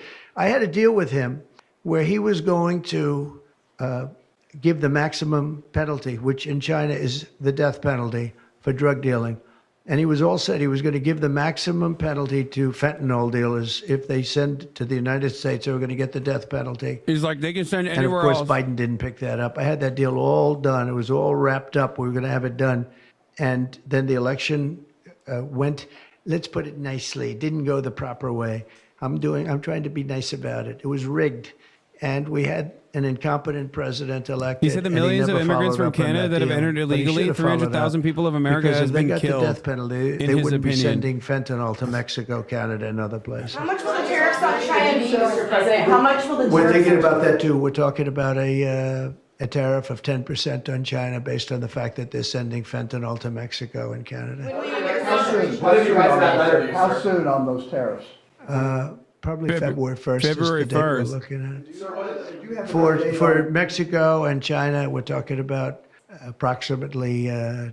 Update on the Gaza ceasefire, and are you planning? Why not give the death penalty for fentanyl in the U.S.? I'm against the death penalty, but for his side of the argument, first of all, he has said he wants to do that. But secondly, if you actually started killing American fentanyl dealers, you would end up realizing, or even the fentanyl traffickers, you would end up killing only American citizens. And his job... oh, wait, hold on. You know how that happened, right? Did you know that? Talking about Gaza. When you find out, you're not going to be too happy because it was terrible. But the hostages are starting to come back. If I weren't here, they wouldn't be back ever. They would have never come back. They would have all died. If this were done a year earlier, if Biden would have done this deal a year and a half, 2 years ago, or frankly, it should have never happened. October 7th should have never happened. Nobody should be dead. But through weakness, they allowed it to happen, and then it was a disaster from them. But you go back just 6 months ago, many of these young people were living. You know, young people don't die like that. They're just dying. And young people aren't dying at 22 and 23 years old. They don't die. But now they're dying, and you wonder why they're dying. They're being killed, and they have been killed. But they say 6 months ago you would have had 11 more living hostages. Think of that, 6 months ago. But Biden couldn't get it done, and it was only the imposition that I put on as a deadline that got it done. But It's a very sad situation. It should have never happened. I'll tell you, two things should have never happened. Three things. Inflation should have never happened. It would have never happened except for what they did to energy and their crazy spending. And Ukraine would have never happened. Never. By the way, Russia never would have gone into Ukraine. I had a very strong understanding with Putin that it would have never, ever happened. He disrespected Biden. Very simple. He disrespects people. He's smart. He understands. He disrespected Biden. And also, the Middle East would have never happened because Iran was broke. They had no money. They had no money for Hamas. They had no money for Hezbollah. It would have never happened. October 7th would have never happened. But it did happen. So this is the cards I've been given. And we're getting the hostages back. That would have never happened under Biden. They would have never come back. They were just dying not that slowly. They were dying or being killed. But that was what was happening. Mr. President, are you going to keep sending weapons to Ukraine, or are you going to turn off the tap soon? Well, we're looking at that. We're talking to Zelensky. We're going to be talking with President Putin very soon. And we'll see how it all happens. We're going to look at it one thing I do feel, the European Union should be paying a lot more than they're paying because under Biden, I mean, we're in there for $200 billion more. Now, it affects them more than it affects us. We have an ocean in between, right? Little thing called an ocean. The European Union should equalize. We're in there for $200 billion more than the European Union. I mean, what are we, stupid? I guess the answer is yes, because they must think so. But the European Union takes advantage of us tremendously on trade, and they now take advantage of, and always have. If I didn't get involved years ago, in my first term, one of the first things I noticed was that they're not paying enough. They're not paying. And a lot of those countries weren't even paying. The NATO countries, they weren't paying. Only 7 out of 28 were paying. We were one of them. And Poland was one. And they had a few of them that were paying, and some were paying very proudly. Usually, the closer to the borderline of Russia they were, the faster they paid, okay? The ones that were further away tended not to pay so fast. And one thing on that, I think they should lift their number not to 2%, but to 5%. NATO should be at 5%, not at 2%. 2% is ridiculous. Did you ask President Xi in your conversation about Ukraine? Did you ask him to get involved in helping settle that? Can you tell us about that? I did, yeah. I said, you ought to get it settled because he's not done very much on that. He's got a lot of power, like we have a lot of power. I said, you ought to get it settled. We did discuss it, yeah. Mr. President, you launched a crypto coin the other day. Do you intend to continue selling products that benefit yourself personally while you're president? Well, I don't know if it benefited. I don't know where it is. I don't know much about it other than I launched it. I heard it was very successful. I haven't checked it. Where is it today? You made a lot of money, sir. How much? Several $1 billion, it seems like, in the last several days. Several billion? That's peanuts for these guys. Will your meeting with President Zelensky take place here, Mr. President Biden, can you President? give us some sense, broadly speaking? Yeah, he wrote me a about nice Wednesday? letter. I mean, I did open it last night. And I didn't know. Peter said, did you get the letter? I said, wait a minute, let's see the letter. It's sort of a tradition. You put it in the drawer, especially of the beautiful Resolute desk, right? And I opened the drawer, and there it was. It said to number 47. And it was a very nice letter. I mean, I could show it because I think it was a nice letter. Maybe I will. I think just basically, it was a little bit of an inspirational type letter, you know. Yeah, I know Joy, I called you a do fascist, good job. but my bad. Important, very important, how important the job is. But I think it was a nice letter. I think I should let people see it because He's it was leaking a the positive for DMs. him in writing it. I The appreciated the girls letter. are fighting drama. Were security concerns at all a factor when deciding to move your inauguration indoors? No, not at all. No, not at all. It was just cold. Look, if we would have, I just went out to the helicopter, right, we said goodbye. That's a tradition. As long as before it used to be a stagecoach, and then helicopters came along. But that's been a tradition. You go out and you do that. And we stood there for 10 minutes, and I'll tell you what, people would not have been able to get through that day. That was cold. It was sort of interesting. Don't let the sun fool you. Tell me something. Sunny days can get very cold, can't they? Because that was so freezing yesterday. You couldn't have gotten through it. It would have been. What? And the answer is no, it wasn't security. With that being said, I thought the Capitol, the Rotunda, was beautiful. 72 degrees, unbelievable sound. It's like being in an opera house. I could see people wanting to do it there rather than outside. Why did they remove John Bolton's security clearance, sir? Because I think there was enough time. It's we take a job. You take a job. You want to do a job. We're not going to have security on people for the rest of their lives. Why should we? I thought he was a very dumb person, but I used him well because every time people saw me come into a meeting with John Bolton standing behind me, they thought that he'd attack them because he was a warmonger. He's the one that got us involved, along with Cheney and a couple of others, convinced Bush, which was a terrible decision, to blow up the Middle East. You know, we blew up the Middle East and we left. Dude. We got nothing out of it except a lot of death. Oh my God. Killed a lot of people. And John oh my God, Bolton he got was, a side deal with one of those Iran guys. to kill John Bolton. No, you can't have that. Oh my for God. life. You shouldn't expect it. He got a side deal with Iran to kill John Bolton. John Bolton has gotten assassination threats. Look, President Zelensky would like to have peace. He's told me that very strongly. He'd like to have peace, but it takes two to tango. We'll see what happens. When will you meet with President Putin? Anytime they want, I'll meet. I'd like to see that end. Millions of people are being killed, and they're being killed. It's a vicious situation, and they're now largely soldiers. A lot of people have been killed in the cities. They look like demolition sites. Buildings, massive buildings bombed and coming down. The thing with Ukraine is that many more people died than you're reporting. You're not reporting the real numbers, and I'm not blaming you for that. I'm blaming maybe our government for not wanting to release those numbers. Many more people died than what you know about. When those big buildings come down and they say 2 people were injured, no. Many people, thousands of people are being killed. What? But the real killing now is on the war front. It's a very flat land. And the only thing that stops a bullet is somebody's body. And you have young soldiers. So Russia's lost about 800,000 soldiers now. Ukraine's lost about 600 or 700,000. I think the numbers are low that they're giving out. But they've lost massive numbers of young soldiers. And that war should stop. It's very flat, it's beautiful farmland, and it's flat and really beautiful in a different kind of a way, but they don't have any protection. The only thing that stops a bullet is a body. And those bodies are stopping a lot of bullets, and they're being decimated, both sides. Going back to your conversation with President Xi, what did you tell him in terms of when to expect tariffs, and what can he do to avoid them? About which one? About tariffs? We didn't talk too much about tariffs, other than he knows where I stand. Look, I put large tariffs on China. I've taken in hundreds of billions of dollars. Until I was president, China never paid not 10 cents to the United States.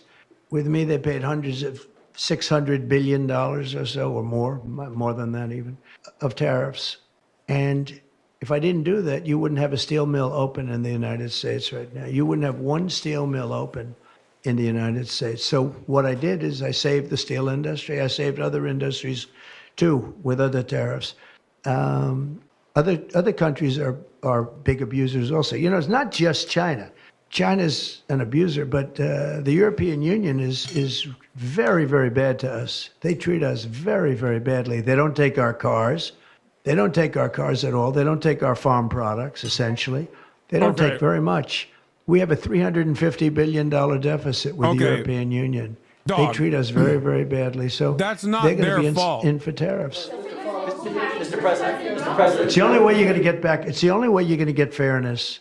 You can't get fairness unless you do that. But the European I love Union's American treated car us very badly, manufacturers. but essentially, I love the everybody labor force, treats us badly. But our car standards everybody are awful. treats us badly. Yes, go ahead.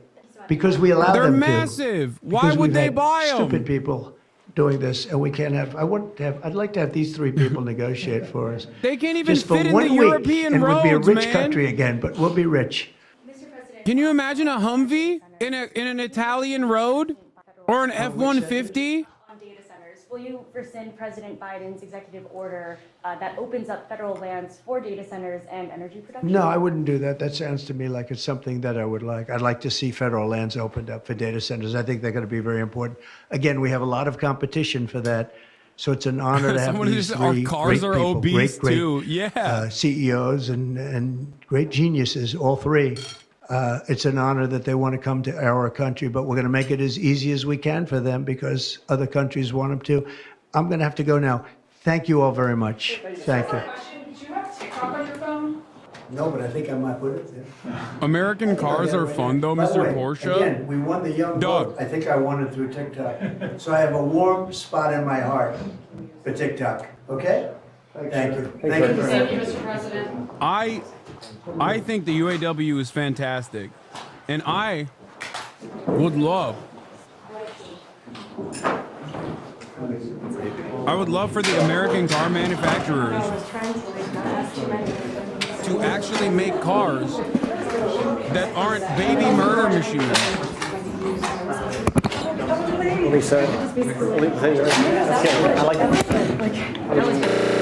Jesus Christ, dude. Yeah, make normal cars, you know? Make normal cars and it will be good. I mean, aside from the trade deficit, like, you probably should make normal cars in general in America too. That would be nice, I think. Much. Thank you. Do you have TikTok on your phone? All right, Fox News. Let's President see Donald J. Trump talking for about 55 minutes there, the 47th president, the first full day in the Oval Office, announcing a project called the Stargate Project. Let's listen in. Hold on. Thank you, Mr. President.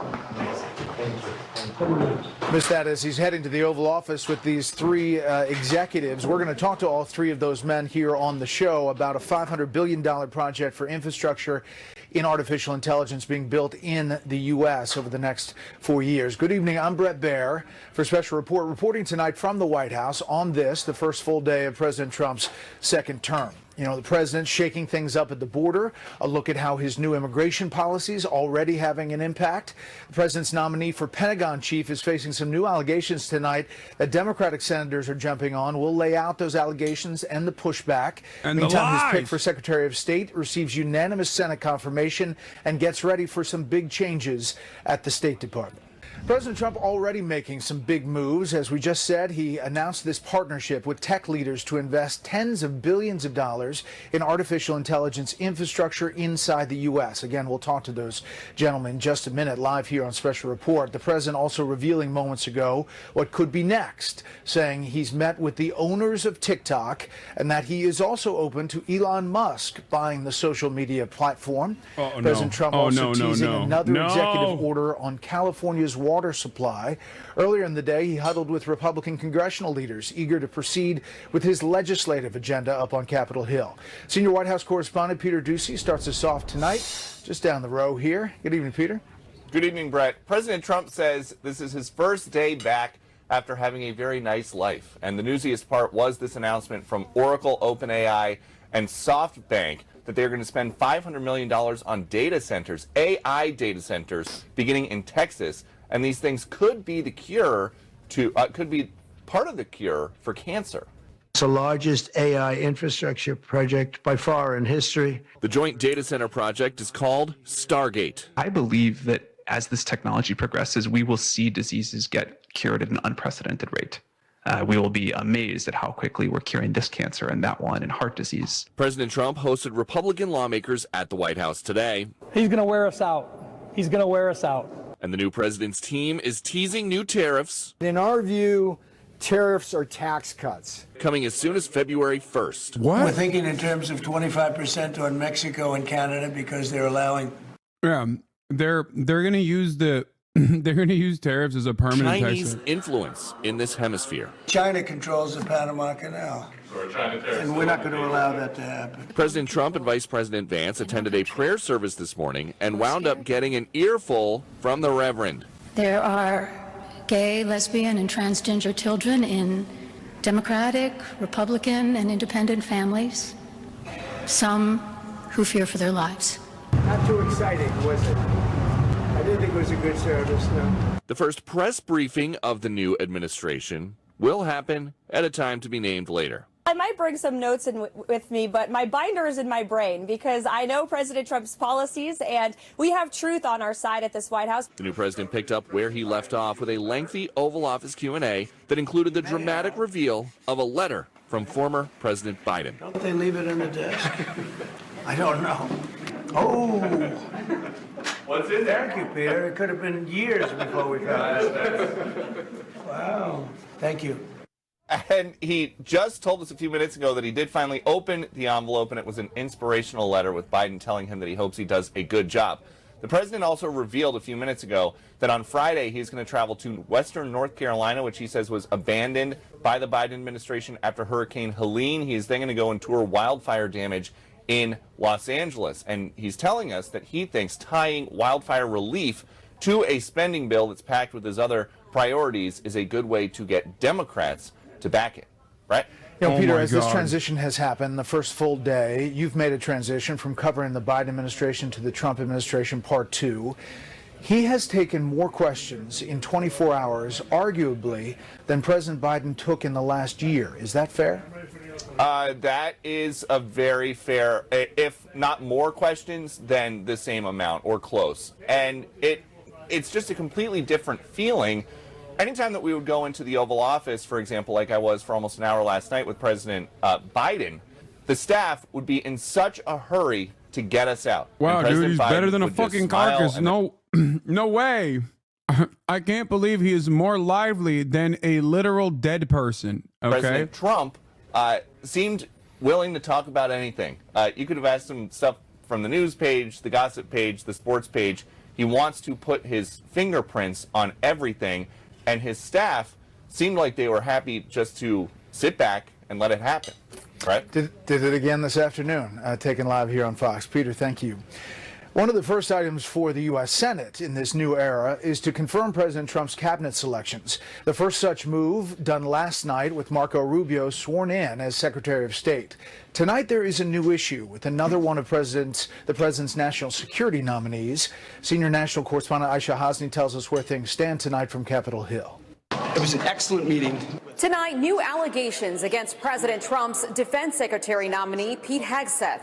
Fox News obtained an affidavit from Danielle Hegseth, who was formerly married to Pete Hegseth's brother, alleging that Trump's pick for the top job at the Pentagon is erratic and volatile and has an alcohol abuse problem, and that his ex-wife, Samantha, feared for her safety. Hegseth did Trump's like, oh, even more reason to make him Secretary of Defense. This sounds awesome. Any acts of physical violence against any of your wives? Senator, absolutely not. On the new allegations, his lawyer says Sam has never alleged that there was any abuse. She signed court documents acknowledging that there was no abuse and recently reaffirmed the same during her FBI interview.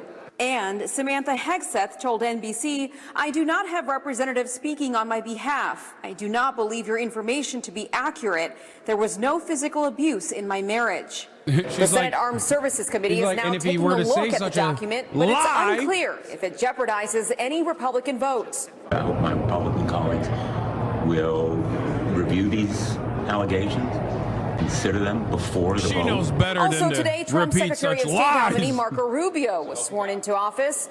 Congratulations, Mr. Secretary.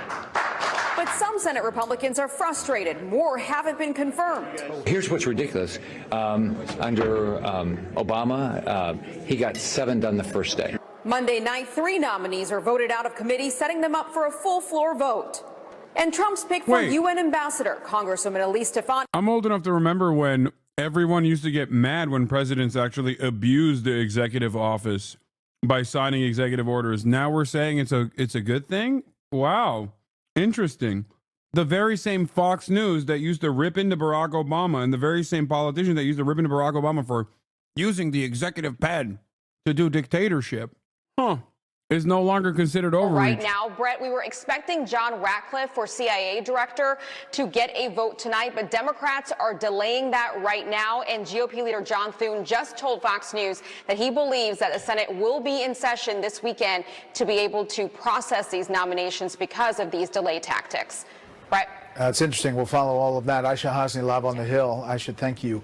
President Trump is criticizing the last-minute preemptive pardons by his predecessor as a bad precedent. The new president has issued about 1,500 pardons of his own, covering the 2021 Capitol riot participants, which has sparked its own criticism here in Washington.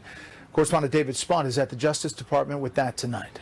At least the cases that we looked at, these were people that actually love our country, so we thought a pardon would be appropriate. President Trump late today defending his decision to pardon some 1,500 people charged and convicted with storming the U.S. Capitol on January 6, 2021. The president also commuted the sentences of 14, including leaders of the Proud Boys and Oath Keepers. And he may go a step further. Maybe it'll stay that way, or it'll go to full pardon. Stuart Rhodes, released overnight. The former Oath Keepers leader was serving 18 years for seditious conspiracy. President Trump did the right thing by letting these guys out and pardoning them because they did not get a fair trial. Trump's sweeping pardon undoes the largest prosecution in DOJ history and includes those who physically attacked police officers. Earlier this month, Trump's vice president and attorney general nominee said this. If you committed violence on that day, obviously you shouldn't be pardoned. I condemn any violence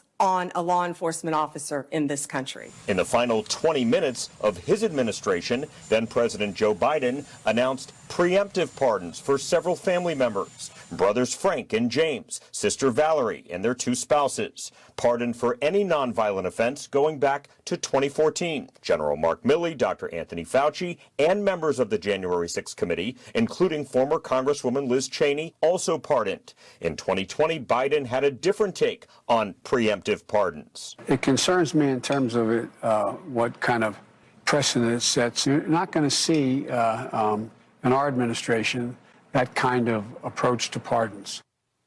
Brett, these novel pardons apply to people who've not been charged with I guess it federal doesn't concern him crimes. anymore. In the meantime, it does set some sort of precedent, though there is precedent. President Gerald Ford pardoned his predecessor, former President Richard Nixon, following Watergate. But the question now that former President Biden did so, it sets it wide open in the future for President Trump to possibly do the same. Brett? David, you're at the Justice Department tonight, and you're learning about career officials at DOJ who are expected to stay in their posts. They've been removed now. What can you tell us about that? Yeah, several, Brett, at least a handful of top career officials in the criminal division and the national security division who have worked at DOJ for years. They've been reassigned. Firing or getting rid of a career servant at the Justice Department is not that easy, but reassigning them is something that can happen much quicker. I'm told more could also be on the way. Brett. David Spahn at the Justice Department. David, thanks. Coming up here at the White House, we talk with the 3 executives joining forces with President Trump's new artificial intelligence infrastructure project right here, live at the White House. At Harbor Freight, we do business differently from the other guys. We design and test our own tools. This is such a funny ad to run on Fox News right after Donald Trump was like, we're going to tariff China so hard, their faces are going to fall off. And Harbor Freight is literally all Chinese. Just like, so what are they going to do? Harbor Freight, now 25% more expensive. You muted the ads? Yeah, I did. Because I hate ads. So much so, you were on the news in the Netherlands reacting to Elon Musk? Yeah, I heard that I was in Norway too, in Norwegian news as well. Because guess what, chat? At the top of the hour, there used to be a 3-minute ad break. And I stopped running those ads because I hate ads. But you can still subscribe. You can still subscribe for $6 or for free with a Twitch Prime. That's right. Twitch Primes are still free, ladies and gentlemen. You can also get gifted a sub. This way you support the broadcast. The most effective way for you to support the broadcast, really. But also simultaneously, you get to send me links. Okay? Have you checked our Constitution lately? What? Oh, that's so fun. I mean, I like the idea of someone going to whitehouse.gov to see the Constitution, because to me, that's really funny. To me, the guy who's, hold on, bro, they're making some new arrangements, okay? They're moving things around. Go to the homepage, it's just a propaganda video. That's awesome. Oh, no. Throwing bagels on the wall. Thank you for the 5 gifted subs. Yeah. That's amazing that this is what the White House website is. It's just that now, nothing else. All right, let's talk about the bishop. I don't really care about the bishop ripping into Trump, but I mean, it's nice of her to do so. Maybe you guys want to hear it. Do you want to hear it? DEI bishop. No. Most people saying no. All right. A hand gesture by billionaire Elon. This is awesome. Oh, Elise Stefanik talked about Elon Musk Hitler salute too. Chuck Dies, thank you for the 25 get the subs. Lesbians for Min Yoongi, thank you for the 5 gifted subs. What? Lesbians for Min Yoongi. I don't know what I just said, but okay. Thank you for the 5 gifted subs. Lesbians for Min Yoongi. All right. Musk during a speech at Donald Trump's inauguration is causing controversy, with some comparing it to a fascist salute. Let's take a look at a celebratory rally in Washington while thanking the crowd. There you see it, the world's richest man slapping his right hand to his chest and extending his arm outward in a gesture that resembled a Nazi salute. Musk then turned to the audience behind the podium and repeated the gesture, as we've just seen. That's so dumb that they put. Ow. Damn, I fucked my hand up. Just, not only is he a Nazi, but nuclear levels of cringe. Pick a struggle, dog. So we can take a closer look at all this with DW's political correspondent, Matthew Moore. Matthew, this is the video that has lit up the internet. So what exactly is happening here? Did Musk do it? Did he not do it? Well, there's only one person I think that really knows whether this was a fascist salute, and that is Elon Musk. But it's fair to say that social media really blew up with clips of this gesture, of this moment going viral, especially here in Germany. What is going on? Why is everybody so afraid? Like, this is the German national broadcaster, dude. What the hell is Deutsche Welle? I actually don't get it. Is it because, like, is it because people are just, like, afraid of Elon Musk? Is it because he's, like, pro-Israel? Is that what it is? Like, like, is everybody that afraid of Elon Musk? Because, like, I don't think these guys are super fond of the AfD. Like, most German liberals don't like the AfD, right? And they know that Elon is, like, linking up with the AfD and stuff. Are they just, like, pandering to not get their state funding cut or something because they think the AfD is going to win? Is that what it is? I don't think it's legal for them to show it if they say it, right? No, I mean, I think that contextually you can probably show it for Elon Musk doing it. Like, I don't, because it's legally forbidden in Germany. Claire, where the gesture is really associated with the Nazi dictator Adolf Hitler and that era, the Nazi era. And the internet was really alive with people debating whether this was indeed a fascist, a Hitler salute. On the one hand, you had historians saying, of course it was. It had the hallmarks of the salute. On the other hand, we saw groups like the Anti-Defamation League, which campaigned against anti-Semitism, coming to Musk's defense and saying, look, this was, quote, an awkward gesture in a moment of enthusiasm, but it wasn't.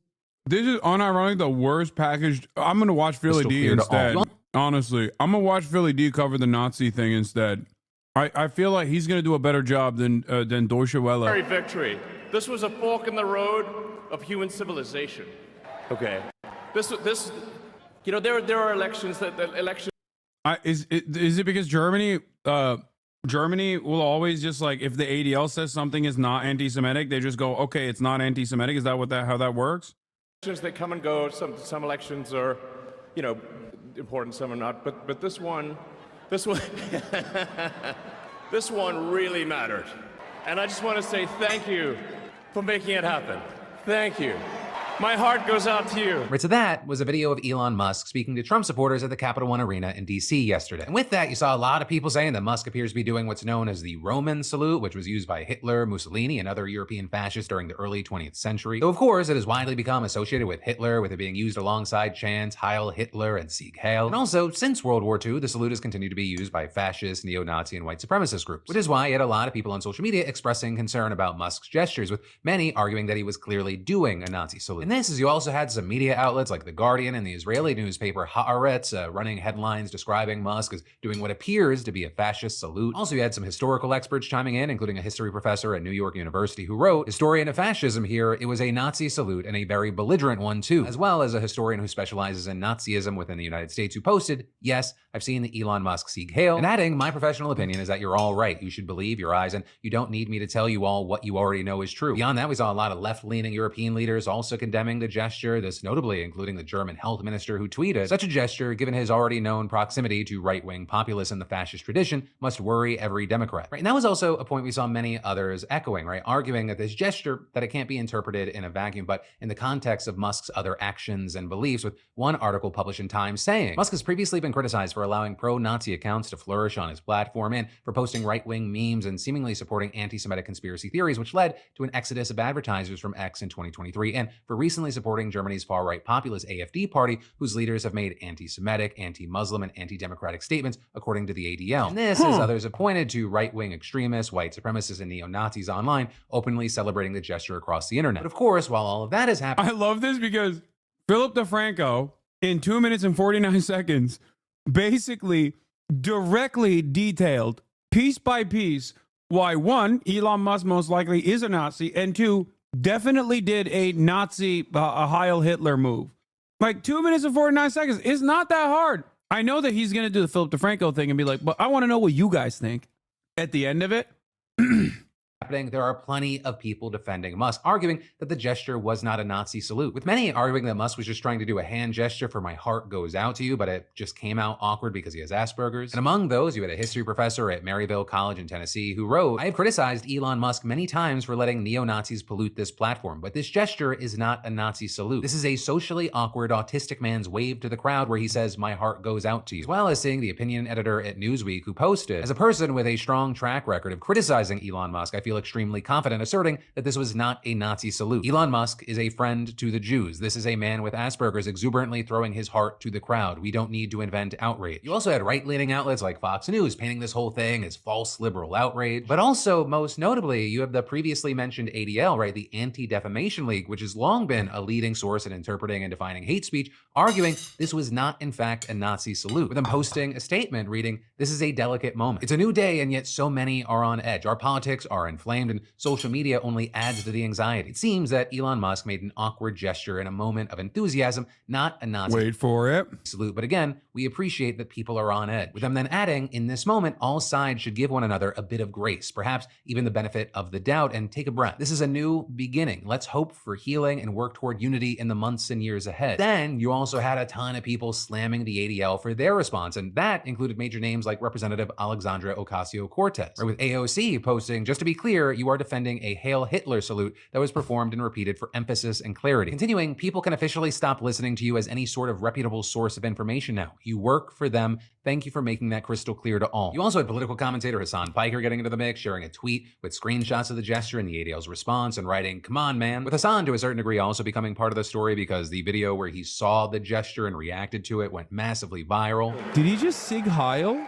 It is thanks to you that the future of civilization. And then also in another tweet, he wrote, "It's okay though, he's pro-Israel. Don't worry, guys." Now, with all that said, as far as how Musk himself has responded, he's been replying to several different posts about the controversy, thanking the ADL for its statement, mocking AOC, and agreeing with a post that read, "Can we please retire the calling people a Nazi thing?" With Elon then echoing that comment on a post of his own writing, "Frankly, they need better dirty tricks. The everyone is Hitler attack is so tired." But ultimately, that is where we are on this one. And so with it, I gotta pass the question off to you. What are your thoughts here? And I'm very interested because really depending on where you go on the internet, there are drastically different opinions and reactions to this whole situation. But then let's talk about something I got so many messages about over. Also, yeah, here's a literal Nazi openly recognizing that what Elon Musk did was a Nazi salute. Like straight up, like that was a serious Roman. It wasn't even like a subtle, like a wave, like one of these, like a Laura Ingraham. Remember when Laura Ingraham did that? Yeah. Laura Ingraham absolutely was doing the salute there too, but in a subtle nod to the likes of Nick Fuentes. That was a straight up like Sig Heil, like loving Hitler energy. that was like a straight up with intensity Roman salute. He hit it so hard that it was like a 1-to-1 verbatim copy of Adolf doing it himself. Can both be true? And gave a Nazi salute? No, I think one, he's a Nazi, and two, I think the most charitable interpretation of it, the least charitable interpretation of it is he's a Nazi and he wanted to do it and see if he could get away with it. And he is getting away with it. So That's the least charitable interpretation. The most charitable interpretation is he's a Nazi still, obviously, but he wanted to do a more subtle version of it.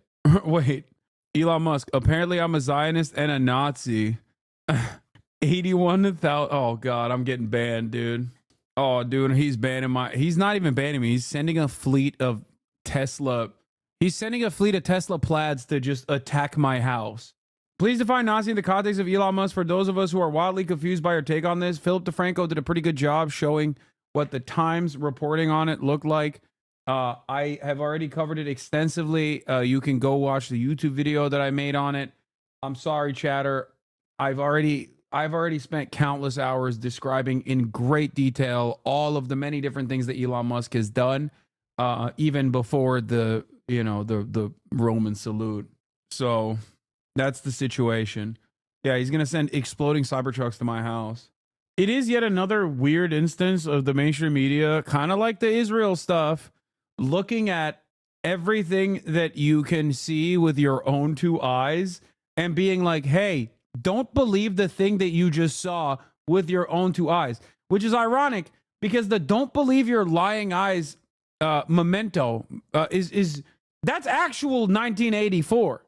But the 1984 understanders regularly refuse to comprehend that the media does engage in manufacturing consent when it's something that they already agree with. Yeah, this is my video from yesterday on it. 500,000 views, 22 hours, not too bad. I talk about his background here. I'm sure there will be more videos that come today on it as well. But what the fuck is up with this Roman salute shit? If it was a Middle Eastern looking person, they'd just be calling it what it is. Nah, the Roman salute is just another term for sig heiling. Like, I have also called it the Roman salute as well.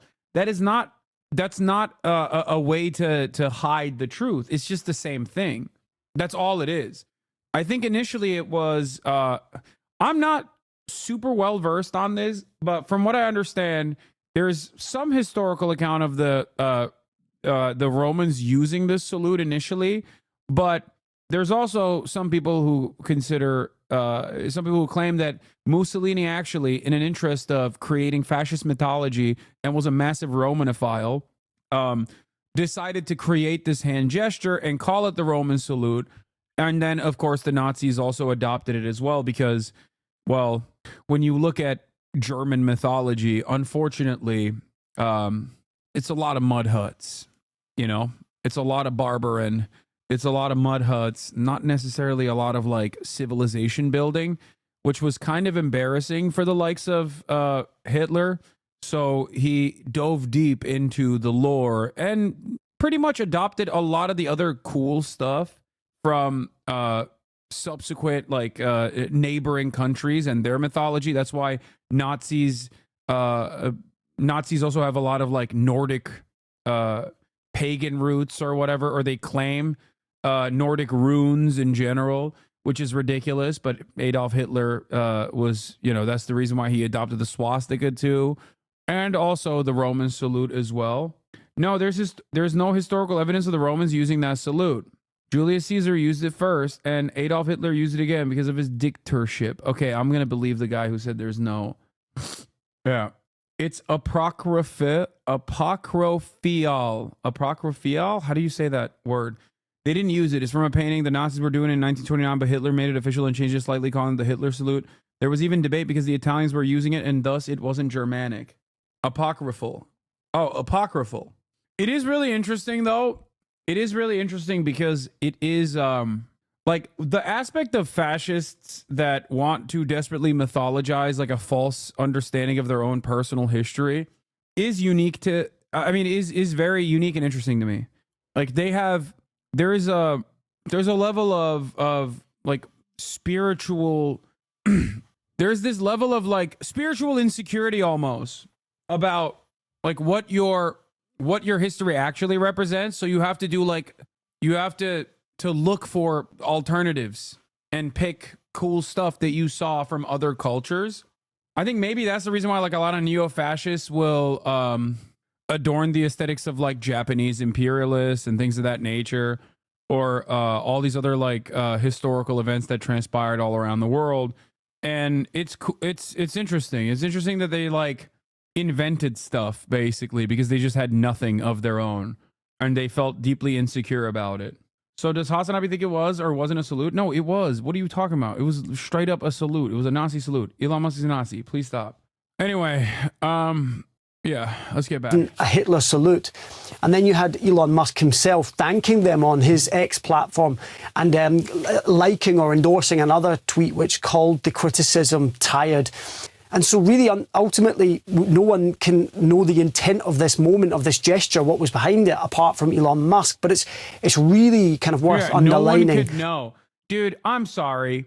If I was out here, okay, even on accident, waving at someone in the process of talking about how Israel's an apartheid state, virtually every single one of these outlets and the ADL would be up my asshole, okay?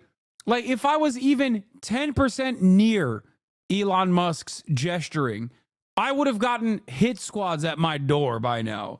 The notion that Elon Musk, who straight up hit the full Hitler, not half Hitler, the full Hitler, and even Nick Fuentes, who was also a Nazi, recognized it as such, and he did it twice. Not once, but twice. He turned around and hit the Hitler again. And there's any sort of debate around it is so ridiculous. Yeah, if I raise my hand further than to pet a dog, they're kicking me out of here. Yeah, there's a level. There's a level of hand gestures, okay, that you can and can't do. Do you understand?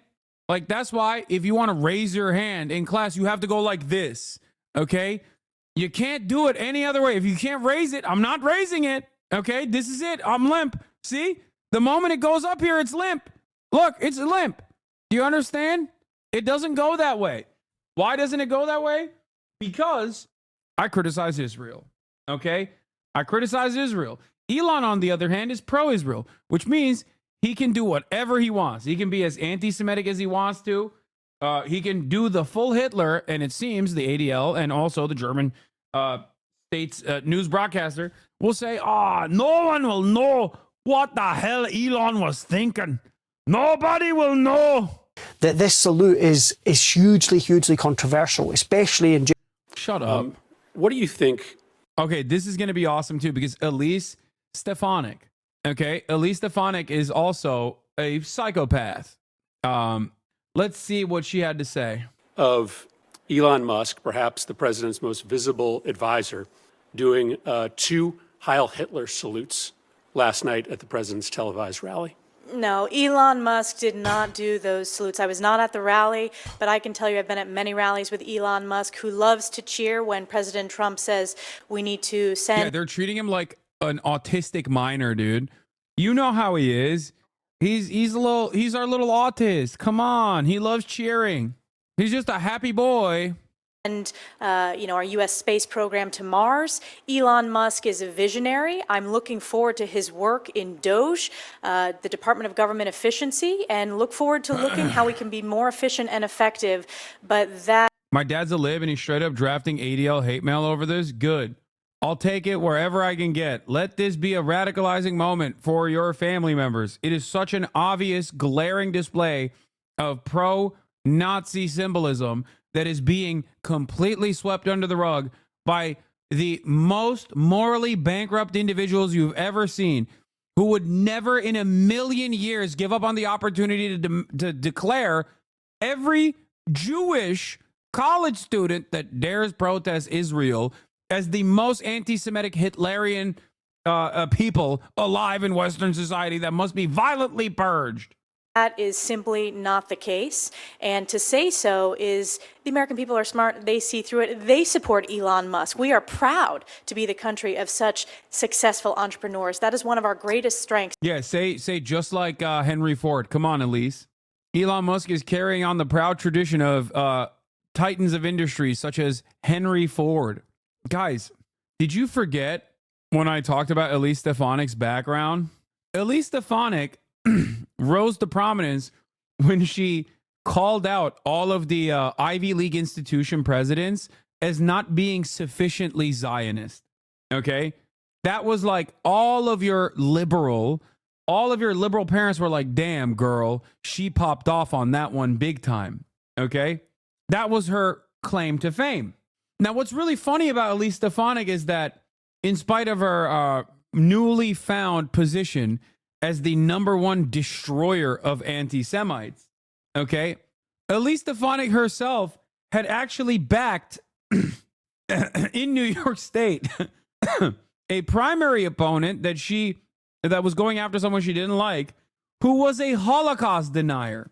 So if you think any of these guys, actually Jewish, Christian, doesn't matter, if you think any of them legitimately care about like actual anti-Semitism, you are delusional, okay? Remember, it's notable because Donald Trump has picked Elise Stefanik as the UN envoy. Times of Israel covered it as Trump picks Elise Stefanik, leading voice against campus anti-Semitism, as UN envoy. Here's the Jewish Telegraphic Agency. Is that really her? Liberal Jews say Elise Stefanik, hailed as a hero of the House anti-Semitism hearings, has baggage of her own. Some who have decried right-wing anti-Semitism are uneasy with a new ally who has given a megaphone to the Great Replacement theory. The split on Stefanik stems from a congressional hearing last week in which she asked presidents of Harvard University, blah, blah, blah, blah, blah. In the past, however, the upstate New York Republican has drawn condemnation for comments echoing the white supremacist Great Replacement theory, which in its original form claims that Jews are orchestrating the mass immigration of people of color into Western nations in order to replace the white populations. In 2021, Stefanik's campaign posted on social media that Democrats plan to overthrow the current electorate by allowing undocumented immigrants to enter the country. But it's not just that. She also backed, like I said, in the New York State, a primary candidate that literally was a Holocaust denier. Okay? Just so you understand. So, you know, nobody cares about this stuff. Nobody. People are going crazy in my chat saying the phrase Free Palestine is now a community violation on TikTok. I feel like this is going to make people insanely anti-Semitic. This will backfire spectacularly. I don't know if that's the case or not, but people keep losing their minds over it. I'm not entirely sure where it's coming from because I don't know why people are saying it. I looked it up yesterday. Free Palestine still showed a metric ton of video. Look, Free Palestine is right here. I don't know why people say that. I don't know why people say this stuff. They think that like TikTok was secretly sold to Meta. A lot of people are saying TikTok got secretly sold to Meta. I don't think it happened. What is this? Free Palestine? What happened? A comment you posted on 2025 was removed for violating our community guidelines. The other night, my girlfriend was telling me that after she saw the notification to sync contacts using Facebook, and I was trying to lightly explain to her that I don't think that's true. Yeah, syncing contacts using Facebook is normal. It happened. I mean, I'm pretty sure TikTok has always had that. It shows the comment. Keep playing. Hate speech and hateful behaviors. Oh my Lord. Just testing and got a warning immediately. So it's auto flag now. Someone that had a community guidelines hit on TikTok for Free Palestine was able to contest it successfully. I don't think Free Palestine was auto flagged as hate speech before though. What is this? International Business Times. Anti-Trump searches appear hidden on TikTok after app comes back online. TikTok is now Trump's propaganda. I mean, this is just a consortium of Twitter accounts like that are posting about it. I know we talked about this before, but I've never had a problem with censorship on Instagram. I get tons of Palestine and very leftist content, maybe because I specifically curate the accounts I follow. Meta is very censorious towards people who make pro-Palestinian content. They straight up, like there are still accounts on there that make pro-Palestinian content. And I'm pretty sure that they have created like a self-contained bubble. I think it's kind of like, I think it might be that way on Twitter as well. Like platforms have figured out that you can just be on a pro-Palestine slant and they only show your content to other pro-Palestinian accounts. But like my account, for example, is shadow banned. It can be for a number of different reasons, but I just tested in the UK, auto deleted instantly. A comment you posted was removed for violating our community guidelines. Yeah. So they basically quarantine you into like a pro-Palestinian slant in general. But also, But also on top of that, they are very, very censorious. I mean, they've taken out they've taken out entire accounts and have forcibly restored them after like a lot of backlash. There are still accounts that are like perma banned. But there are a lot of restrictions on Meta. I mean, there's so many restrictions on Meta. The Human Rights Watch wrote an entire article about Meta's censorship protocols on pro-Palestinian sentiment. Yeah, Human Rights Watch wrote, Meta's broken promises, systematic censorship of Palestine content on Instagram and Facebook. Between October and November 2023, Human Rights Watch documented over 1,050 takedowns on other suppression of content on Instagram and Facebook that had been posted by Palestinians and their supporters, including about human rights abuses. Human Rights Watch publicly solicited cases of any type of online censorship and of any type of viewpoints related to Israel. Palestine, of the 1,050 cases reviewed, 1,049 involved peaceful content in support of Palestine that was censored or otherwise unduly suppressed. But hey, Meta is anti-censorship, so you can say trans people are mentally ill all day, every day, going forward, because that's what censorship is. Not this. This stuff is not censorship. Yeah. Oh, there's another really funny part about the story. David Grossman is correct for pointing this out. I forgot to mention this yesterday. One of the people that was arrested was Keith Packer, who stormed the Capitol on January 6th wearing a Camp Auschwitz sweatshirt. Okay?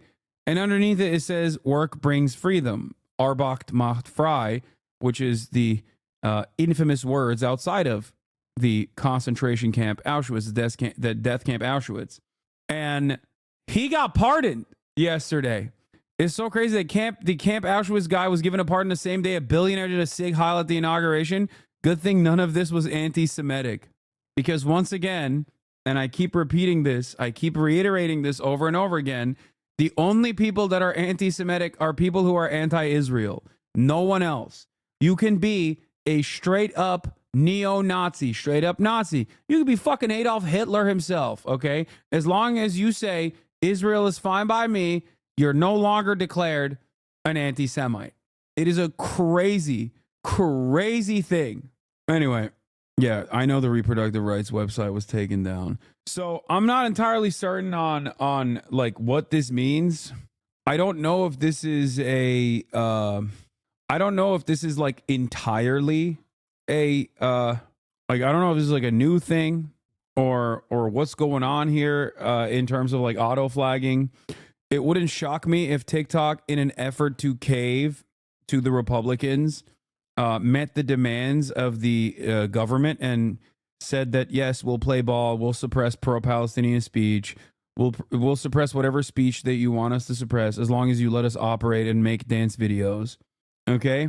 But, you know, things are not looking too good. As Americans. Let me share with you what a few Americans have said about it. Evan Kilgore, a right-wing political commentator, wrote on X, "Holy crap, did Elon Musk just Heil Hitler at the Trump inauguration rally? This is incredible. We are so back." Andrew Torba, who's the founder of the right-wing Christian nationalist social platform Gabs. Yeah, Andrew Torba is a Nazi as well. Owns Gab. Said incredible things are happening as he amplified the visual. The Proud Boys. For those of you who don't know, Gab is the website that the synagogue shooter frequented. The Trump supporter who chose to take matters into his own hands and directly go and kill as many Jews as he could at the synagogue in Pittsburgh.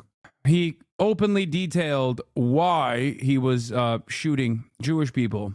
He did so because he thought that Jews were responsible for all of the immigration caravans. Gab with a B, not G-A-P. Gab. Gab. It is a neo-Nazi website that I feel like has fallen out of fashion because all the neo-Nazis went back to Twitter after Elon Musk, the person that Chris Murphy is calling out here, who did a Heil Hitler salute yesterday, unbanned them. A chapter in Ohio posted the clip on a Telegram channel with the text Heil Trump. A chapter of the white nationalist group White Lives Matter posted it on Telegram. Thanks for hearing us, Elon. The white flame will rise again. I could keep going. Over and over last night, white supremacist groups and neo-Nazi groups in this country rallied around that visual. Does it concern you that those elements of the neo-Nazi and white supremacist element in the United States believe that what they saw last night was a neo-Nazi salute? What concerns me is these are the questions you believe are most important to ask to the UN ambassador. I have a very strong record when it comes to combating anti-Semitism. We just had a historic election where President Trump earned historic support from American voters because of his strong leadership combating anti-Semitism, which has been a scourge across the country, skyrocketing since October 7th. So I intend to bring moral clarity to this position and continue to speak out as a voice, as a beacon of light, condemning anti-Semitism at the United Nations, which is representative of President Trump's record and President Trump's promises that he made on the campaign trail. You are right. These are the questions I choose to ask because I think that your work and the administration's work on anti-Semitism only comes with real impact and credibility if it holds both right and left accountable. I simply don't believe that if a member of the squad made that same gesture last night, that there wouldn't be commentary from you and others. So I want to make sure that our work has credibility, and credibility comes with calling anti-Semitism and anti-Semitism behavior out when it comes from both the right and the left. Representative Stefanik, it was a very simple question. I just asking you if you agree with the statement that in order to achieve long-term peace and stability. Don't be fooled. Chris Murphy is not very based, but he's been leaning on that front because he wants to, I think, run for election. In the Middle East, that we have to secure the human rights and rights of self-determination for both Israelis and Palestinians. That's a yes or no? I support human rights for all, and I think it's a disgrace that Hamas and Hezbollah... Except Palestinians. And numerous other Muslims that I will be mentioning have stripped human rights of the Palestinian people, and we need to ensure that we are standing up for human rights, and Israel is standing up for human rights. It is a beacon of human rights in the region. We agree with that. I asked you in my office also about whether Palestinians have the right of self-determination. My understanding was you said yes. Do you have a different answer today?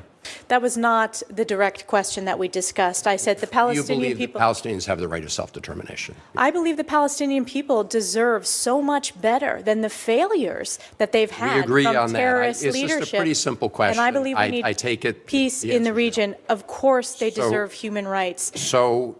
I want to ensure that, number one, we bring the hostages home. So do all of us. Representative Stefanik, let me just ask you. I have 30 seconds left. I'm rarely surprised by answers in my office, but I did ask you whether you subscribe to the views of Finance Minister Smotrich. Of who? I'm sorry, Smotrich. This is the Israeli Finance Minister Smotrich and the former National Security Minister Ben-Gvir, who believe that Israel has a biblical right to the entire West Bank. And in that conversation, you told me that, yes, you shared that view. Is that your view today? Yes.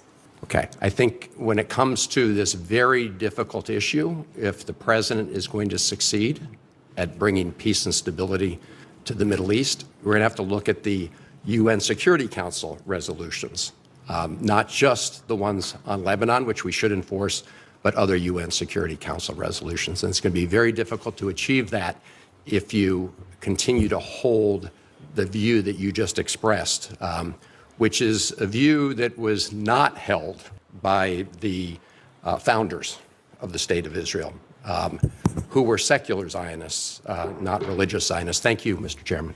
In another of his executive orders, President Trump has revoked sanctions. Trump defines sex. Oh, yeah.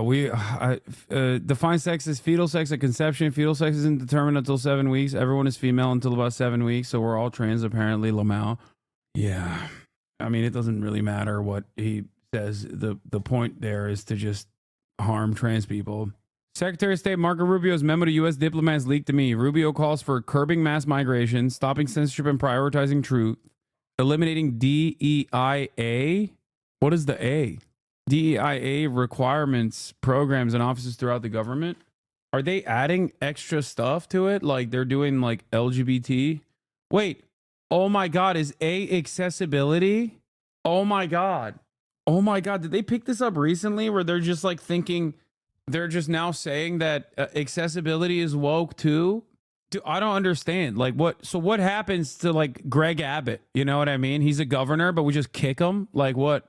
Like, you know what's really woke, guys? Ramps for people in fucking wheelchairs. Like, what is happening? I know I shouldn't have used Greg Abbott as the argument here to defend people who are disabled, but because I know that there's not a lot of sympathy for him and from myself included, but as the Office of DEI and Accessibility, there's tremendous talent and expertise in this department. I've seen it firsthand in missions across the globe, and upholding strict meritocracy is essential to securing our nation's future. DEIA diversity, equity, inclusion, and accessibility requirements, programs, offices throughout the government. I don't make ramps stairs again. Dude, what a bold agenda from the incredible minds, dude. It's wasteful. It's wasteful to build ramps everywhere, and it's ugly. We need stairs. We need more stairs, please. Section 12, all that too ends today. This department will forever stand in support of defense of America's natural and First Amendment rights to free speech. We will combat genuine enemy propaganda, but always try and only with the truth. That America is a great and good, just country. People who's... Dude, this is the funniest thing. They always say we're going to combat, like, we're going to defend free speech, but also we'll fucking kill you if you say America's bad. You should go to jail. If you say America's bad, you will go to jail. We're going to throw you in jail in direct violation of the free speech. Okay? You're going to jail, man. We're throwing your ass in jail. If you say anything about America or about, God forbid, Israel, stopping censorship and prioritizing the truth. During Cold War, the State Department took the lead in combating malign propaganda from hostile states and in promoting an accurate, positive picture of the United States. These efforts were expanded, if with different emphasis, after September 11th, 2001. But in recent years, whether from an excess of zeal or misguided attempts to control discourse, these activities fundamentally changed. Under the guise of combating mis- and disinformation, agencies and programs of our government, including in this department, have engaged in censorship, suppression, and misinformation of their own. I'm telling you right now, they are going to start punishing speech that they do not think corresponds to American values. Speech like, old boy here, okay? Pro-Palestinian, not allowed. Okay, anti-Israel, not allowed. Pro-China, ooh, extra not allowed. Get out of here. All in the interest of defending the values of free speech. You seriously need to back up the Twitch? I am the most defended here, okay? People who are still actively trying to get me banned off this platform by trying to work with members of Congress, as a matter of fact, who have already worked with members of Congress. Very same people who are currently a little too busy trying to combat litigation against them for distributing people's sexual materials without their consent, have tried to take me off this platform aggressively, okay? In collaboration with the likes of Ethan Klein, as a matter of fact, who is also still actively working to do this. So if I'm banned off Twitch, or just like if I can no longer even have a platform here, I'm cooked anyway. I don't know where I would go. Bro hasn't moved on yet. I thought he would have, for his own sake, for his own mental health, really, and for his own career. But I don't know. I don't think so. Focusing on this petty shit for them opens up a lot of time and space for us to make strategic moves. What do you mean? I learned new things about Destiny from you, and it's never good news. I mean, I rarely ever cover Destiny on this broadcast, but this is moving beyond the point of like petty drama or whatever into criminal liability. So, you know, I don't know. What did he do? What hasn't he done? Here is r/YouTube drama that has at least like some semblance of a summary of what happened. Okay. This morning, both President Sunday and Copaceed released hit piece videos on Destiny. President Sunday's video here, Copaceed's video here. Both of these videos discuss Destiny's behavior regarding his treatment of sexual partners and the ongoing scandal surrounding leaked DMs, photos, and videos of sexual nature.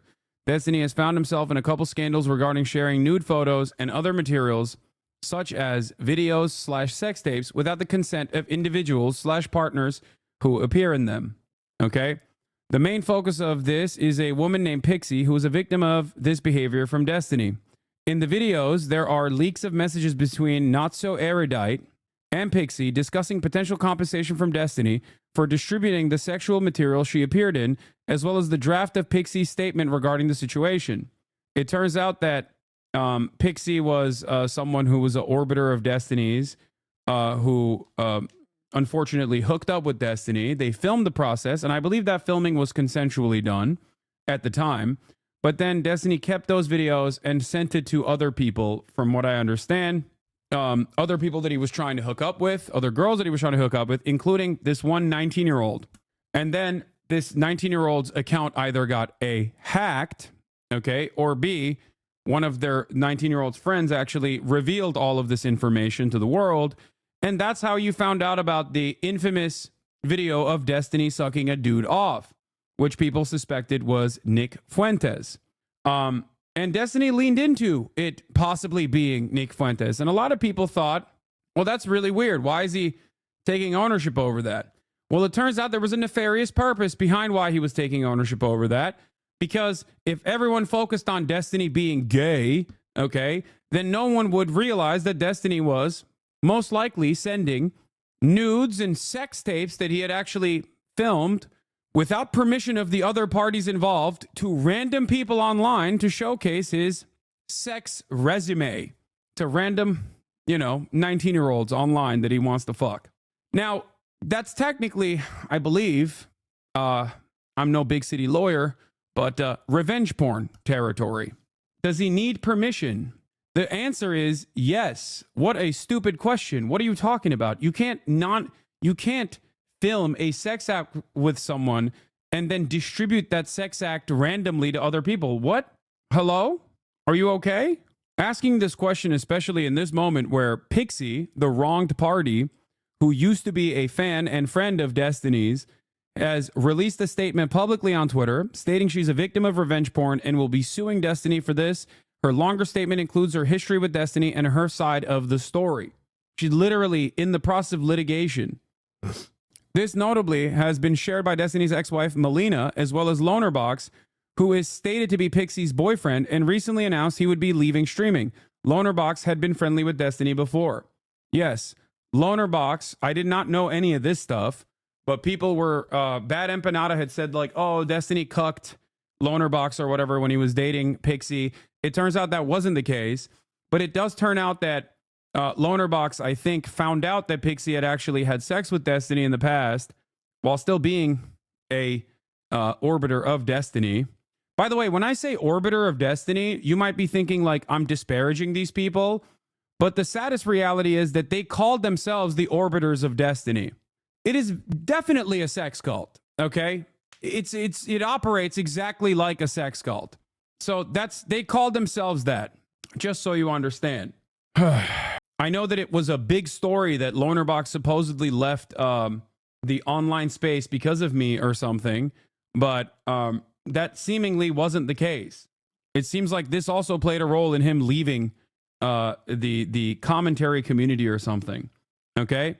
After this, all of this stuff was like circulating because I remember seeing Melina, Destiny's ex-wife, coming out and stating in a stream that she had not consented to Destiny revealing these sex tapes to random people. Okay? Just so you understand. And I thought it was strange because everyone was talking about whether or not, I thought it was strange that people were talking about whether or not Destiny had sucked Nicholas Fuentes' penis, but I never fully understood how this information was revealed at the time. And I did not talk about it as much because I didn't understand if it was like revenge porn or what was going on. If you remember at the time, I didn't understand how this information had leaked in general. Okay? Well, it turns out he was sending this stuff to random people to try and fuck them, like a sex resume. And one of the people inevitably leaked it. Either they directly leaked it, or their friend leaked it, or they got hacked and it got leaked. But it should have never been distributed inappropriately, even in private correspondence anyway. After this, while this was all circulating around, the mods over at r/Destiny announced that Destiny would be responding soon and lock down any discussion of the drama. But leading up to this moment, Apparently, people had tried to post Melina's clip saying Destiny had actually sent his sex tapes without her consent to random people. People were apparently deleting it at LSF because one of the moderators on Livestream Fails, the top moderator of Livestream Fails, Stale2000, I believe his username is a Destiny orbiter as well. They have actually maintained control over LSF for quite some time. Okay? Stale used to be a Twitch staffer as well. Back in the day, he was a Twitch staffer, and then he left Twitch. He became a Destiny community orbiter. He's even made videos on me on his YouTube channel as well. And he took over control over LSF in general. Okay? That's why it was no mere accident that so many Destiny clips would keep appearing. Stale back in the day even was a fan of mine. Let me see if I can find it. Like, I remember him making a video about me too. This is his video that he made about Orbiter of the Year or something. He even had a video defending Recently, Hasan received a saying Hassan MasterChef DMCA strike could be fake. He was right, by the way. And I was right as well. Okay? Anyway, many, many years ago. So, in any case, his current Reddit username is Taro_card, not Stale2000, for those confused. Yes. Stale2000 is his username on YouTube. His active Reddit username, or the one he uses specifically to moderate LSF as the top mod at LSF, is Tarot_card. Just so you understand. Okay? He has, in the past, according to his own YouTube page, competed for Top Orbiter of the Year as an award, or Top DGG of the Year, I think. Yeah, here it is.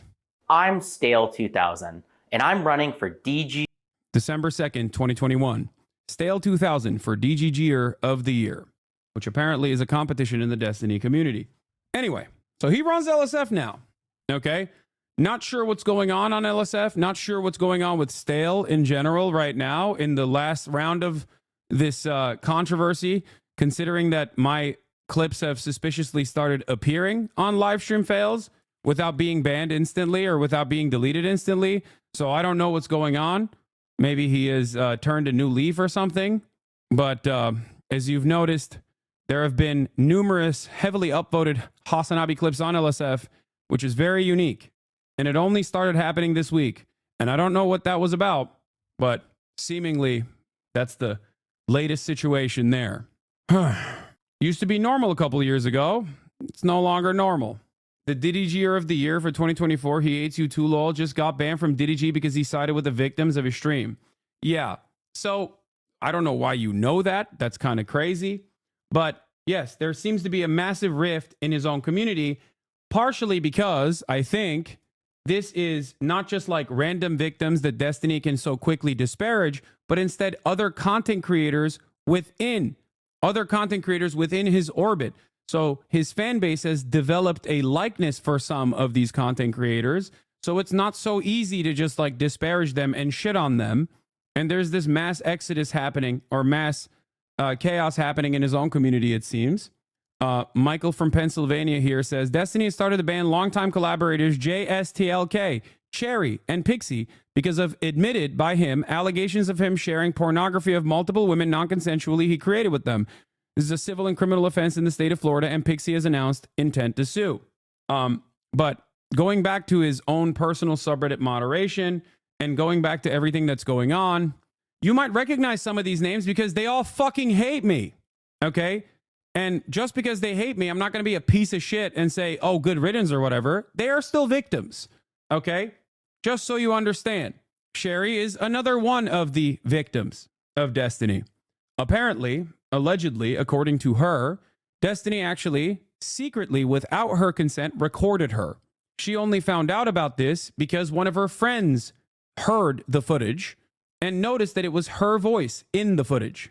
Okay? But going back to brigading and subreddits in general, this information, while it was out there in the ether for quite some time, never gained a lot of momentum. Part of that was because they couldn't make it into any subreddits. They would either get deleted from the top subreddits or could be easily ignored. in Destiny's own community, obviously, moderators keep a very tight leash and we're deleting all mentions of this stuff and still to their best of their ability try to keep all of this information under control. Meanwhile, Destiny's co-host Dan Saltman, you guys might remember him, the Adpocalypse guy, would appear on Turkey Tom's Tom Dark live stream to discuss this and makes another statement on stream. I believe there was a clip on LSF of that as well, if I'm not mistaken. I think I saw that this morning and I was shocked to see that, like any sort of clip such as that one being featured on LSF as well. Don't know if they deleted that or not. Meanwhile, it seems that XQC is actually somewhat, taking the side of Destiny in this process, which is also, I guess, somewhat expected. I don't think Asmongold has talked about it, but who knows? I think the Dan Saltman clip has been deleted from the LSF subreddit, it seems. Anyway, even XQC isn't defending him now. Yo, I feel bad. Lonerbox retweeted the victim's Twitter statement, and it seems like Lonerbox has cut ties with Destiny because of this. No, I saw, who cares? Asmongold's a loser.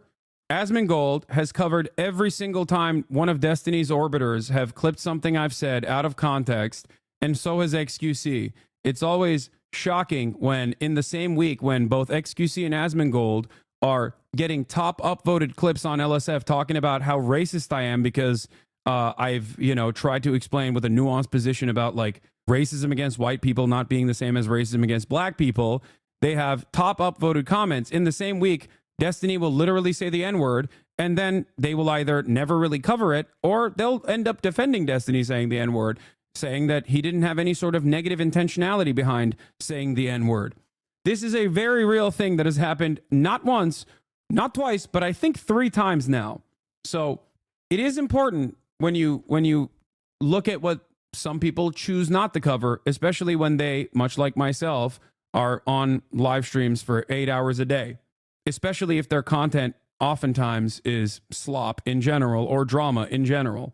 That's why a lot of people were mad at Asmongold for not initially covering Elon Musk faking playing, Path of Exile 2. That's why people were shocked and confused as to why Elon or why Asmongold was not talking about Elon Musk potentially, faking playing Path of Exile 2. The clip you were looking for about Dan is in the link in that thread. The other says... The one that says later makes another statement. Oh, okay. This is the statement that he made. It's a locked post now. For Steve. Listen, I fucking help me. Or anything. You guys are like forcing me to fucking sleep for Steve. Listen. Well, no, do it. Go for it. Like you seem forced to do this frequently. Okay. First of all, okay, I would say that I'm pretty confident that everyone who was featured in these videos also sent videos of them and other people as well. But nobody talks about that. Fucking help me. Or anything. You guys are like forcing me to... I'm sorry. I'm pretty confident that everyone who was featured in these videos also sent videos of them and other people as well. Okay. Classic, I just made up a no you defense, but that's cool. Brilliant minds over there in the debate circle. Anyway, Destiny responded in a post in his subreddit that has been cross-posted in this as well. He calls it the legal arc, beginning in mysterious ways, such wow. One of the major points that he did not address is how these videos were circulated to begin with. He made a vague statement in his post and wrote this like long effort post, mostly talking about like the litigation and the back and forth between him and Pixie, who is now suing him. And this is the most important part of it, in my opinion, where he says, I want to be clear. The leak happened without my knowledge, consent, or authorization. I never had an intention for any of those images to be published. Now, that's vague legal speak that tries to imply that he did not actually send the footage out. Now, if this was actually his own personal account, his cloud, his Apple cloud or whatever, that had actually gotten hacked, then this would be understandable, okay? Destiny himself would be a victim in this circumstance. The problem is, he didn't get hacked. He sent it to random people he sent it to random people, and I don't know exactly what happened here. Maybe they got hacked, or maybe someone else that had access to the footage leaked it. Okay? Pete is online, says his community has a recurring show called Rape Review where they have practiced defending predators, and now the same talking points come out. Maybe he was, creating this so that he could have an army of people who would defend him, down the line. Like I said, I don't need to say allegedly because I don't know. I'm openly admitting I don't know what happened, right? I believe some of the people, Destiny consensually filmed, and allegedly, according to Sherry, she was one of the victims who was not consensually filmed, according to Sherry herself. Okay? If you're asking about the permission of how some of this footage was filmed. What is this? X is looking at proof, D sending it himself? Like, brother, what the fuck? Oh, yeah. These are the conversations that he had, I believe, with that 19-year-old, right? And this is where this is where the initial leaks came from. Like, people found out all of the weird, like, things that Destiny was into and never really truly investigated how people figured that out. But it turns out it was because he was, including the videos, the sex tapes he had sent to random people. Okay, that is off the fucking rails. I don't think I have much BJ stuff recorded, lol. It's fine, hee hee. Oh, there was a girl once. She was young, so she was kind of new and wasn't that good, but she would just hold on to me and tongue the head a lot, which actually ended up feeling good, lol. But no cum shot. You want that vid? I'd love it. Oh my god. Off the rails. That's diabolical behavior. Straight sex cult shit, dude. Straight up. I've often maintained the position that they behave like a cult, and doing weird sex pest behavior and sex crimes potentially further solidifies that. Many commenters have noticed that Destiny did not respond to the allegation he had distributed Pixie sexual/nude images without her consent. They've also noticed that the DMs included in his own statement, as well as Pixie's, reveal an acknowledgement of him doing exactly that. That is where the main Destiny drama stands at this time on the subreddit. Another former collaborator of Destiny's, Cherry, has alleged to be a victim of the same behavior, and a follow-up tweet and a link of the comment thread with screenshots. Here's what she said. Today I was made aware of an intimate audio recording taken of me without my consent that was also shared without my consent. I'm upset right now, and I'm going to give myself time to process. This is serious. The person who received the recording from Destiny was not aware I did not consent to the recording. They recognized me by my voice and messaged me today out of concern. I don't feel comfortable sharing more right now. Now, understand that his community that he has cultivated is so ruthless and so cruel that they call it a lawsuit. Is this a possible future Destiny lawsuit? Like a lawsuit, but a lawsuit, because it's content. Everything is content. She then followed up and said, this, as I posted as well. Destiny has banned the people who have spoken out against them from his Discord server. Alleged Discord messages where Destiny admits to recording his phone in his pocket during the sex act. It is not clear if this was a consensual recording. Hold on. I don't know where that is. Pixie has now announced on Twitter and X that other women have been coming forward about receiving pornographic content from Destiny with concerns that it may have been sent non-consensually. Destiny has announced a break from streaming. This link is broken. If someone has a better link, please let me know.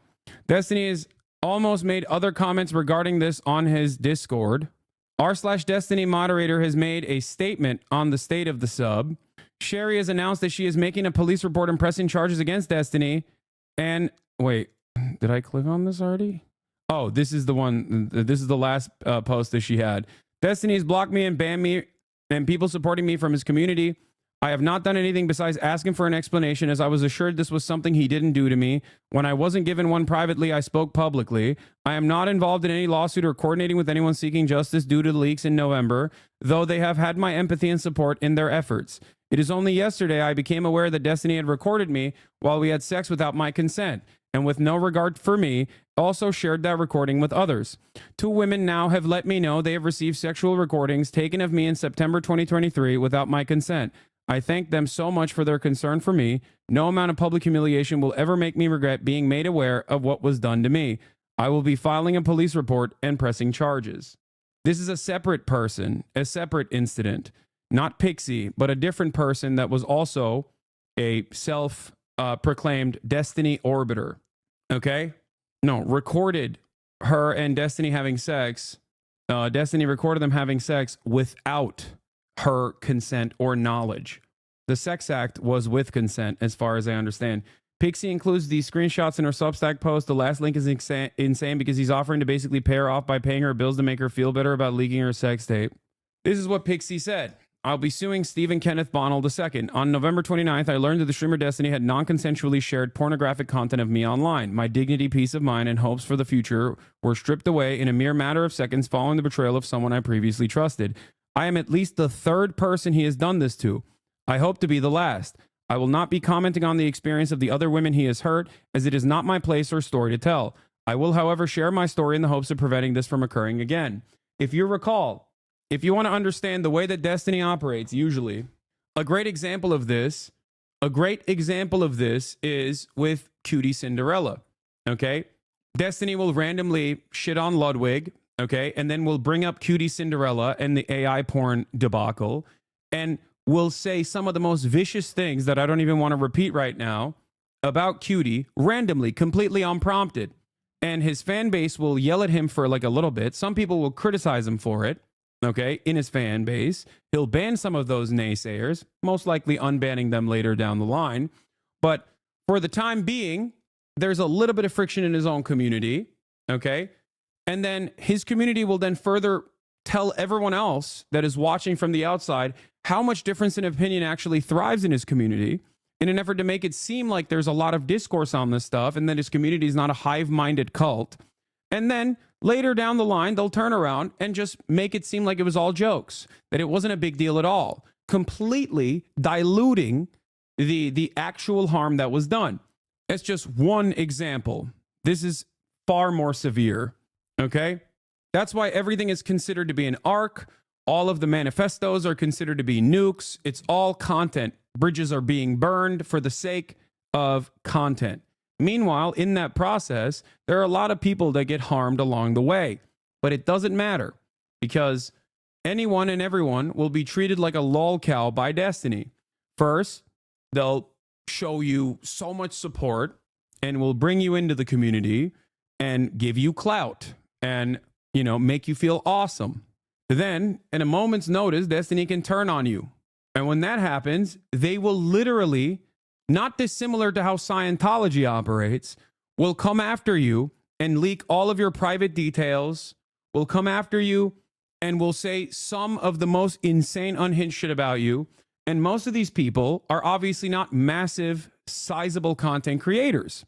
I, on the other hand, am a massive and sizable content creator, and Destiny still hasn't stopped doing this. Collaborating with anyone and everyone that will say, fuck Hasan, I want to kill Hasan, like Sam Hyde, for example.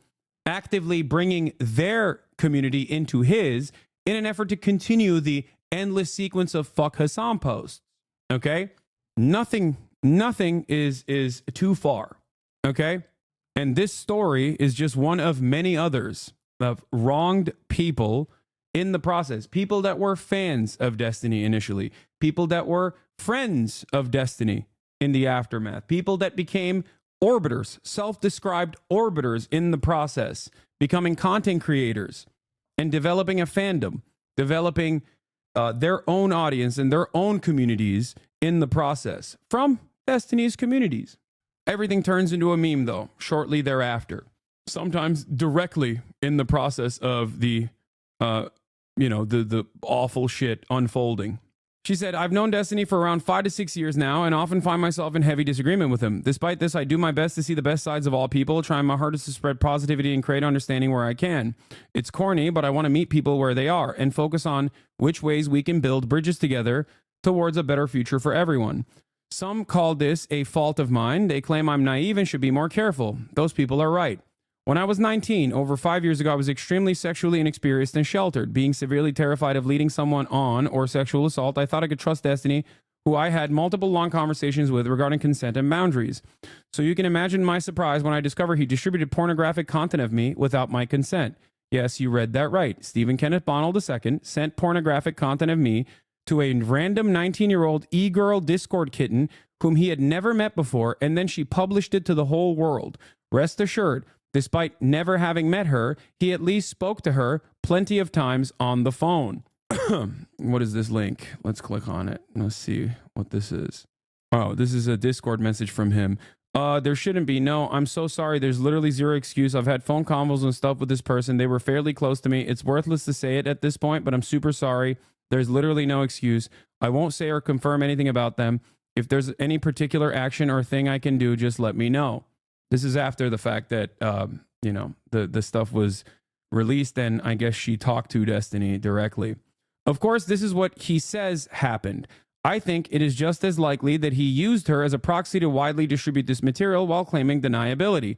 I do not understand why Destiny would knowingly and willingly put me in a position where I would receive nonstop sexual abuse and harassment. If we believe him, he was trying to impress a barely legal teenager using my body and my privacy. The betrayal, coupled with hundreds of messages I've received filled with sexual harassment and abuse, have left me feeling hopeless and devoid of almost all happiness. The only thing that has kept me going is the hope that I can bring this man to justice and have him face legal consequences for his actions. For the past month, I have been speaking to lawyers about my situation and what to do, and have decided this is the best course of action. I will be suing him for violating U.S. Code 15 U.S.C. civil action relating to disclosure of intimate images and for publication of private facts in Florida. I'll be seeking emotional and punitive damages for his actions. I've been told that a court case like this could potentially cost over tens of thousands of dollars. I am terrified. I mean, this guy talks about potentially suing Hasan. Couldn't be a Destiny story without it somehow getting back to me, of course. As if for fun. And Hasan actually has the resources to defend himself. I cannot imagine what he might try to do to me in the process. What is It's this? really interesting that Destiny also said he was an out and about Nazi, because it didn't seem like he had any issues basically platforming Sam Hyde when Sam Hyde was talking about how he wanted to murder me. Oh my God, shut the fuck up. You're such a baby, dude. I didn't actually know back then if Sam Hyde was like a full-on Nazi or not. I didn't know 100%. There was still like a little bit of doubt in my mind. I wasn't sure. Wait, hold on. If I recall, wow, look at that. The first thing that comes up, I have to fight Hasan Piker, Sam Hyde clarifies. No, I'm pretty sure you knew. I'm pretty sure you did know. He plays a clip where he says the exact thing you said. But then when I started watching some of his like his serious podcast stuff, I was like, oh shit, this guy is like a super Nazi. This is in 2022. Oh yeah. Yeah, I was kind of leaning towards maybe him being a Nazi, but I didn't think I didn't know at this point. I didn't really 100% think he was. You had this shit ready? No, it's in this. No, this is ironically something that he posted saying that he's going to sue me for the memes, I guess. It's funny because you can tell actually that I don't know that he's a Nazi, because I don't really I don't challenge him on like any Nazi tier stuff. I don't know if I even ask about it. Did I ask about the journalist? I would kill Hasan is literally one of the fucking bro. Wait. It's a chapter title. Stuff. This was before the boxing match too. You got anyone you want to? This was in August 27th. Destiny, this was before he recorded the Candyman persona, has said, Hasan Piker, I'm going to kill you, and talk about Creator Clash at the start of the interview. And I chatted with him. Oh, I chatted with him before this. Oh, so this was even before the Hasan shit. Yeah, except you just scrolled over the pedophile Nazi literally talking to you and saying that he wanted to fucking kill me. And let's see how he plays it, because I'm sure he plays it, right? Like, he's got to play it, right? I don't know why he's talking about bad empanada. Oh, here it is. Hold on. Where is it? Is this it? Hasan? I have to fight Hasan Piker. You know who that is? Why do you hate Hasan so much? Jesus. So, Hasan boxing match. You've got another match. Is there like a dream collaboration you have? Is there like somebody, like, obviously, aside from your favorite character, iDubbbz, is there somebody that you like really want to do something with if you have the opportunity to? Yeah, I have to fight Hasan Piker. You know who that is? That's my arch nemesis. You have no idea. Okay. I created Hasan 2 years ago on Twitch, but yeah. All jokes aside, I know that you guys are not going to take me seriously when I say this stuff, because it's like better to fuel drama or whatever. But when I joined Twitch for the first time, I had a very specific goal in mind. Oh, back in August, he's put in effort and he sources things. Fight Hasan Piker. You know who that is?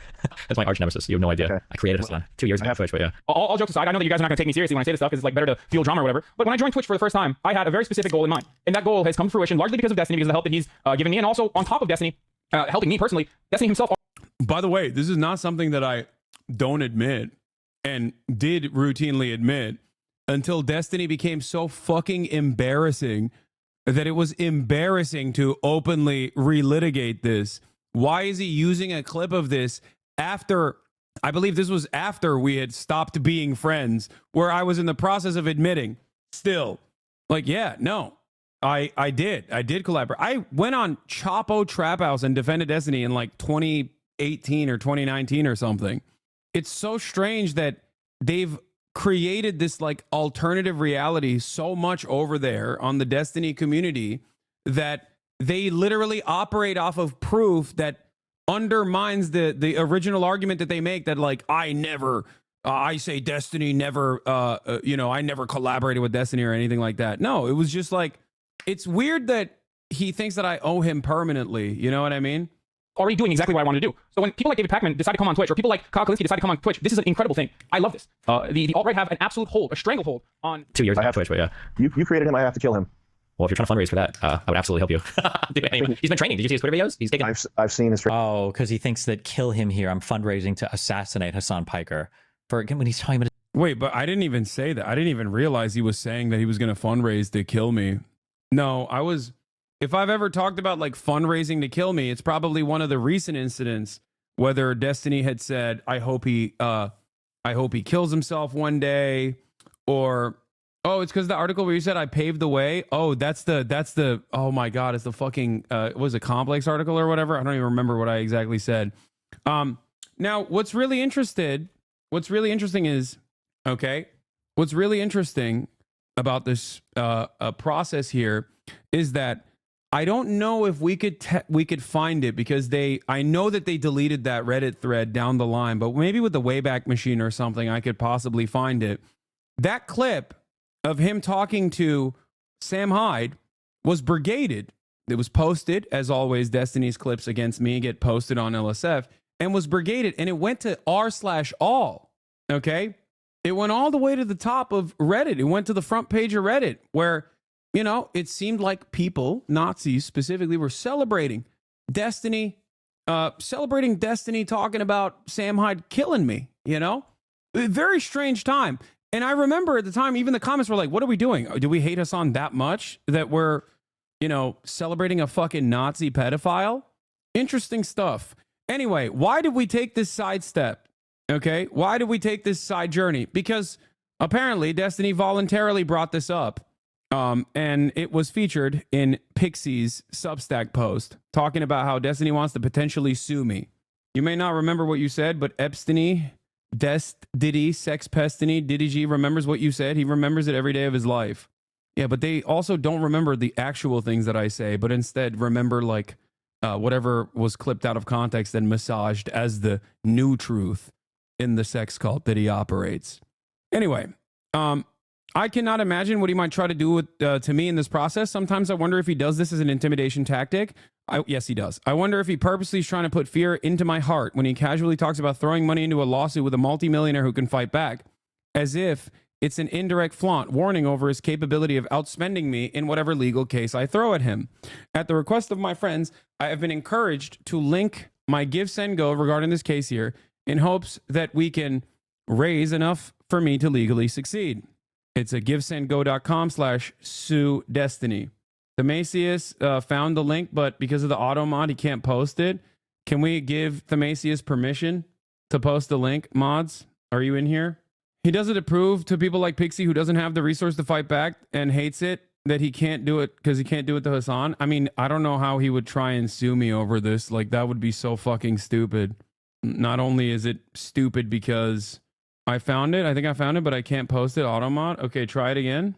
Oh, he is trying. Can you just send it to Fizz, Themasius? Oh yeah, this is another instance where Destiny talked about killing me. God, he's so cringe. He's like such a cringe loser. I would pay we'd raise $1 million to send this dude to go fight in Yemen, and then all of us would volunteer for the Navy. Holy shit, he's such a cringe. You should tell him that. Aw. After it didn't get to RL. I was wrong. It got to 4.2k upvotes on LSF. it got archived and the post was deleted by the person who originally posted it. Damn. Maybe we can look back at the Wayback Machine now that we have the link from the time frame that it was posted to see who the user was that posted it. This is how they do all the time, by the way. They will post numerous posts of the LSF subreddit, and then if it actually doesn't favor Destiny, they'll delete it.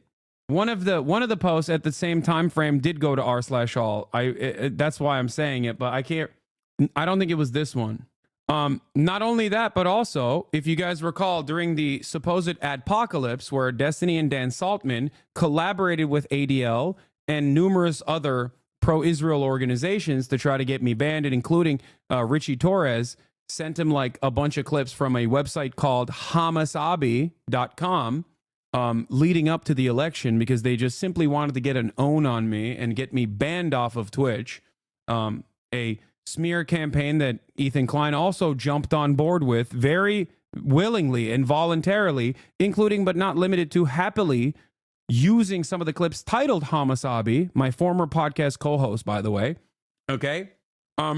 When they were doing this mass brigading campaign, as they were sending botted emails out to every single advertiser on Twitch with the hopes that they could pressure Twitch to ban me before the election, not because they supposedly care about anti-Semitism. These guys say anti-Semitic shit all the time, but because they wanted to punish me because they think that I'm the one who is responsible for Destiny getting banned, and not this kind of behavior, okay?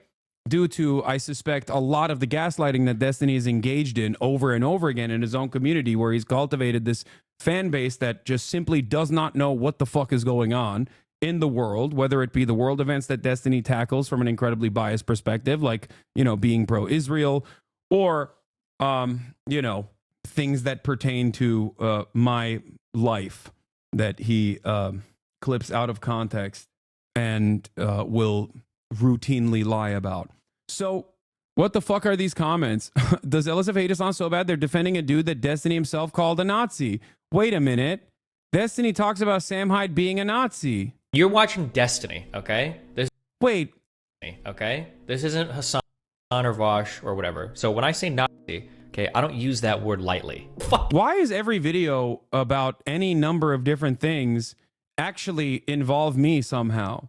Interesting. Notice how this man still had the audacity to claim. Notice how this man still had the audacity to claim that I was actually constantly talking about him when we revealed that not even we, someone randomly revealed that Destiny's Discord had brought my name up like 90,000 times, as opposed to my Discord had the name Destiny mentioned, I believe, 5,000 times.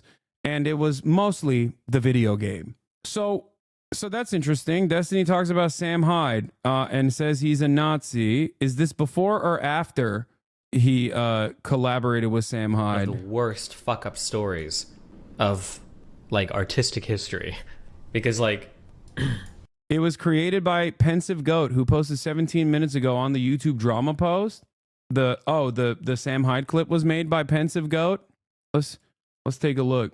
I wonder if he's still a Destiny fan after all this, or maybe he's no longer a Destiny fan. I don't know. I'm not, let's see. How do I find the username? It's the same guy who made the fake post about Mike being anti-Semitic. Oh, wow.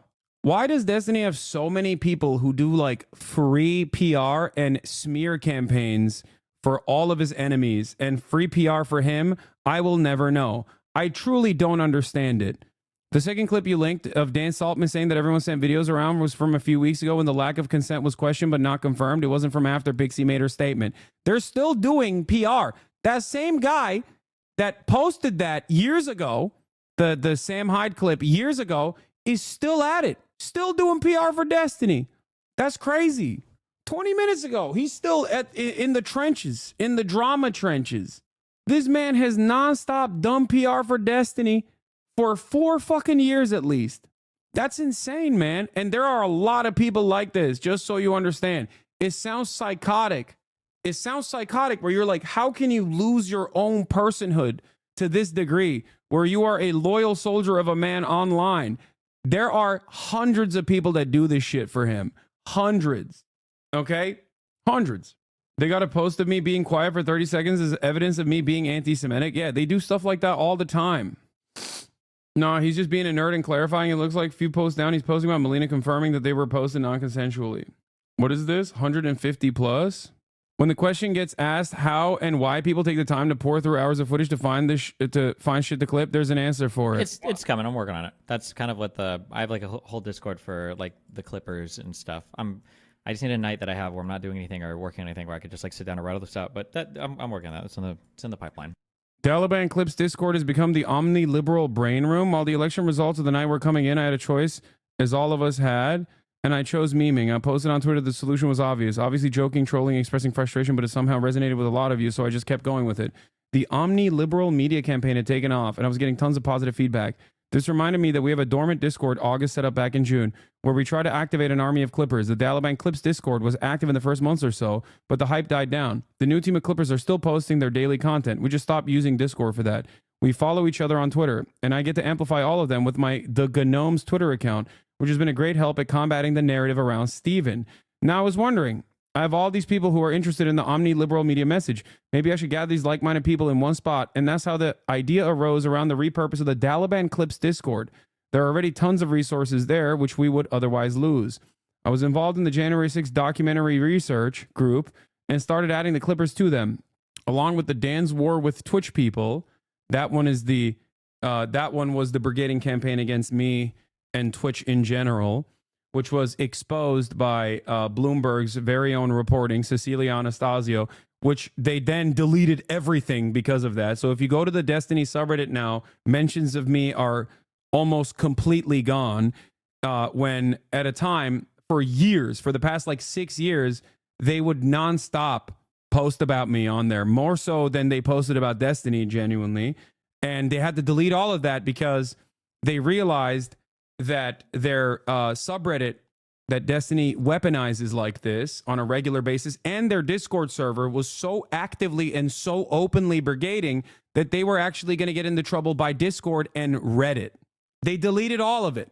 All of it is on the Wayback Machine if you want to go, compile it, or if you want to search all of the insanity there. But they just straight up deleted everything when they realized that journalists were snooping around about their brigading operations, which they so openly would talk about, like so openly. Anyway, I can't believe that there are still Destiny fans in here. He kind of made you, though. Why you so ungrateful he brought you in? No. Why not just talk it out, bro? He was your friend at one point. Dude, I don't know if you understand. We're having a conversation about this dude serially making sex tapes of the people he sometimes consensually and sometimes non-consensually records and is unconsensually sending to other people that he wants to fuck. And you're like, why don't you become friends with that guy again? I don't know, because he's fucking gross. Yeah, what am I going to talk to him about? Fucking, should I tell him not to do like awful, indecent, freak-like shit? Is that what you want me to have a conversation with him about? Just hug it out, bro. Is that the new talking point that Destiny fans have now? Like, they've just dropped everything else, so now they're just saying, come on, just talk it out. If you're in here and still a fan, you should, and still have a certain opinion of me, because there's a lot of people who hate watch me. I'm sure they're hate watching me right now, because Destiny also uses DGG as an offline hate raid structure where they literally have my stream up and they're routinely talking shit. And then they also love making sock accounts and coming in here and also chirping and then clipping the videos out of context and posting it on subreddits. And they've been doing this for 5 to 6 years at this point. It's fucking insane. That's the part I don't really talk about all that much. This is the part that I think is infinitely more important. The clip for when Destiny talks about Sam Hyde being a Nazi and an alt-writer is from January 14th, 2022. Destiny made that collab video with Sam Hyde on June 19th, 2022. And now Destiny is claiming he didn't know Sam Hyde was a Nazi back then when he collabed with him. Clear evidence that he's lying now. Yeah, just like there was clear evidence that he, one, openly stated that NFTs were a fucking grift and you were stupid for buying an NFT, and then a week later got an NFT sponsorship and farmed his fucking fan base. And that's what's so crazy about it, because like there's so much hypocrisy in this community that supposedly loves hypocrisy baiting, and yet they just can't comprehend that they're being gaslit over and over and over again. It wasn't a week, it was 2 or 3 days. Oh my God, that's amazing. How did he get exposed as a Nazi? I don't remember how he got exposed as a Nazi, okay? Now, you're watching Destiny, okay? For the record, the only reason why I'm bringing this shit up is because I was weirdly mentioned in Pixie's fucking call-out post, because apparently Destiny still to this day goes around talking about potentially suing me for saying correct things. Just so you understand, if you wanna weave back into the fucking main conversation here, you know, I'm covering this letter, this Substack that Pixie wrote about being victimized by Destiny, and even in that, I randomly get brought up. And yes, the irony, of course, is that the link on that Substack where Destiny talks about potentially suing me, Destiny actively now lies. Destiny actively lies to his audience about the dumbest shit too. And people straight up believe it. A great example of this is Destiny 1 collaborating with Sam Hyde with the full knowledge that he was a fucking neo-Nazi when Sam Hyde talked about how he wanted to kill me, okay? And then turning around and saying, oh, I didn't know he was a neo-Nazi. Why would he, you know, why would Hasan even say that I knew that he was a neo-Nazi? Well, it turns out he did. Here's a video from before he collaborated with Sam Hyde, 6 months prior. This isn't Hasan or Vosh or whatever. So when I say Nazi, okay, I don't use that word lightly, all right? And when I first heard that, like, oh, he's an alt-right or Nazi, like usually when I hear that from people, my first thing is like, I'm sure he is, okay? He's probably like a conservative or whatever, right? But I remember we listened on a stream to like, was it like 6 years ago? To a phone call that he had with like a journalist reporter or whatever. And he's literally on the phone. He's like, I know like the Jews are like destroying my program, or Jewish people don't want this or whatever from the Turner or whatever. It's like, what? This is in January 14th, 2022. The Sam Hyde conversation came 6 months after that video. I guess he must have forgotten that Sam Hyde was a Nazi in that time frame. Or maybe, just maybe, he knew he was a fucking Nazi and didn't give a shit. Just like when he knew Nick Fuentes was a Nazi and didn't give a shit because he wanted to collaborate with Nick Fuentes. Just like when he openly talked about platforming Nick Fuentes and giving Nick Fuentes' career a lifeline. Just like when he collaborated with another white nationalist, Lauren Southern. Now, of course, with Lauren Southern, I believe he also wanted to have sex with Lauren Southern. Not sure if he wanted to have sex with Nick Fuentes. Look. The guy's still doing it. The guy's still doing it. Now he's moved on to why even talk about them then? Bro, it's not working, man. It's not working. It's not working. It's not going to work, man. It's been confirmed him and Lauren had an affair. Their DMs have been leaked. Okay. Yeah. 1 week old sock account coming in from, another Orbiter community to try to desperately fucking be like, hey, can you just like stop covering this, please? Actually, you guys should kiss and make up. I don't really understand any of these hate watching, clip farming, smear campaigns based on lies. I don't even have that much to do in my life. I barely have time to watch you for a bit every day. I don't get where they get all this time. I think it's because these guys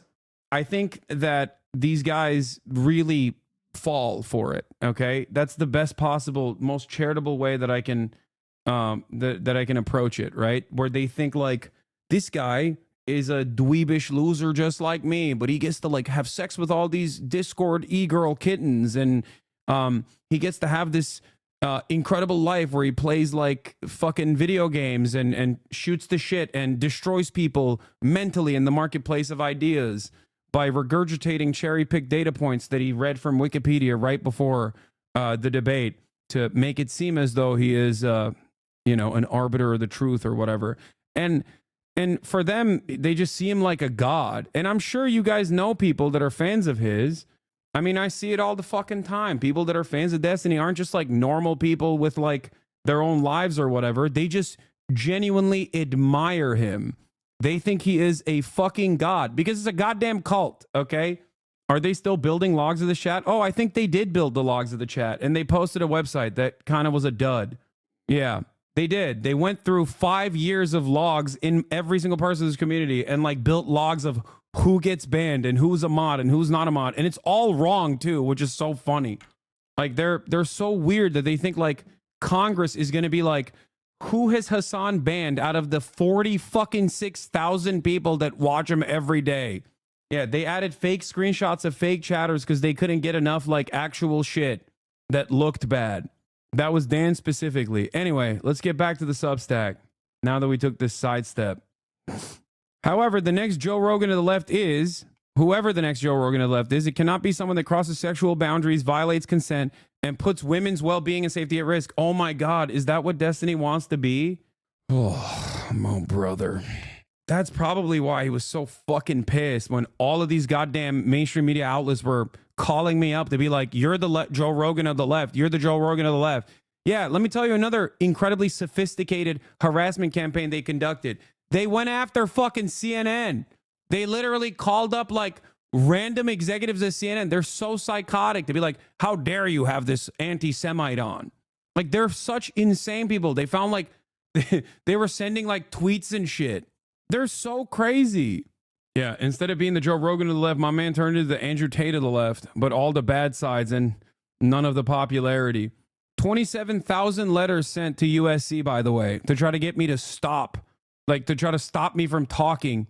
20,000 emails trying to get me banned off CNN. 27,000 letters sent to USC to try to get me to no longer speak at USC. And then they just don't understand when it doesn't work. I remember reading the comments where they were like, I'm beginning to lose my mind. Why is he still getting so much positive media coverage? Why doesn't anybody see him as like the truly evil person he is? And not in any part of that, they never even think maybe we're wrong.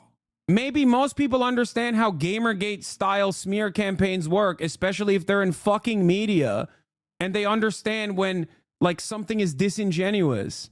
They just don't get it. No self-awareness at all. They're just operating like a fucking bot farm saying, oh, I'm losing faith in our movement, guys.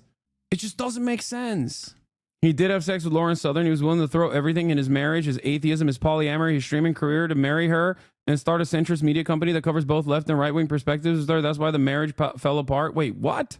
I don't know if that's true. That's crazy. Do they get paid? No, they don't get paid. They do this for admiration. Okay? Anyway. And before you say, why are you making this about yourself? This is about the victims. It's still a part of the operations. You understand? It's still a way. It's a part of the way that his community operates. I'm painting a broader picture for a lot of people who have no fucking clue who Destiny is because I don't actually talk about him all that much. I'm explaining to you how his community functions and how sophisticated their smear campaigns are in general, and how to a random onlooker, some of the stuff that they post is so far removed from the actual fucking community itself that they come across as like totally random people talking shit about a random asshole. Okay?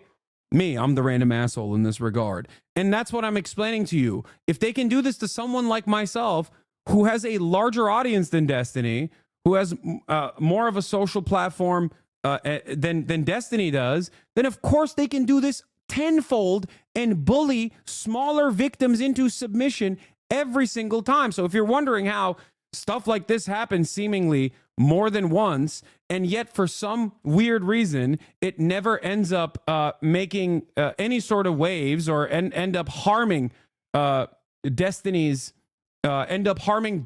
community at all, okay, or Destiny's prominence at all, it's because they have a very sophisticated smear campaign machine and a very sophisticated PR machine for Destiny. Destiny works against it on a regular basis by constantly saying unhinged shit, like how I don't know, what did he say when he was talking to Lonerbox a couple months ago, that he was a necrophiliac pedophile or something? Like, he ruins it all the time, but his community is desperately trying to hold it together.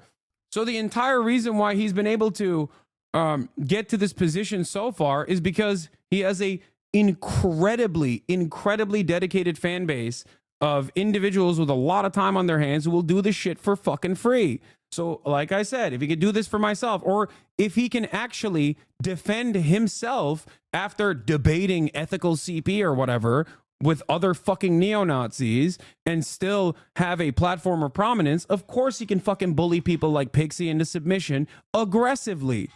That is the broader picture here. That is what I'm trying to explain.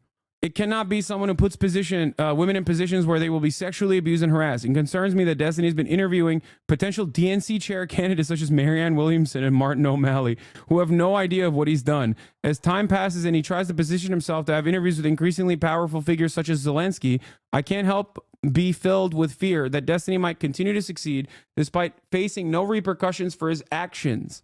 If the Democratic Party wishes to succeed in the future, it cannot be a party that accepts the sexual exploitation of women. It cannot be a party that allows men like Destiny to break into the mainstream. For allowing him access to such spaces would be a direct endorsement of his behavior. And also give him an opportunity to do this to other people too, by the way. I've been told that the payout might not be worth the harassment and attention I will receive. In an ideal world, I would do this privately, but I've been told there is no realistic way the court will grant me anonymity. This means my only option is public. I've been told by a variety of people to not go public. I've been told by some people that Stephen really does feel sorry, but I am not inclined to believe them, especially taking into consideration his actions regarding me. Regardless, what Destiny did is unacceptable, and I believe he will do this again unless he faces justice. Let me be clear. Destiny has violated federal law in his transgressions against me. He has violated my consent and is directly responsible for the sexual abuse I have received. I am terrified. And the evidence log shows Destiny apologizing for his actions, Destiny downplaying the pain I felt and my concerns. It's more complicated than that. I feel like there's no justice for what's been done. I feel like people for the rest of my life are going to try and send it to my family or workplace wherever I go. I feel extremely violated with how so many people saw me non-consensually in a vulnerable position. I feel like people are always going to use this as proof that I slept my way into whatever achievement I garner. I feel like it's evidence that everything would be better with me gone. I think the number of people who know or even keep up with it enough to go after you is probably almost zero. I think people hate others involved. Me, Lauren, Nick, lol. Wait, so it is Nick Fuentes? He actually did suck Nick Fuentes' dick? Like, what's going on here? I'm so fucking confused. Way more, and it overshadows everything a lot more. As for any achievements or anything like that, the majority of the work and stuff you've done has been completely independent from me anyway, so the people who would say anything like that are the people who would have said shit like that anyway and aren't worth the time. I genuinely don't understand it. Is it actually fucking Nick Fuentes or not? Or is he joking? And then Destiny offering to pay some bills. This feels super lame. And I don't want to imply that somehow just giving you money helps anything go away or fixes everything for you. But if you have any bills or owe money on anything or have any financial stuff I can help with, I can at the very least chip in and help with any of that. So it's at least one less thing you have to worry about or stress over while you're worrying about getting through this. Bro, he sent him having sex with this person to another random person he'd never met that he wanted to fuck a 19-year-old Discord girl. And he's just like, come on. Let me just pay your fucking bills. It's like insane. Like, and he also presents it. Oh my God, Destiny is literally therapy speak abuser, dude. Holy fuck. Like, this is the archetype of the fake male feminist. Now, obviously, Destiny isn't really a fucking male feminist at all. He has rape review, as we've talked about before. His community literally looks at finding ways to victim blame the people that are a victim of sexual assault all the time, and he has done that all the time and on numerous occasions, as a matter of fact. But like, the very fact that he's still in this circumstance, like trying to be super nice to an obviously wronged party, is insane. It is so incredibly manipulative. Holy fuck. What? Pixie? Is this actually Pixie the person? Hi, I really want to thank you for going over this. Hate watching Hasan. Hate watching is so funny for some reason. Hi, I really want to thank you for going over this. I really hope I can bring him to justice for all the things he's done. Having the support of larger communities has really helped me, and I'm really grateful. Anyway, okay. So this is Pixie's side. Where was it? Wait, did I close the wrong tab? Is this it? No, this is the Sam Hyde one. It's just like things as simple as that, or things as simple as you know, saying NFTs are for suckers and then immediately doing a fucking NFT ad is so crazy, you know? And his fan base doesn't even remotely, not even for a moment, recognize that as like pure hypocrisy. So the question I have is like, if I did something like that, you would be up my fucking asshole, okay? Not only would my audience be up my asshole, and I'm sure there'd still be some diehard fans, okay? But the reality of the matter is, Destiny's community certainly would not let that go. As a matter of fact, some of the biggest hypocrisies that they've exposed quite literally are just shit that's clipped out of context. So they hypocrisy fish for things that aren't even inherently hypocritical, like me buying a fucking house where he literally placed that. He literally, when I bought a house, before I even entered the house for myself and my fucking family, Destiny covered it and blasted it on the fucking timeline. And then Breitbart picked it up. And then fucking Fox News picked it up. He did that shit, okay? He fucking did that shit. I got doxxed by Nazis. Some of those Nazis are in Sam Hydes' fucking fan base, and he collaborated with them. Like, think about that. None of that is say allegedly. What do you mean? What? Nothing I said is fucking alleged. Okay, everything I said is 100% correct. He literally outflanked. He went and found a random fucking realtor website gossip post and covered it. He also leaked your family history. His fans showed all your mom and dad shit on timeline. That's another thing. He's like doxed my fucking family. Yeah. And lied about it too. There's like AI built websites out there of my dad being a fucking billionaire or some shit. And I didn't even know any of that. Okay. Yeah. They're fucking crazy. And yes, I did read the other allegation tweet from Cherry. And also that she is pursuing like criminal action as well. Let this serve as a de-radicalizing moment for you if you're fucking hate watching right now on the Destiny's Discord or whatever. Okay? That if you find yourself in any echo chamber, in any community that is that hyper invested for 5+ years in making someone look fucking bad, then yeah, there's gonna be a lot of shit that you're not actually seeing.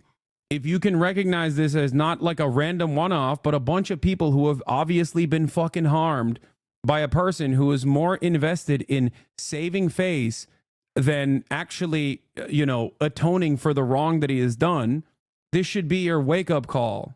In the mega thread, there are messages from D in Discord basically saying Pixie has no case and trying to undermine her case, already making jokes in between banning people. I know, we banned a couple of those people in the chat too, talking about how, well, there's no legal... this is not illegal, technically.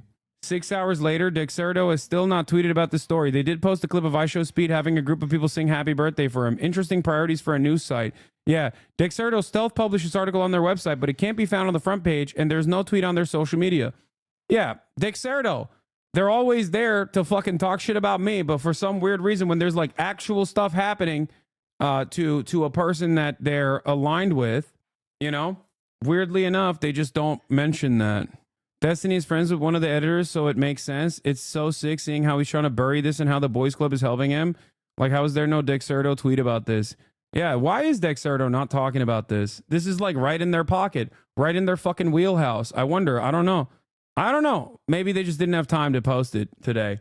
Yeah, and also Pixie, after writing that Substack post, got a bunch of other messages too. Since posting this, I've received countless messages of women informing me they've received pornographic content from Destiny, content they now believe wasn't made or sent with consent. If you've been sent this content or might be a victim, DM me.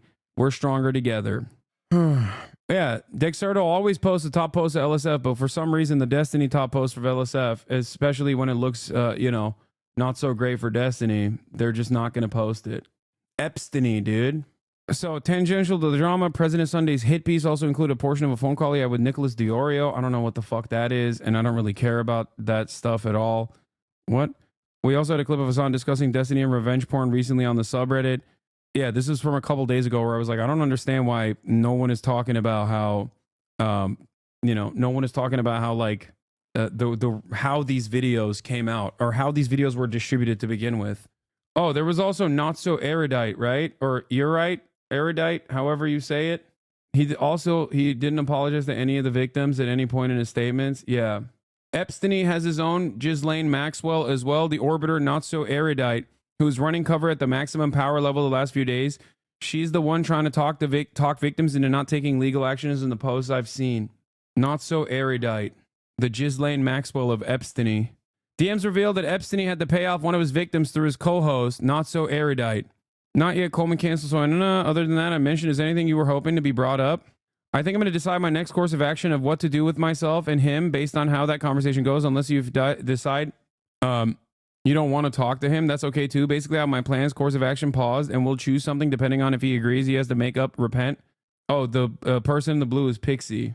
He has to make up, repent for the action and wants to work with me to find a way to do that. Or if he doesn't feel that way, I don't want to talk to him myself because I feel like I tried explaining what I was feeling and he didn't really understand. I also have a little anxious voice in my brain telling me to prepare for the worst because he probably doesn't care enough to willingly try to make up for his mistakes. And that means I'll have to start thinking of more extreme nuclear options to deal with. But I'm trying to avoid spiraling down that line of thought because I'm trying to hold out for hope.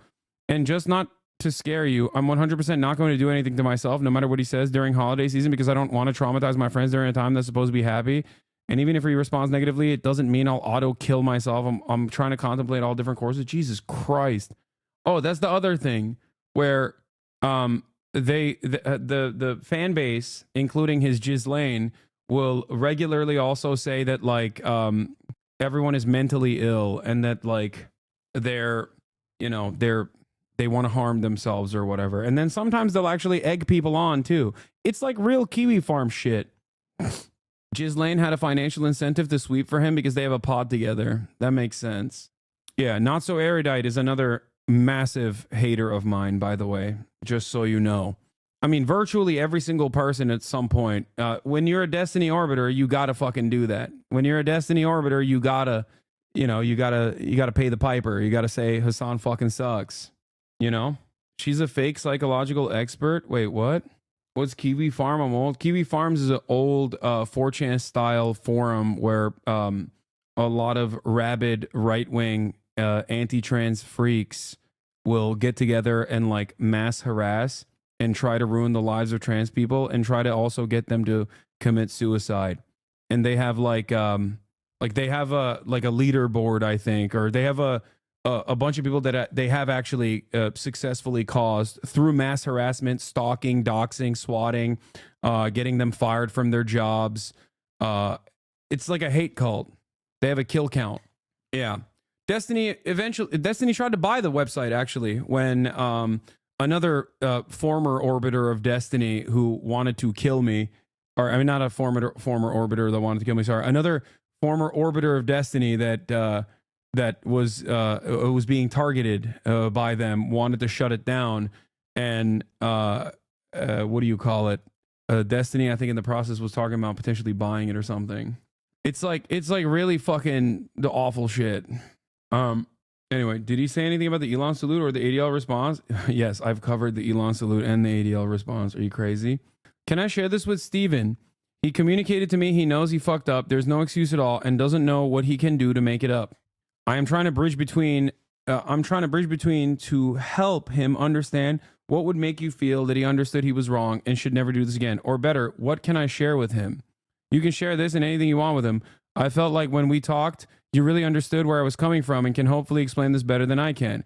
Gotcha. Thanks for not sugarcoating anything about where you're at. I think what we talked about is what you needed: help removing the video from online, getting the guy who hacked charged, a sense that Steven understands how in the wrong he was, and a plan to prevent this from ever happening again. Is this what you feel you need? Yeah, the only problem is number 3, because even with the removal of the video and getting the guy hacked charged, Steven has to face consequences proportional to his actions. I want this to be the most expensive mistake of his life, and I'm essentially asking him to self-punish himself in a way I don't think he will like or agree to without the law involved. I don't have a dollar amount from the top of my head. It just has to be enough for that. For the rest of his life, he thinks the word nude, he associates it with the amount of money he lost. Obviously, I don't want to make him destitute, but it should be large enough that he does feel upset about it and is not easily recoverable. Okay, so that is what you want to pursue. It wasn't clear to me before that this was what you wanted specifically. My understanding was it was more of a sense of rehabilitation and justice. Oh my God. They in the Destiny Discord right now fantasizing how you'll be outed as a sex pest or a viewer will do some sort of terror attack. That's what I mean, man. It's fucking insane. That is an insane thing to think. If you have that level of hatred in your fucking heart because your favorite content creator is doing shit that I didn't even have anything to do with, okay? He did this to him fucking self. And even in that situation, you're like, nah, dog, you are also fucking, you're also bad. But my favorite content creator, he's not bad, but you're actually bad in the same way that I'm defending my own personal content creator being bad. Like, that's psychotic. That's what I don't understand. And it reminds me of a story I heard from a long ass fucking time ago that like this kind of stuff happened in Destiny's life before. I'm not going to dig it up right now. And I can't fucking find I don't know the exact details, but I remember like there was back in Destiny's fucking StarCraft days, apparently there was a similar situation that took place where I think he like called his ex-girlfriend ugly or something, and then like talked about his nudes or something, and then she actually leaked his dick pic, and then his fucking cult-like fan base 12 years ago leaked their own dick pics in solidarity to make Destiny feel less bad. Like, it's psychotic. And the thing is, and this was like much, much smaller community back then. my point is, listen, my point is this, okay? He tried shitting on Forsen, and Forsen brought up how he would share his ex nudes to his Discord. That's how I first heard of him. Yeah, he's done shit like this all the time. The problem is, most people, here's the issue, okay? Most people in Destiny's fan base doesn't understand that Destiny is his own worst enemy, okay? Like, I believe that every single person has the capacity to rehabilitate.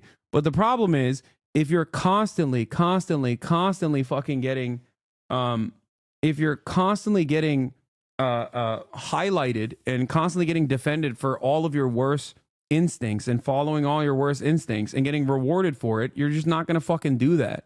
If you're getting all of your worst shit reinforced over and over again, and it simply turns into mere content for your fan base, they weren't leaking in solidarity. What if they were leaking it because it made them look big? 5D? Is this it? Whoa, did you guys hear about the new Destiny dramas? What is this? He shared nude pics and talked about here privately, asking if she was bangable. Guys have done this before. I've done this before. They were bros. Had the bro talk privately 12 years ago. What? Blue Tees pigs haven't leaked anywhere. No boobs were seen in the incident. Just dicks. At least someone could have the decency to leak the boobs. Yeah, this is... Effort post. StarCraft 2 player Steve Bonnell, aka Destiny, shares naked pictures of a fangirl. He calls her Butterface in Shrek. She responds by posting pictures of his dick, angering his fans. Destiny again responds, this time threatening to contact her school and get her financial aid cut. Understandably feeling humiliated, she was somehow able to gain access to his Twitter account, where she then leaked dick pictures he had been sending her. In her own words, from this thread, 14 plus, but she deleted her account. I'll come out and say this is blue tea. I really have nothing to lose. Long story short, Steven leaked nude pictures of me to his Skype friends. He then joked about how fucking hideous my face is compared to my beautiful body. They joked about how I look like Shrek. I do have a big nose, I guess. Someone who apparently was in the chat room emailed me from a Gmail account consisting of a bunch of random numbers. It had the chat log. When I confronted him about it, how does he respond? By threatening to contact her work and school so we can get her scholarships and financial aid removed. My man's been a menace for 12 plus fucking years, dude. 12 years. He insulted her behind closed doors in a private chat log. Nobody would ever see. She insulted him to the entire internet. Yeah, that's fair. And of course, no SRS there would be complete without the obligatory calling a woman a cunt, even when the guy's completely in the wrong. In this case, because he has to pull out his match. We'd be pissed if he didn't play, since he's doing so well. Even if he lost because of this cunt, then we'll know at least he tried his best. And to top it all off, his poor girlfriend is brought out to protect him, partially because of the case of mistaken identity. How does she feel about the fact that her boyfriend is showing dick pictures of himself to his female StarCraft fans? Even she doesn't know. TLDR, guy shares new pictures of a female fan and calls her Shrek and Butterface. She responds by posting his dick pictures on Twitter. He threatens to call her school and work and get her scholarship removed and financial aid cut. His fans rush to his defense. Not sure what the drama is really. Nude pics, so fuck. Not like his dick was tiny. Chat log of him being a lad with his buddies and explaining he turned down a 15-year-old. Anyway, once again, I will add to this story the same adage over and over again. Judge me by my enemies, okay? Every single time. Why did he start attacking / targeting you so heavily? This is all insane. Because when he argued that he wanted to say the N-word in private, and it obviously frustrated his black podcast co-host and my friend Trihex at the time, and it was his friend as well. Like, they were friends before this incident, okay? I was like, you can't do that. Even if you were to say it, I literally said, even if you were to say you would say this in public, or you would say the N-word in private, you saying that you're going to say it in private is basically saying you like saying it. That was our initial separation, which is community with a million different effort posts has actually completely changed the dynamic of, and still to this day lie about actively and say, no, it was because Destiny owned Hasan in the marketplace of ideas so hard he couldn't deal with it or something. And no, that was they say I gaslit Trihex, a black man, into feeling some type of way about his podcast co-host saying that he says the N-word in private. That's where the what a Weasley little liar clip comes from.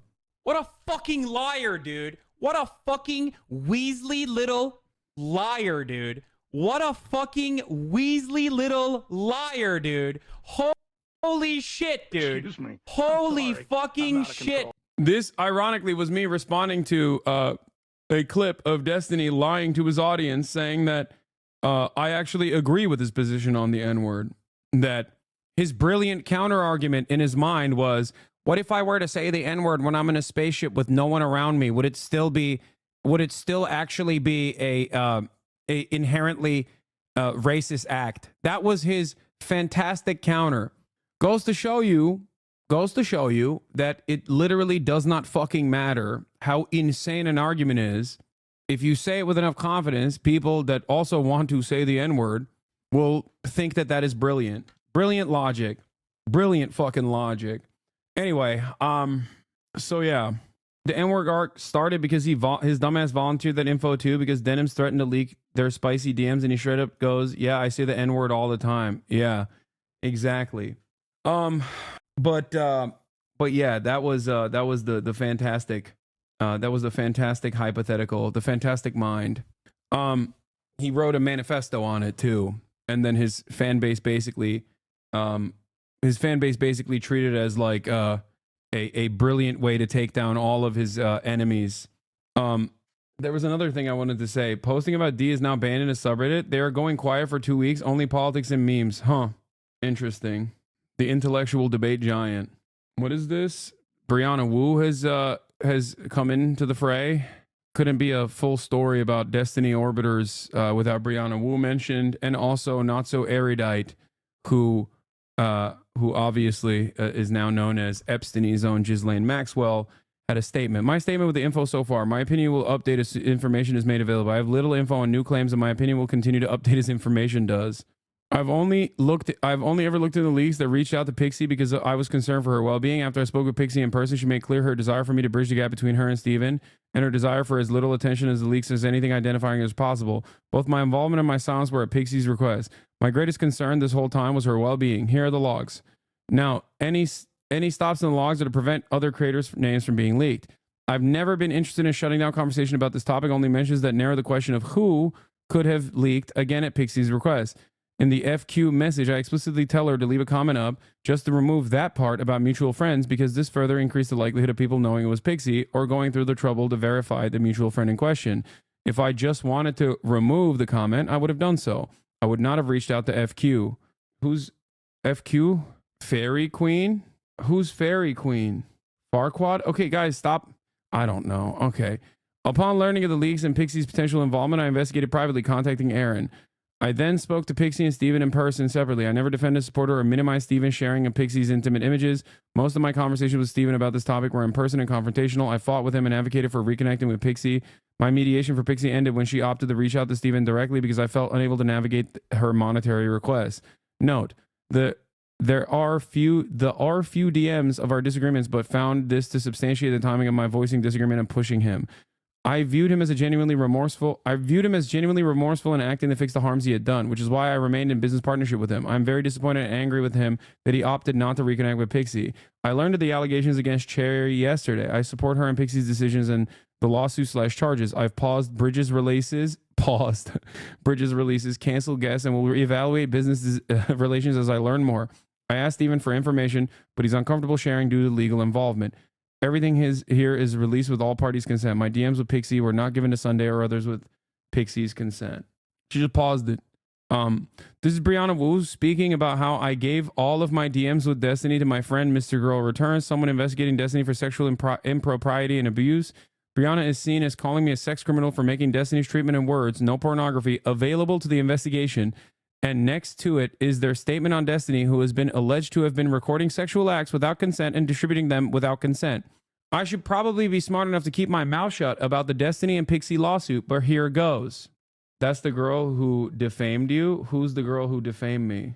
I don't have no idea what you're talking about. I care about both of them. Mr. Girl is literally known for making YouTube videos defending pedophilia. I don't know who fucking Mr. Girl is, bro. Is this is Mr. Girl? Okay, I don't care about this person, whoever this person is. I care about the actual post here. I should be smart. I care about Brianna Wu. I don't give a fuck about any of these other people. I should probably be smart enough to keep my mouth shut about the Destiny and Pixie lawsuit, but here goes. I care about both of them. Pixie is a good friend and someone I've worked with on several projects. She's seriously talented, fun to work with, and complements my skills in a way that makes collaborations really rewarding.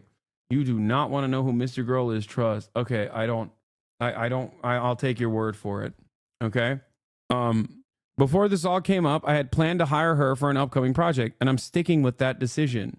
For the record, following through on this hire isn't me taking sides. I've made that clear to both her and people close to Steven.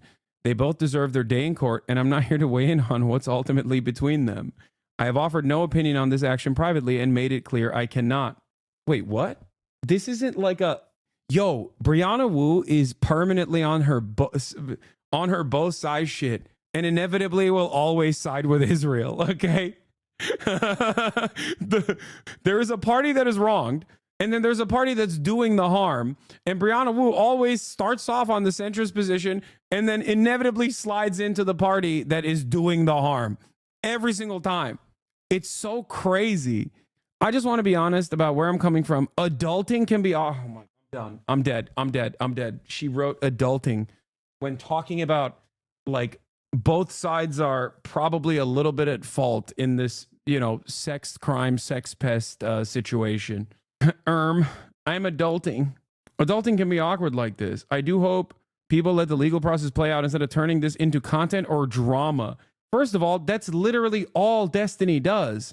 But yeah, lo and behold, when he's in the fucking legal crosshairs for once, and there's like accountability that is righteous and due, okay?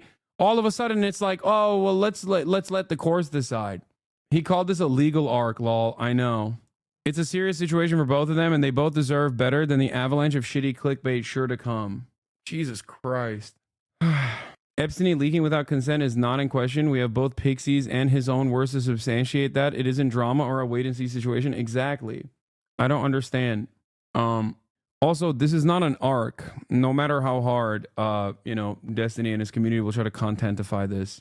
But yeah, referring to stuff like this as arcs or nukes minimizes the harm done to the actual victims in this circumstance, regardless of what the victims' opinions of me were when they were a part of the Destiny sex cult. Okay? They are still victims nonetheless. It's heinous. You never finished a Brianna Hu video? No, I don't care. It's fine. Minimizing the harm to victims is probably good, bro. Yeah, that's what I meant. Yeah, I didn't mean minimizing the actual, minimizing the harm that is being done to the victims is actually me saying minimizing the harm done to the victims, like limiting the harm. That's what I meant. You're not that dense, right? Like, you understand that I'm talking about people trivializing the actual situation by turning it into quote unquote content. Apparently, the reason Destiny and Nick fell apart is solely because Nick's community ratioed and harassed Mr. Girl, who was a deorbiter at the time, and not because Nick is a literal Nazi. What the fuck? That's insane. Ay. Okay. Decultists are in panic mode trying to derail you for an hour. No, I think Destiny's own community even right now is for the first time ever, I would say, taking a very different tone on this than I have seen. Maybe some are in cope mode, and I'm certain that some are, wishing harm upon me and my family or whatever the fuck, and still seemingly finding a way to make this about anyone else but Destiny, which is what's so crazy about it. Like, sure, Destiny himself doing this narcissistic bullshit, okay, is one thing, right? Him being inconsistent or hypocritical, or him defending his positions, no matter how nonsensical they may be, is one thing. But what I don't understand is how all of these cult-like followers will also, with the same tone and same severity, do the exact same thing. It doesn't, you're doing this for a whole ass other adult. You know what I mean? What is this? What do you think would be the appropriate way of even approaching her about that? Which is probably extremely difficult to prove in her case. She's not a high-profile micro-celebrity, and you didn't leak it maliciously. You didn't even leak it at all. You distributed it non-consensually. Yeah, I know. I looked into it for obvious reasons just to be sure, but I don't really care much about the legal side of it or whatever. Obviously, I have severely, at the very least, psychologically damaged her. Covering therapy or whatever is a minimum, and I have no problem helping out or sending her money for anything as a form of repatriation. I just didn't want it to come off like, hey, bitch, lol, I know I violated your trust in the worst way ever, but here's some money. Have fun. Oh, Jesus Christ. Holy shit, I found the LSF mod takeover post, and you're entirely 100% correct about that guy. I never knew that. Wait, where's the post? Can you link it? There was a post that like shows the full takeover. It just got deleted. Wait, they deleted the post? Tarot Card, aka Stale 2000, took over the sub after some criticism and refused to step down after a unanimous vote to remove him for abuse of power tripping 4 months ago. Later, added power mods to camp it and kick the core team. We urge you to use r/livestream fails with an S from this point on forwards. There is a lot more about this guy, ranging from the cringe to downright abusive. He's not to be trusted. This was originally a document written to the admins who did nothing about this and has partially been redacted for privacy reasons. The sub has been replicated one-to-one looks-wise and functionality-wise. You can pick your old flares. Feel free to post. We're also relaxing old news rules, so feel free to post classic clips. Stale 2000 attempted the false DMCA, the Google Doc, but it can be found here till we find a better place for it. Yeah, this happened 4 months ago. No, it's right here. Zoom into the screenshot. What the fuck is this? TLDR, user Tarot Card, aka Stale 2000. A DGGer took over the sub after some criticism and refused to step down after a unanimous vote to remove him from abusive power tripping. Later added power mods to camp it and kick the core team. On September 4th, 2024, the r/livestream fail team decided to remove Tarot Card, aka Stale 2000, as he's commonly known as, from the top mod position of the subreddit due to constant behavior that eroded the trust in him with unilateral decisions opposed to the years-long protocols of consensus within the team. Also, if you recall, LSF mods have a private correspondence. LSF mods have a private correspondence, okay? Because at a time after Rekful, unfortunately passed away, they were like, oh, we're going to fix LSF. We're going to no longer make it a space for, negative opinions to thrive, right? And they had a Discord server where they had private Discord server shit for, they had a private Discord server for like all the top content creators that they had created, right? I never even fucking used it. These guys constantly were like, hey, please, hey, can you please, remain on LSF, whatever. It's fine. We'll do a good job and we'll make sure that you're not like constantly fucking harassed and brigaded. Okay. I sent them one message. I said, hey, can I please get taken off of LSF like permanently? I just don't understand why I still get harassed for 2 years now. This is in fucking 2024. Like, this has been some lolcow thing for the Destiny Brigaders at this point. It's formulaic. It's not about accountability or truth. It's just dunking on me for my view count getting lower. Don't even understand why that's even remotely relevant to the Twitch course. It's been like this for years now. I was like, can you guys please just like take me off? I don't understand why the fuck I'm still on the subreddit. I've tried to like openly brigade the subreddit so I would get banned off of it. And then you guys did ban me off of it, off of the subreddit. But then you put me back on the subreddit because you noticed that you weren't getting as much fucking clicks. Okay? They literally leaked it immediately. They did. Like, they sent me millions and millions of messages. I never respond to them at all. And the one time where I'm like, just please take me off the fucking LSF subreddit. I don't understand what is accountability, you know what I mean, in this process, where it's just like they're using the subreddit as their fucking cum sock to basically consistently fucking brigade and harass me, okay? And it's ruining my fucking life. And guess what happened? They leaked that message, and then they leaked that message to Destiny, and then they made fun of it, okay? Now, what's so crazy about it is that this is after like 4 fucking years of non-stop, like Hasan did this, Hasan did that, when I hadn't done none of the things that they were claiming that I was doing. So then there was another moment on LSF history where they literally, by the way, they were like, you know what?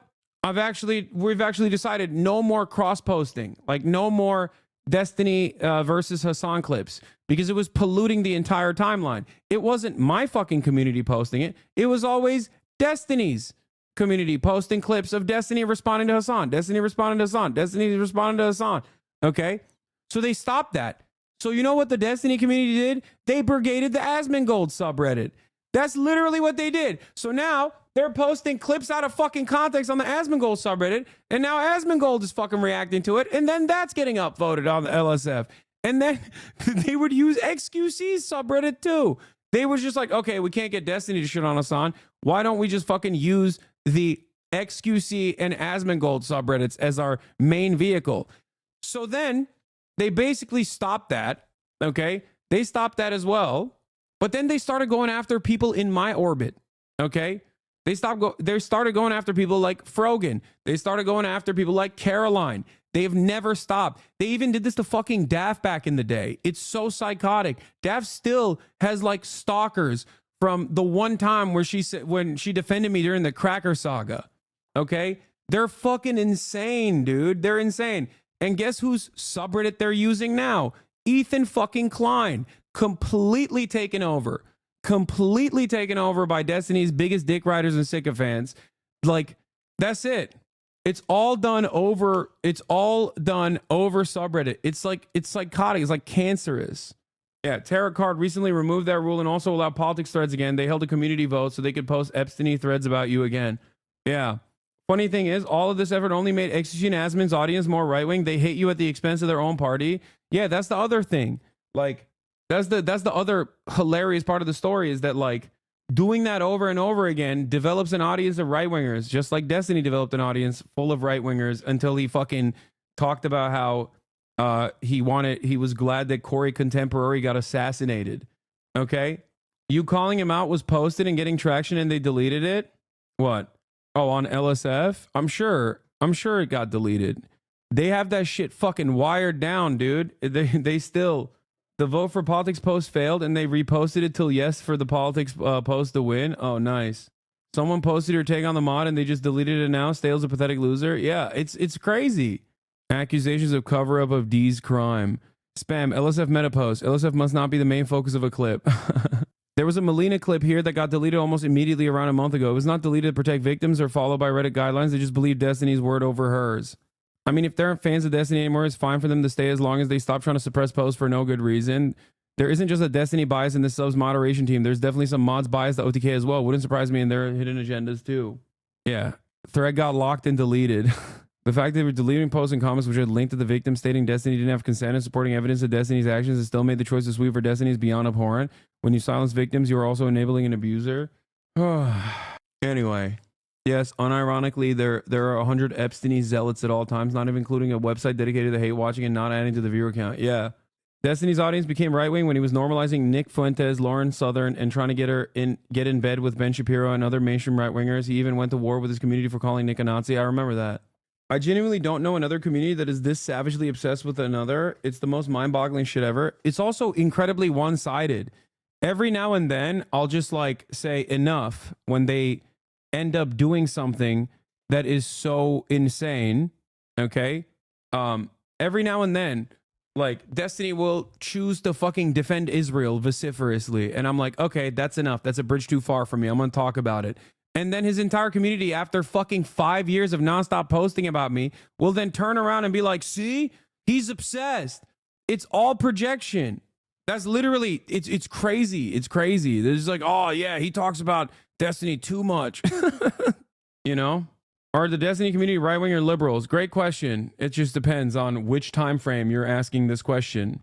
Okay? It just depends. It's entirely dependent on what he's feeling like defending at the time. Okay? And the reality is he's a mercenary. And you know what it is?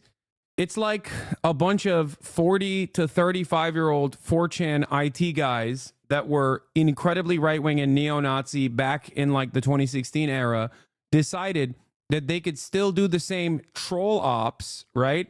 But if they presented themselves as liberals and align with the Democratic Party, they could more easily virtue signal. They could more easily and more convincingly virtue signal. There have always been communities like this online, many of which I will not name, okay? But it feels like virtually all of the fucking harassment communities got together and made this their like bread and butter, made this their number one drama center where they can just like go after random fucking people and try to bully them and make content out of like how they can get to manipulate this person's lives. But ultimately, there is not a real there's no real politics there. It's not about politics. It's about chaos. It's about shitting on people, and it's about, you know, doing harm to them and getting people, like kicking people kicking people when they're down, or putting them down a peg, right? That's what it's about. Like, united we are strong, and we can actually take out some of these fucking assholes. And it makes sense. Like, if you're kind of sad and you want a sense of community and you want to feel a sense of power in all of the otherwise powerlessness that you experience on a daily basis, whether it's at your fucking workplace or whether it's about like trying to get politicians to do your bidding for once, right? When everything else reminds you of your powerlessness, this is the one space you have where you actually have a fraction of power, where you can look at a fucking asshole on your screen and find out what their phone number is and like order fucking pizza delivery to their house or something just to fuck with them, right? Or call the cops on them and SWAT them. And this is how a lot of these communities operate, where they just like, they feel powerful by you know, trying to fuck with people that they watch on screen. Twitch as a medium definitely is perfect for that sort of thing. It's just that I don't think there's ever been a content creator so successful at navigating this sphere and simultaneously masquerading as like a political actor. Most of them are usually like, you know, lol cows themselves, like Ice Poseidon, or, you know, people that end up falling victim to their own community, inevitably harassing them to a degree where they're just like done. They can't do anything about it. Destiny, on the other hand, has constantly found new victims to turn into lol cows. And even if someone that he wants to turn into a lol cow doesn't turn into a lol cow, he can at least make it seem like they have done, they've been impactful. Okay. And therefore, his community has never come after him. But maybe one day they'll wake up to the reality that it's actually him who is the fucking lol cow. And I think that's what scares Destiny more than anything else, is that one day his community will wake up to the reality that he's maybe not the best guy. And a lot of the rest of the world actually looks at people like him and people in his audience as fucking losers. And that his audience will turn on him and also treat him like the way he has treated others. Anyway, nah, dog, they were hyping him up when he rapped an AI version of yourself. They're fucking lost in the sauce. I mean, some are for sure. That's the other thing. Yeah, it's so pathetic that, yes, Destiny had a fan make an AI rap battle video between me, okay, an AI version of me, that Destiny himself actually rap battled. That's a real thing that they did. And they thought it was fucking awesome. No, I never reacted to that shit. That's too much cringe, man. I'll fucking die. And then these guys have the audacity to say, I'm obsessed. It's craziness. If I were to show you that, you would die. I'm not even kidding. If I were to show you the AI rap battle, you would fucking perish. It's like secondhand, third-hand embarrassment. Nuclear levels. What is this?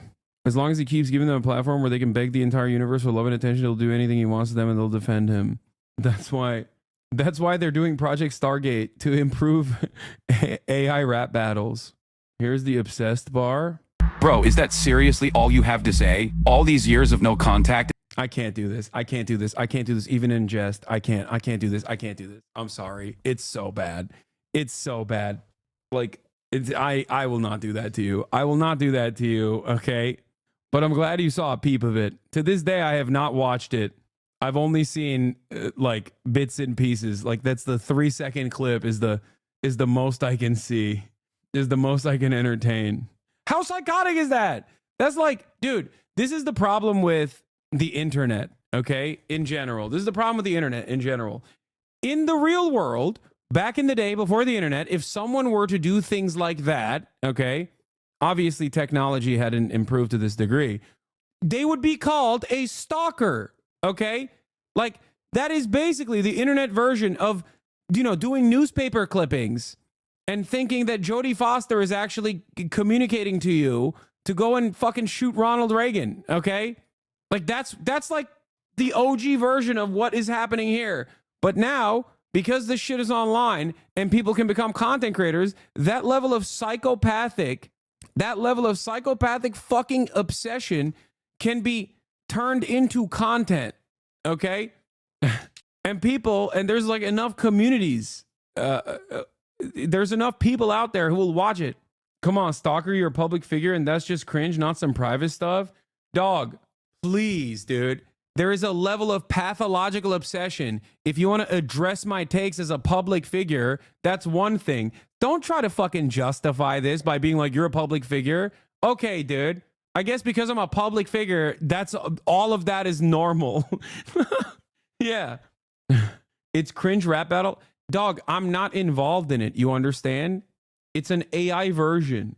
Like if someone did that about Ben Shapiro, I would never rap over it. You understand? I wouldn't rap over a fucking AI version of Ben Shapiro. You want to know why? I hate Ben Shapiro, but I'm not a fucking loser.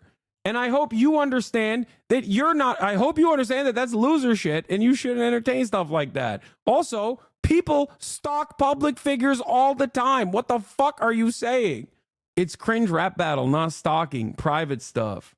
Yeah, opposed to the private figure Jodie Foster in your example. Yeah, like Jodie Foster is not communicating messages to that random person. I hope you understand. Okay. Oh, here. This website shows all of the deleted threads. Wait, what the fuck? Oh, here. Let's see what the deleted threads were on the subreddit. Asman doesn't say the gamer word a lot off stream. Asman doesn't say the gamer word a lot off stream. Train question. Okay, these are Hasan comments before Destiny does. Neuralink Starlink got implemented years ago. Free the zombies. I don't know what this is. LSF mods accused of helping cover up Destiny's sex crimes. Cherry announces she's filing a criminal complaint against Destiny. Streamer Sherry now actively pressing charges against Destiny for sharing sexual recordings without consent. Destiny getting another lawsuit thrown his way by former orbiter Cherry. Cherry claims Destiny secretly recorded sexual encounters. I mean, some of these are like doubled.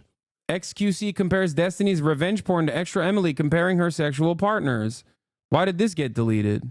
Emily's up in arms about this, but what about the list that of Extra Emily of previous sexual partners and the performance that she showed other people on stream, and people were like, this is kind of weird. Nobody made a big deal. Okay, hold on. What's worse? A former partner of yours talking about what's worse? A former partner of yours talking about your stroke game, okay? XQC, or that very same former partner of yours leaking a consensual or maybe non-consensual sex tape you guys filmed together because they wanted to fuck someone else and they were showing their pussy game to the other person, and then that person somehow allowed this content to be distributed. Which one would be worse in this situation? I feel like one is severely worse than the other. As far as like reaches, this is the most insane thing to compare, especially because one is gossip and mean and shitty. Make no mistake. The other is fucking illegal. What the fuck? Nobody made a big deal about that. That is the exact same thing. It was like, dude, but that's like images. That's like, no, I don't give a shit. That's the most intimate. It's the culmination of the interpersonal relationship in a romance is intimacy. If you share that, right, in any way, you're wrong, especially without consent. Okay? It is the absolute pinnacle of two person together is doing the deed, whether it's... That's crazy. So you can never say you had sex ever? No, it's just like, it's insane that there is any comparison here. It's not. I wonder why the LSF mods deleted this post though. Maybe because it was a fucking insane thing to say and it made XQC look bad, so they deleted it. I don't know. Yeah.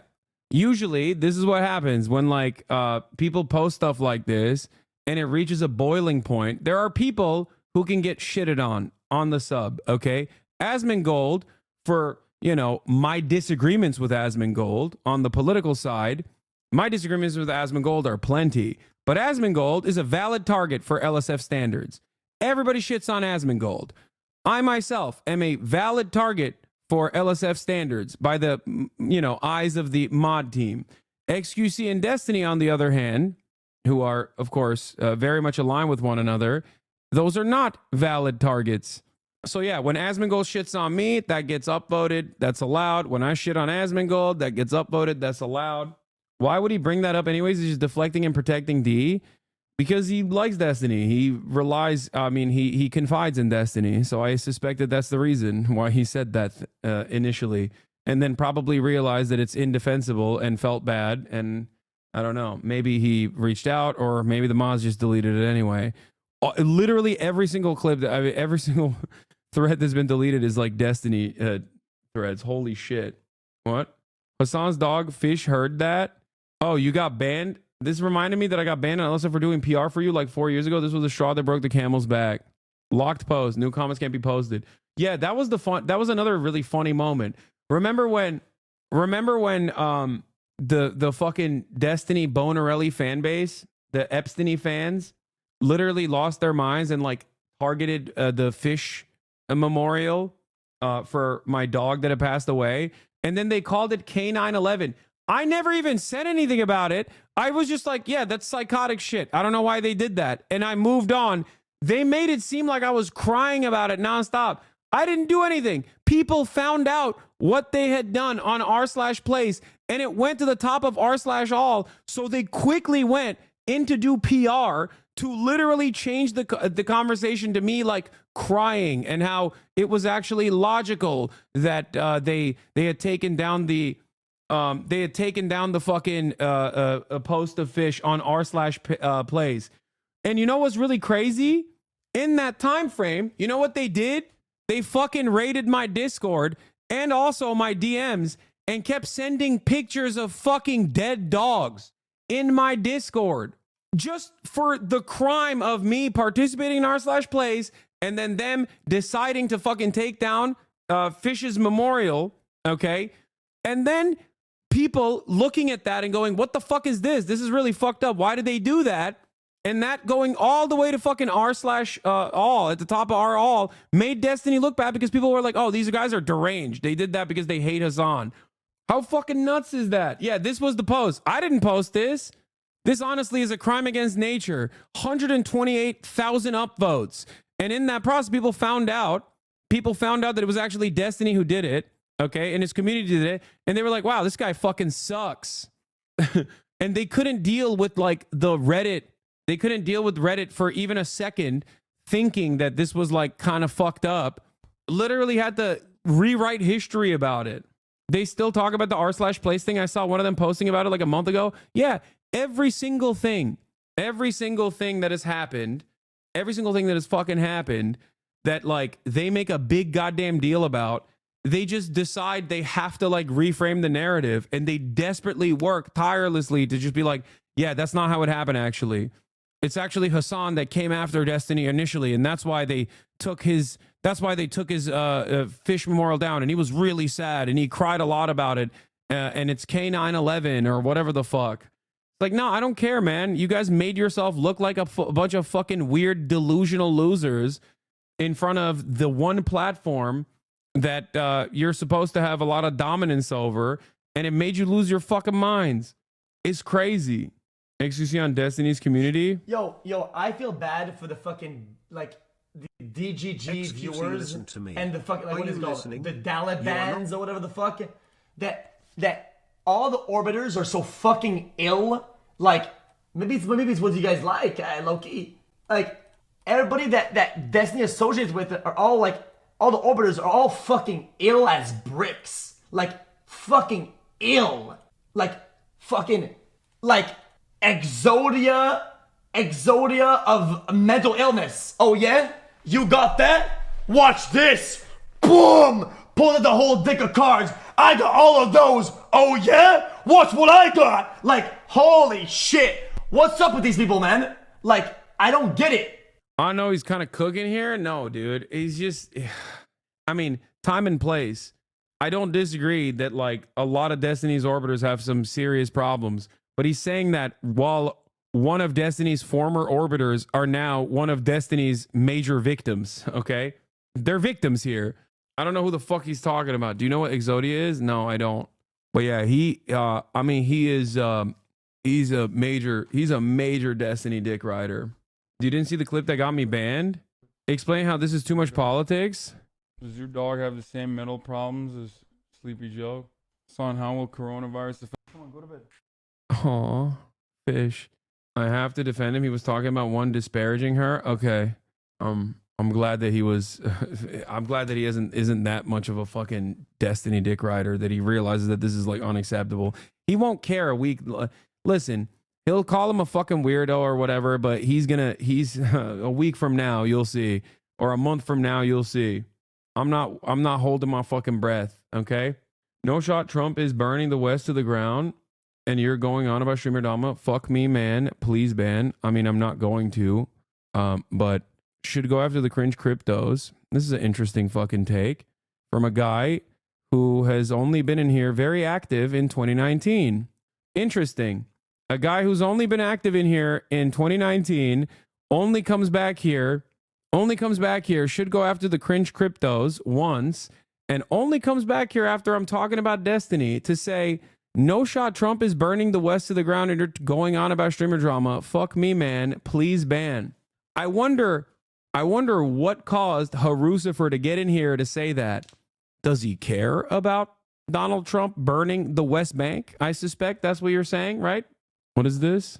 Is this the person?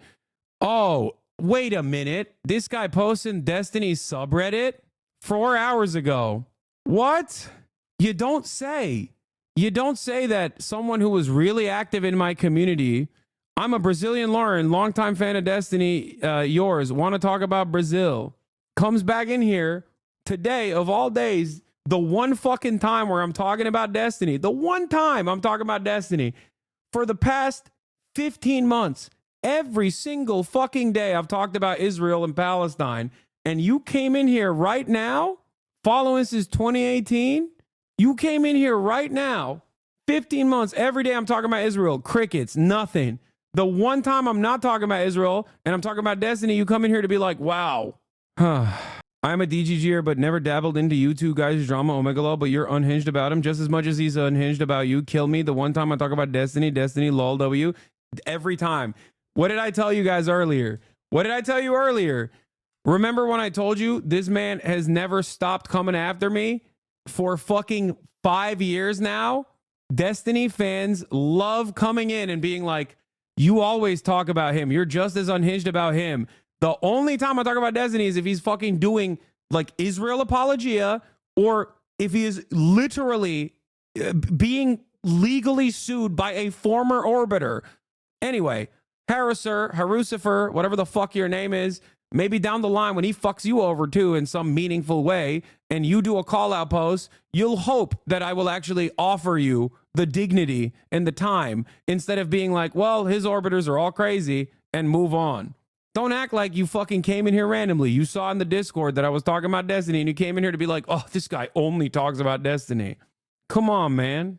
So pathetic. Everybody. No, I'm not going to ban you, you little shit. You fucking loser. Get out of here. You're nothing. Anyway. Are we Russia now? Yes. I know the Republican holdover the House is supposedly the slimmest majority, but should I feel hopeful about that? No. We are 100% in a very unique space, okay? We are definitely in the not so great zone in terms of fascism. Yeah, Hasan banned me. Banned me like you banned my alt. Anyway, it's funny because like no one is duped by this shit, especially in this community, especially right after I talked about how endlessly Destiny's fans operate this way, you know? It's sad that some alert goes when D comes up and his loser filters come in here to defend him. I know. Anyway, we moved on. I don't know why the DGGers want to, constantly bring it back to Destiny's like possible sex crimes. It's very odd. Trump not confident this Hamas ceasefire will hold, he said. But I got to go pee. But we'll talk about President Trump issuing pardons for the January 6th defendants now. News from President Trump on his very first day back in office. Round two, his inaugural speech promised the start of what he called a golden age in America. The president signed a record number of executive actions to do with everything from energy to immigration to Americans' gender identity.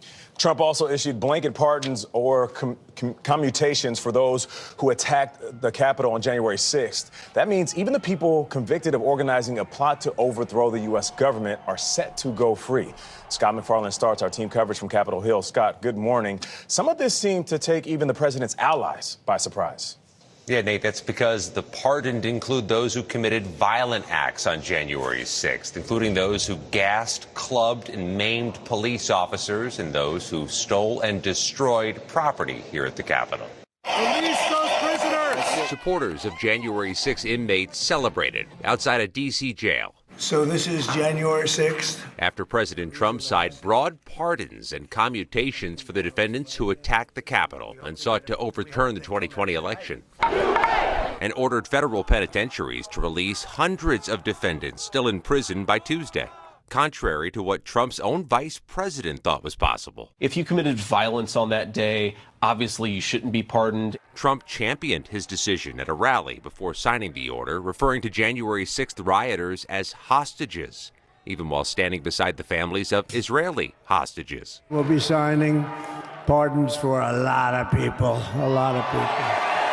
When pressed in the Oval Office about why he'd pardoned the 600-plus defendants charged with assaulting police, Trump made baseless claims the FBI was involved in instigating the attack. There were outside agitators involved, and obviously the FBI was involved. Far-right group leaders Enrique Tarrio of the Proud Boys and Stuart Rhodes of the Oath Keepers, who were convicted of seditious conspiracy and plotting the attack, are among those receiving clemency. Donald Trump has determined that those individuals should not face any accountability solely because they committed those acts on his behalf. Michael Fanone, a former D.C. police officer, was attacked at the Capitol. I can assure you that these individuals will go on to commit acts of violence, maybe even commit acts of violence against me or members of my family.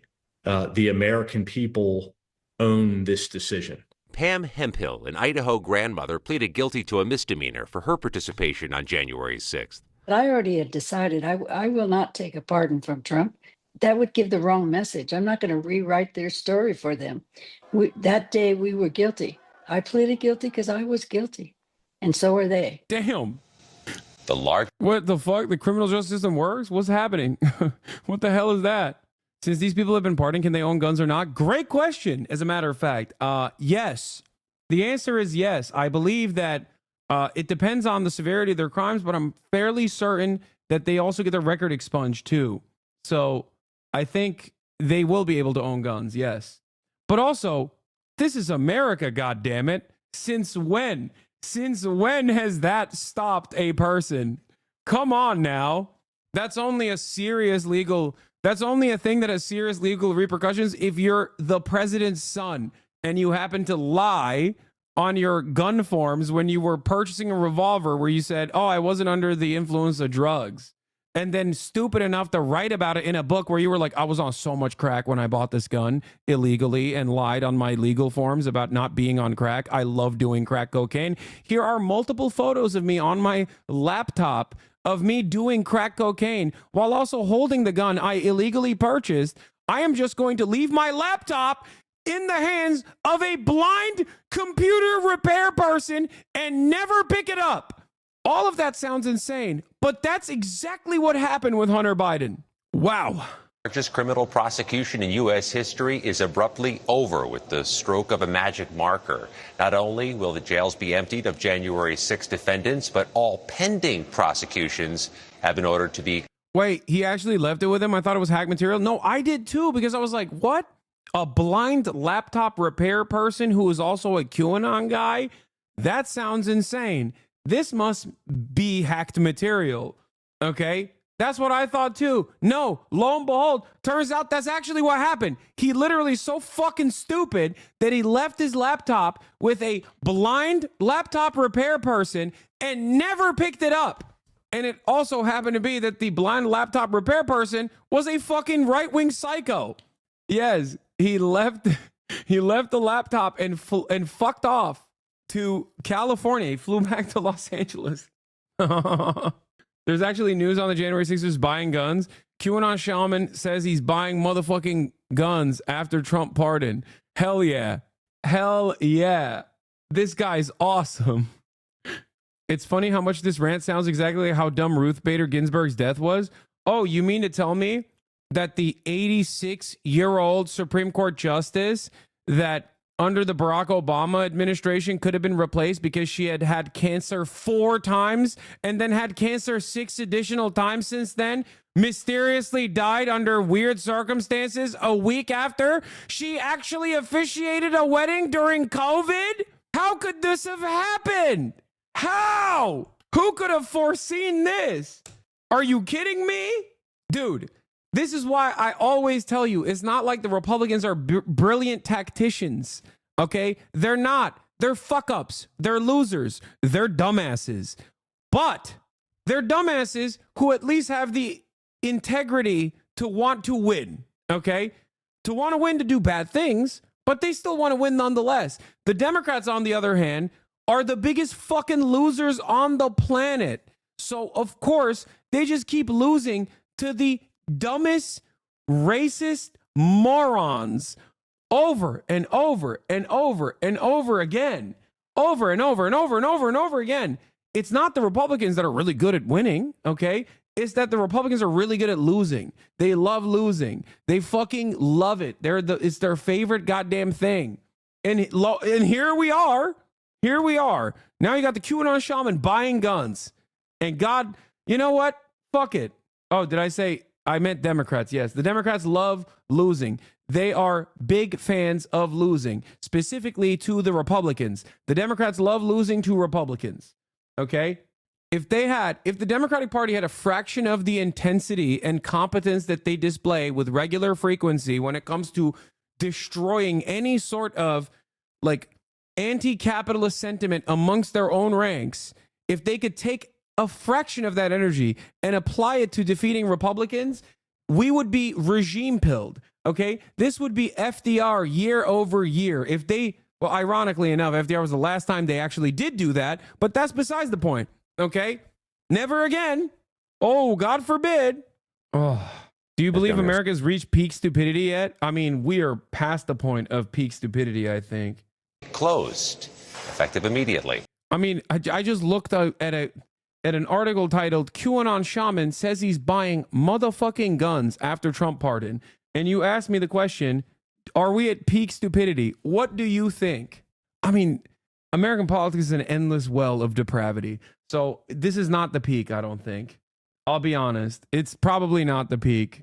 It's probably going to get worse. Yeah, this was Cushbaum's one of his best takes in a sea of incredible takes. On January 20th, 2017, he said, "This is the stupidest day in American history, a record that will be broken by every subsequent day in American history." Okay? He said, "No longer accurate, bitch." He said, "Just wait. Today wasn't that dumb. That's a mirror." Until we have, look, I think we are going to consistently devolve, okay? We are going to rip the remainder of the carcass of public education in this country into shreds, all right? And ultimately, we'll get to a point where the only people who can actually win enough popular support have to be car crash victims, okay? I'm talking like John Fetterman is going to come across like a Rhodes Scholar. Like, if you want to be able to win elections, you have to straight up be walking in the walls and shit so people can be like, well, that guy, he's just like me, okay? Like, that is the level that we have to get to. And then one of those car crash victims accidentally launches all the nukes, okay? But because machine politics and because capitalism is a very well-oiled machine that is constantly eating away at itself, but also constantly seemingly creating like stays of execution basically over and over and over again, at that point, it's just completely automated, okay? Policymaking is completely automated, except they'll have like a situation where they accidentally forgot to lock away the nukes, or you know, put the child lock on the nukes or something. Raytheon Lockheed Martin, the Raytheon Lockheed Martin sponsored White House room that is covered in rugs. Okay, all the walls are covered in rugs because you don't want your president to fucking walk into too many walls and die, right? Or sharp objects. But they accidentally forgot to put the child lock back on. Okay, and then whoever the car crash victim president is, it doesn't matter which fucking party he's a part of, ends up accidentally hitting the nuke, and then we're all dead. These nukes were sponsored by DraftKings. These nukes were sponsored by DraftKings OnlyFans, the conglomerate the conglomerate vice factory for all your entertainment needs. That's what would happen as the nuke fucking, as the mushroom cloud comes up. While the nukes are exploding, Poly Market would have a ticker on it too. It's like likelihood that the nukes will kill 75% of the planet. People will still be fucking betting their Trump coins and other meme coins on the Poly Market betting app. Is DraftKings OnlyFans merger on your bingo card for 2025? Nah, probably around like 2028. We're not there yet. By the way, pro-Israel group are infighting according to the Jewish Insider. Pro-Israel groups are going very hard to stop the appointment of a Pentagon official who holds the view that the Middle East does not really matter to U.S. interests. These groups are a powerful force keeping the U.S. mired in the region. You can't have one guy that has that take? Like, I'm surprised. They're like, no, not even one guy allowed with that take. Like, everyone else has the opposite take. Just let there be one fucking guy that's like, yeah, I don't really care about the Middle East. Hey, no disrespect, but this isn't for me. I don't really like it. I want to kill Chinese people, okay? The one guy was like, I just want to keep the eyes on the prize, you know? It's actually the Chinese that I want to destroy. What is this? I've been reflecting on this over the past day or so, and I've come to a realization. Many of my friends on the center right who are upset with me for making what I believe to be very obvious observations aren't necessarily angry at me. They're angry at the implications of what I'm saying. The idea that neo-Nazism has entered the mainstream, potentially influencing the White House, is so alarming and existentially terrifying that it's easier to lash out at the message than confront the reality. Wow.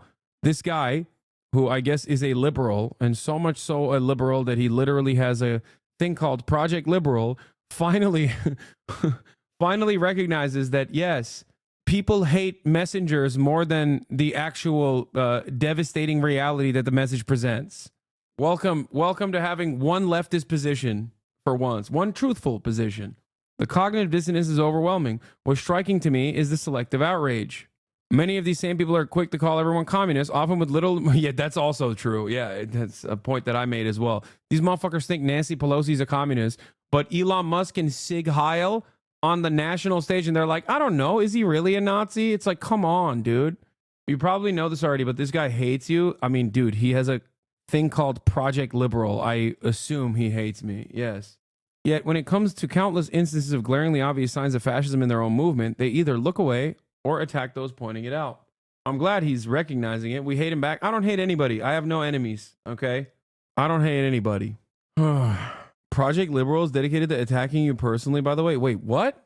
No, you're fucking exact. What is Project Liberal? What the fuck? No. What is Project Liberal? Project Liberal community. We advocate for a free and open society. Join today. Twitter in a nutshell. No, they're invested in the search Hasan on his account. No, I hate to break it to you. They suck. Dude, it's called Project Liberal. Of course it fucking sucks.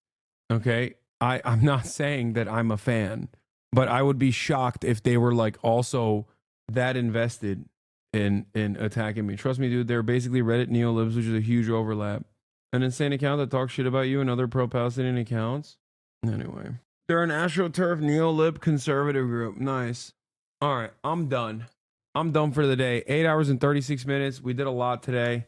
I'm coming back tomorrow in a big way. You already fucking know. Okay. I love you guys. I will see you tomorrow. And then I will see you in Japan, baby. Japanuary is starting. Oh my God. Oh my God. I'm very excited. I hope that all of the additional noise and shit don't ruin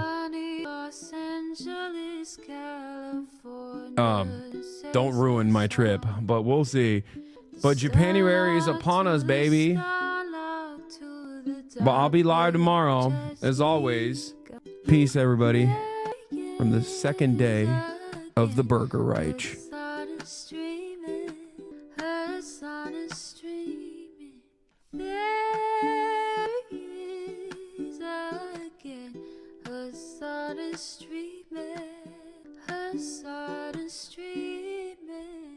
Review in the P.O. box, Uncle Uger's face. Sudden Discord agitprop, great names take on break. Tiny Bernie Sanders, LGBTQ Air Force. The whole left gift at your fingertips, Ane at your door. H3 crowded debate, the Young Turks online show. 3 full fucking years of this, plenty more to go. 90-day fiance, talks of champagne bourgeoisie.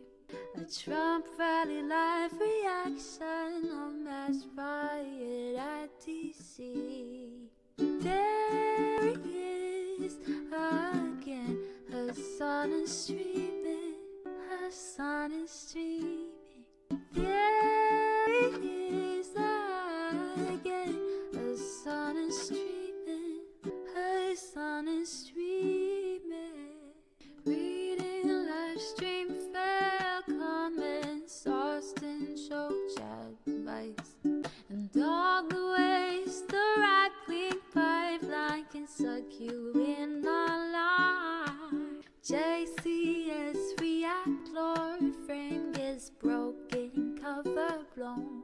A full-blown mass pandemic, monster streaming at your home. Total radicalization coming out to find. The system you were taught to trust in was broken the whole time. All these daily streams, whether big or whether small, have helped me and so many find the meaning through it all. There he is again, Hasan is streaming, Hasan is streaming.